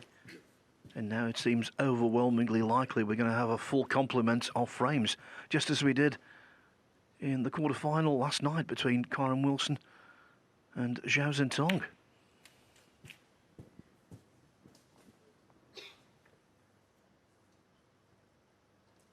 $59.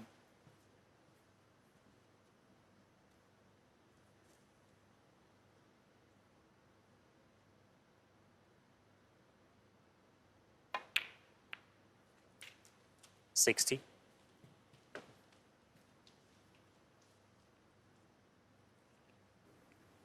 Not absolutely ideal on the pink.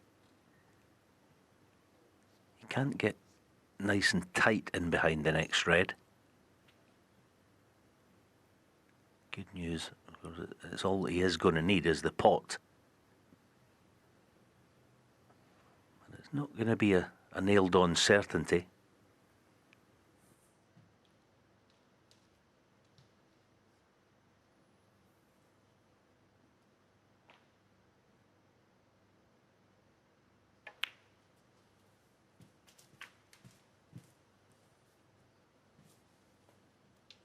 Confirmation, just the red. 66. And for all money. That'll be, I think, what a lot of people will have expected at the outset this evening. And to take us all the way.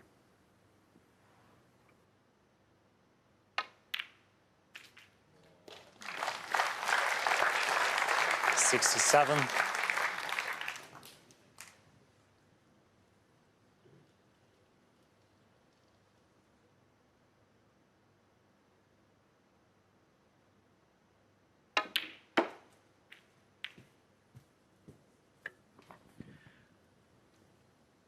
A typical Selby 71. Crisis response.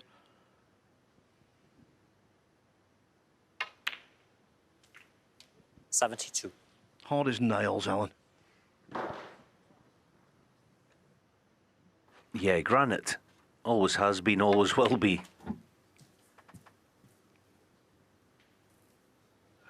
7 world championships between them, these 74. two. Just thinking 70 odd years ago, the world final was something like the best of 145. Imagine these two going at it under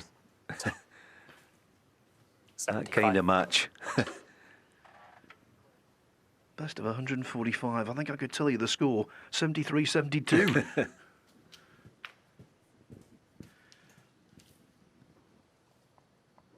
81.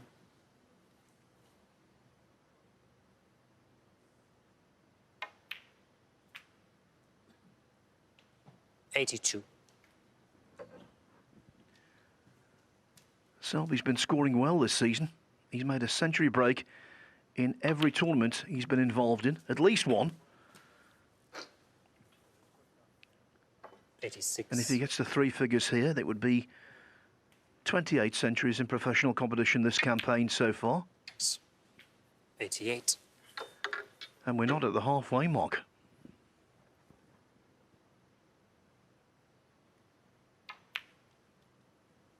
91.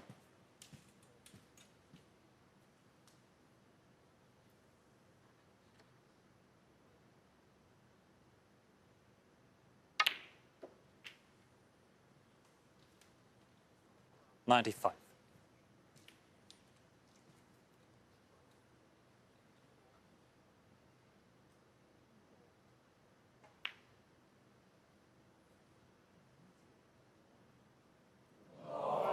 'Mark Selby. Did the blue just 95. turn off there? Might have deprived him of a century. The main thing, though, Selby wanted to force a decider, and he's done so convincingly. We are going all the way.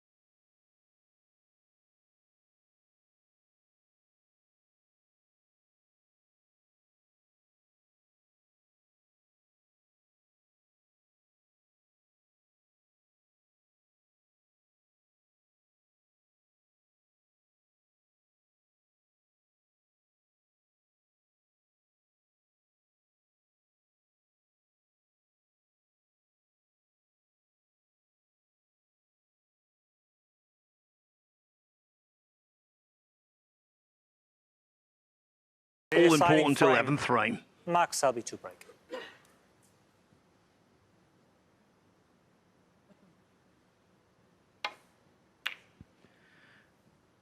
Their first meeting 26 years ago was very different to this. Williams won 9-0 in the UK Championship, but subsequent meetings have often been close.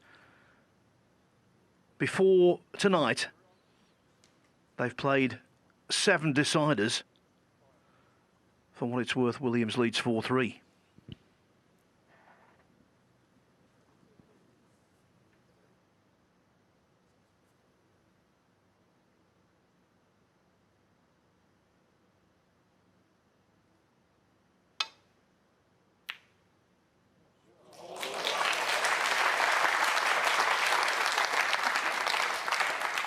One. Yeah, great pot, so just to tuck in again. Mark Williams 1. Played it nicely earlier, likewise there, but again, we always say it, but you just expect him to get nice and tight against the desired red on the escape.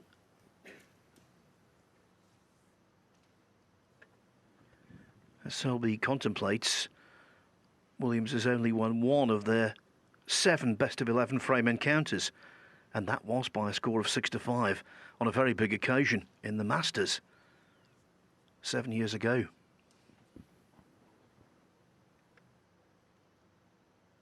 He must, the 3 reds in the line, he must get one of the top 2.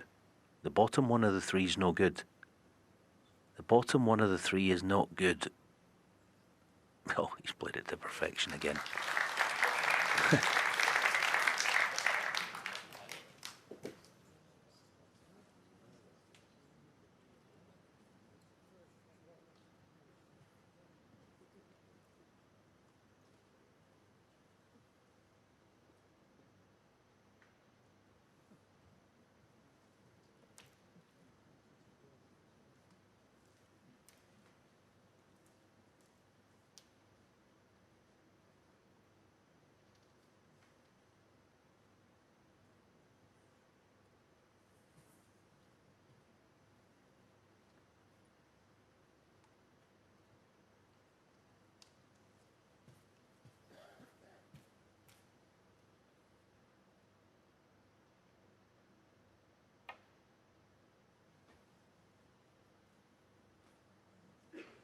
Foul. Mark Williams 4.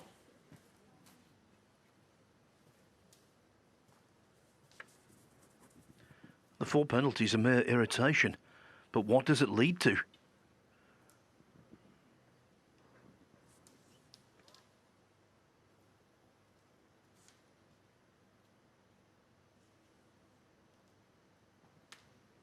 I do think the champion in him is going to tell him that he has to take this on. It's what they do, these guys. Can he find one top shot? Not this time. Needs some help, and he hasn't got it. First genuine chance to the local man. Has to be said, Williams missed that by a country mile.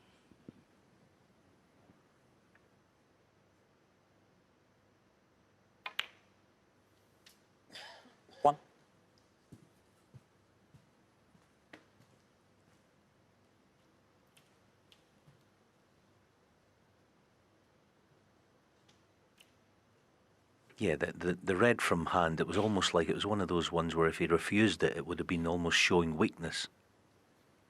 They felt duty-bound to take it on. What damage?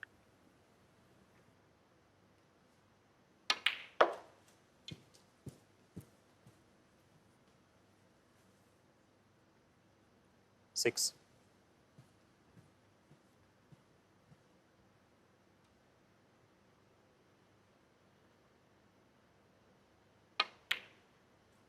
Seven.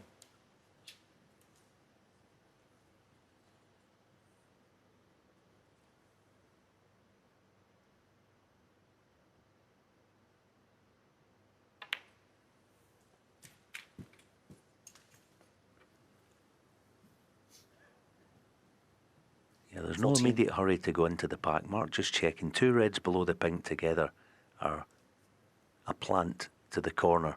Easily makeable if not dead set. Once he gets rid of this next red.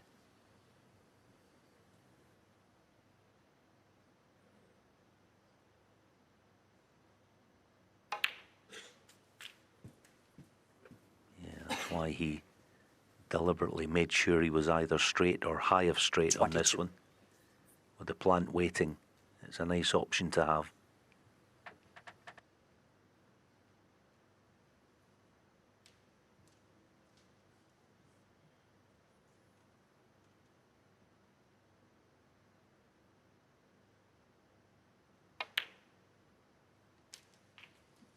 $23.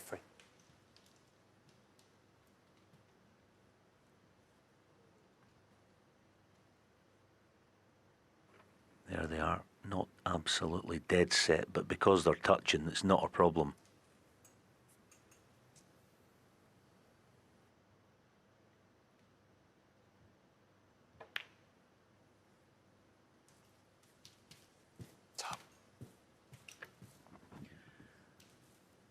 The defending champion on shaky ground again.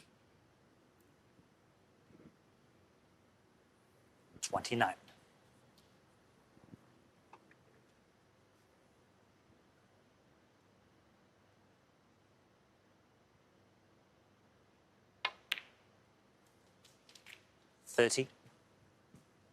Yes, it'll be the plant this time round. I just wonder, the way that he's going to have to just marginally play it, there is a chance that he could perhaps promote a couple other reds when making this. Because as we see it from behind the pocket, 35. he's got to hit the red just left of centre, which will push the red to our right as we see this. So the other red might disturb others if he plays it with pace. Let's see, but the pot shouldn't be a problem.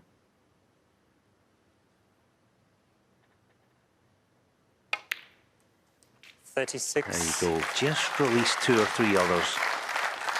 And now he's in position to administer the coup de grace. Still a bit to do, but looking good. Williams triumphed in this event last year, but if he were to be beaten tonight, it would be the 4th time in 5 appearances in the Champion of Champions. He'd fallen at the first hurdle in the opening round.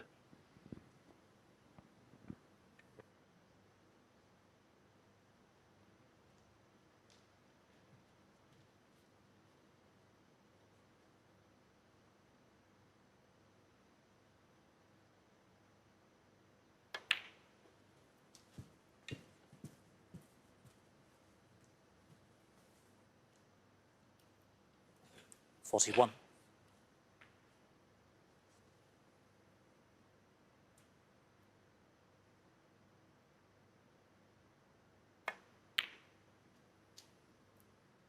$42.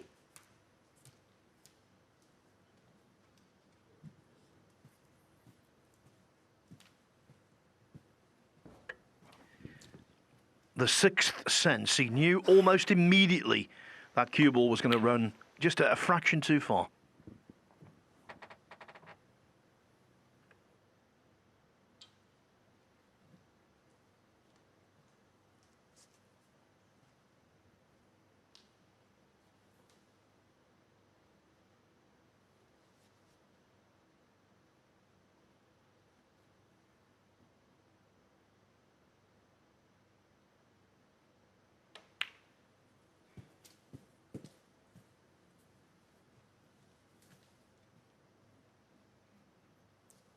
$47.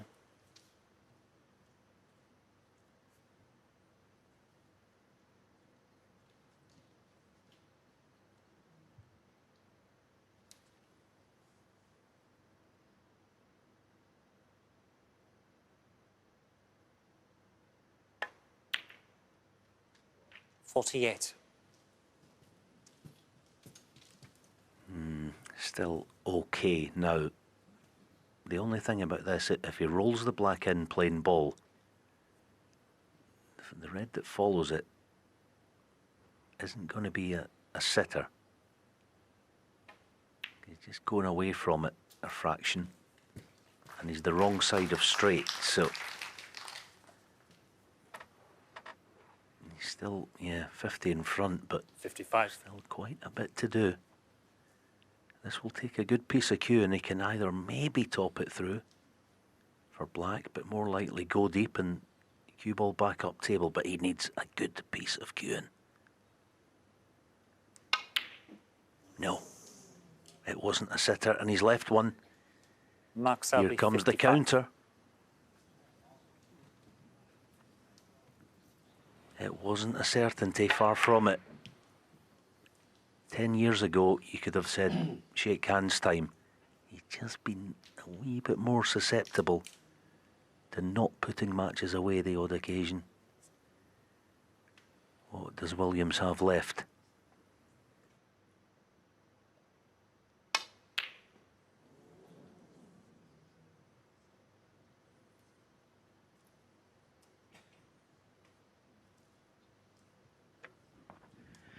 Selby will be downcast. He left the table, but relieved he's back there immediately.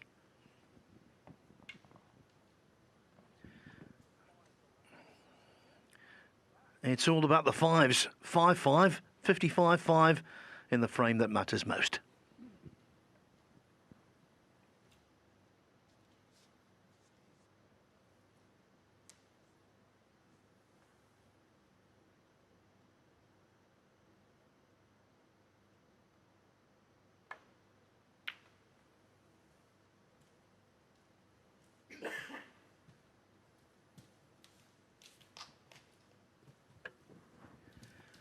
Yes, Williams is in trouble, but let's not forget he was responsible for, in my opinion, the greatest ever clearance in front of the ITV cameras at the Tour Championship against another native of Leicester, Tom Ford. Miraculous, doesn't cover it.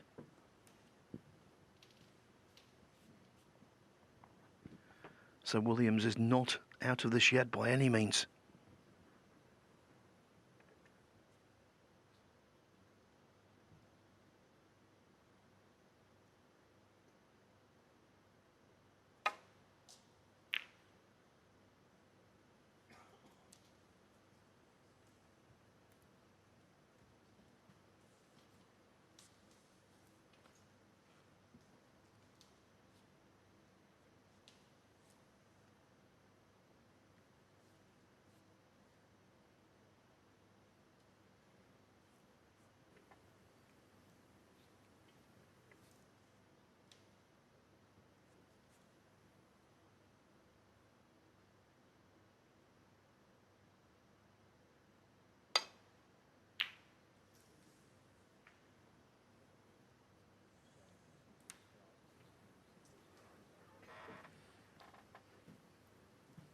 There's always another test round the corner, isn't there, in this game, and that's the way it feels. Here's another for Mark Selby, dead straight. Test of cueing, bottle, composure, everything. You feel he's got to take it on, one would think.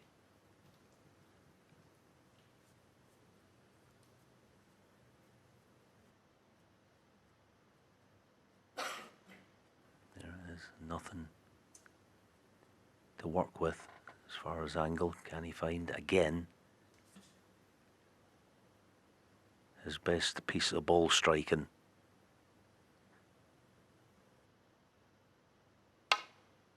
One. Very good.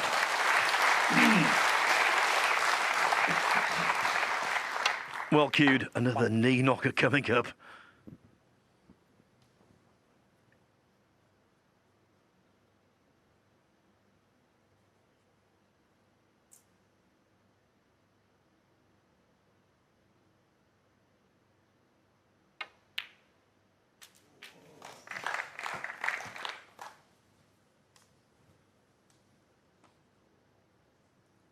Eight. He's getting closer, but not there yet.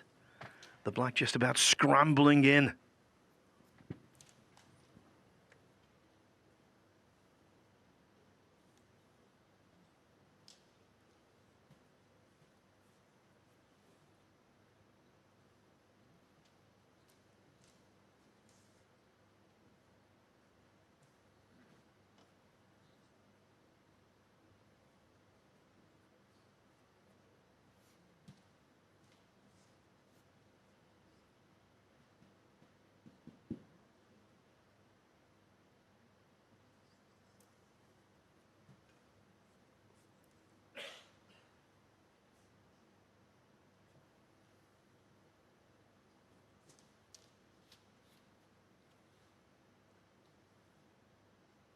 Yeah, it's twofold, well, threefold here actually, trying to push a red towards the left cushion.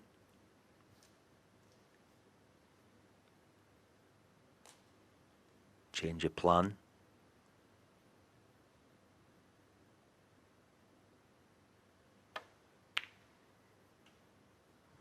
That's not what he had in mind. Far from it. Selby. 8.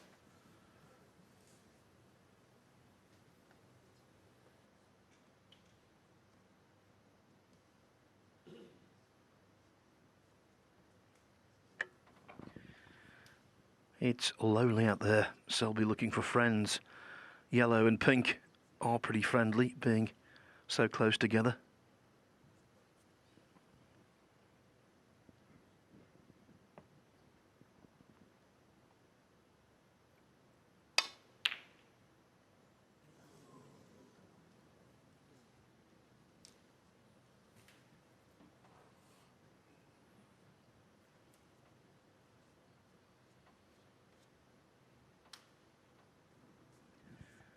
Again, Selby's prevailing emotion, relief that misplayed safety was not punished.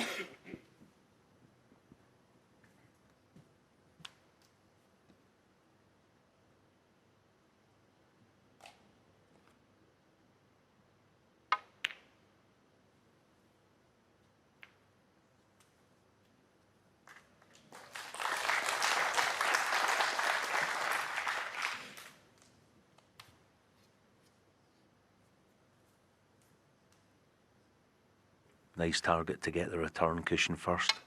2 reds on offer. Well played.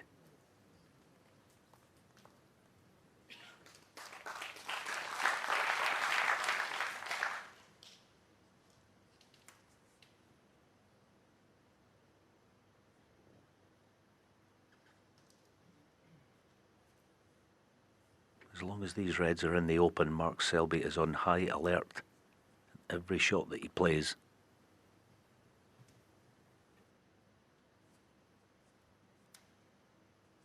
It's a big number, but not insurmountable.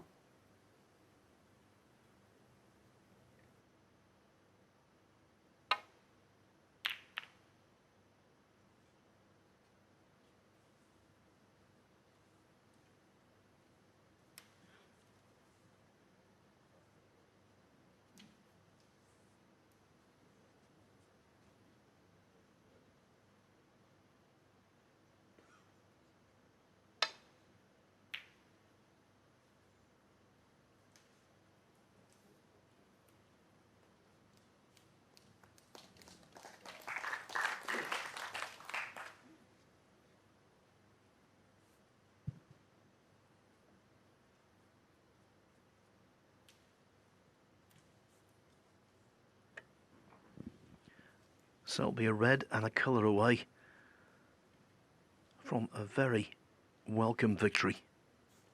It would be satisfying if he got over the line. Devastating if he didn't.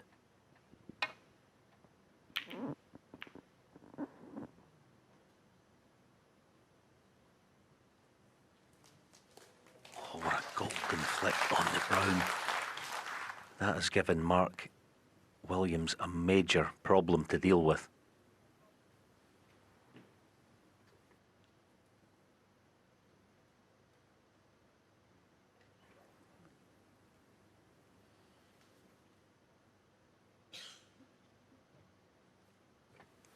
Yeah, there it is. I mean, it was a good shot anyway, but the faintest glance as it just about trying to get past the brown has cut down his options.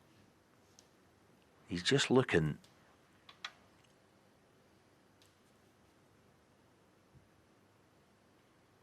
He's taking the pot on. With black on offer to left middle, but has to get this. Yeah, fair play. Now then. Far from easy. But a half chance nonetheless.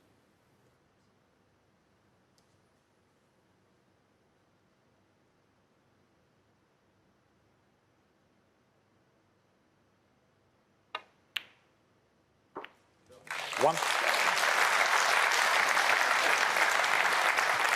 That should be the clincher.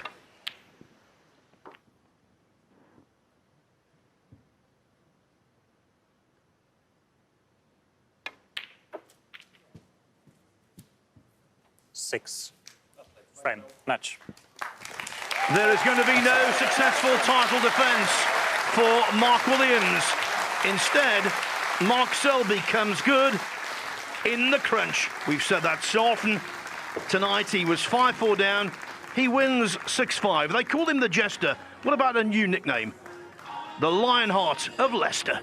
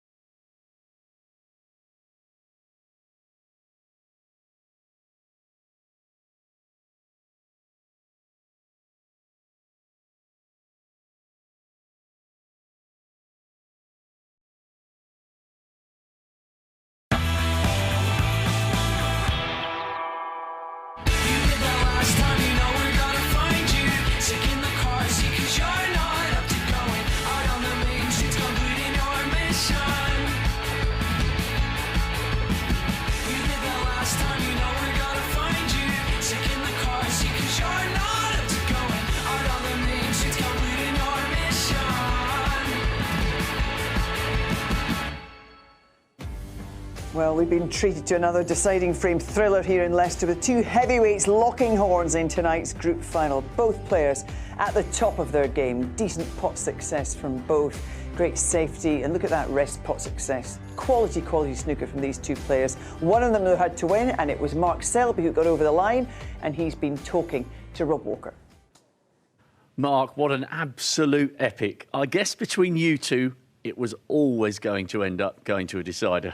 Oh, it was mad towards the end. You know, I felt like I played really good to go 4-2 up, and then I was in the balls on 30 odd. I think I played a black into the pack on 38 or 39, and if I land there, I feel like I go 5-2 and probably put the match to bed. But you know, obviously Mark does what he does. He dug in and showed his class and come back, and then next minute I'm 5-4 down and my head's spinning. But yeah, I'm just happy to get through in the end.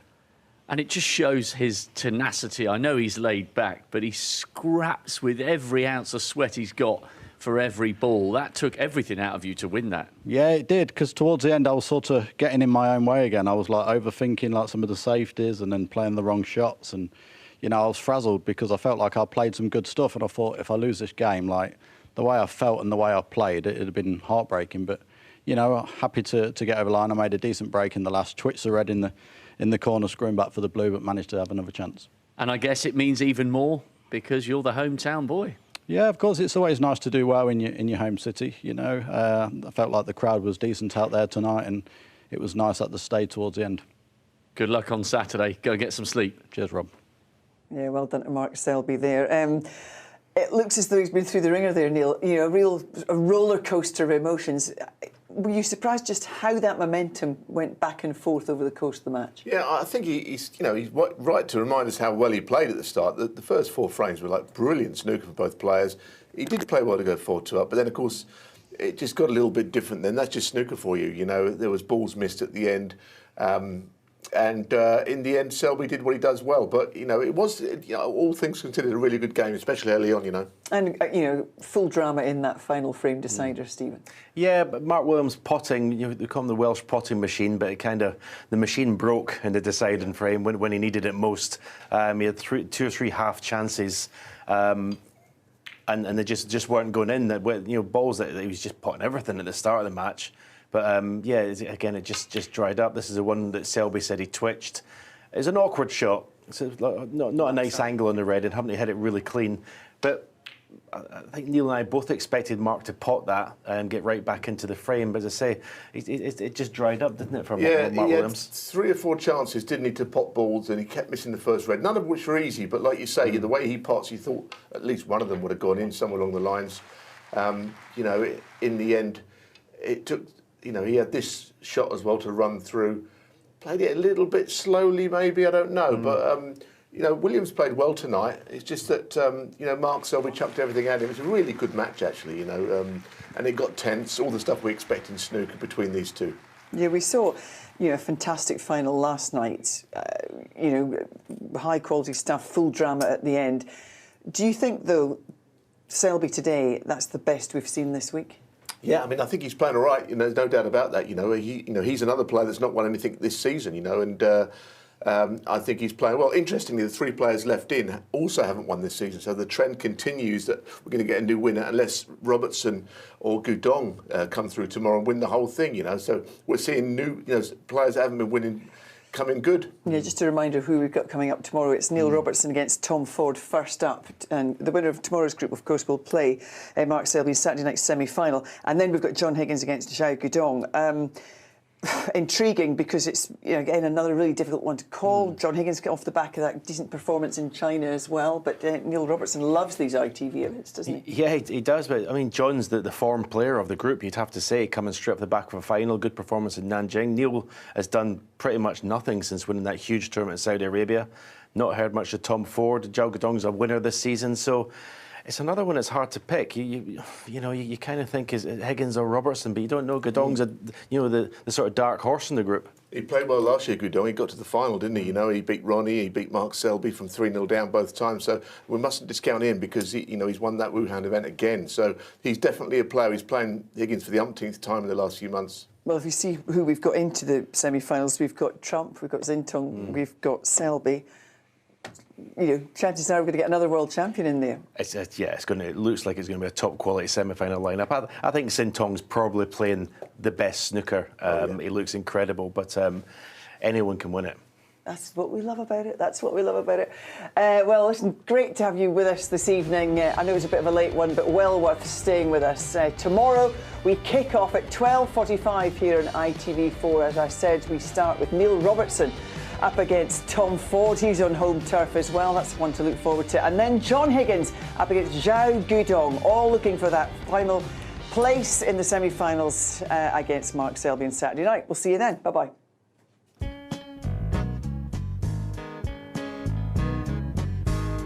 A man we passed just tried to stare me down. And when I looked at you, you looked at the ground. I don't know who he is, but I think that you do.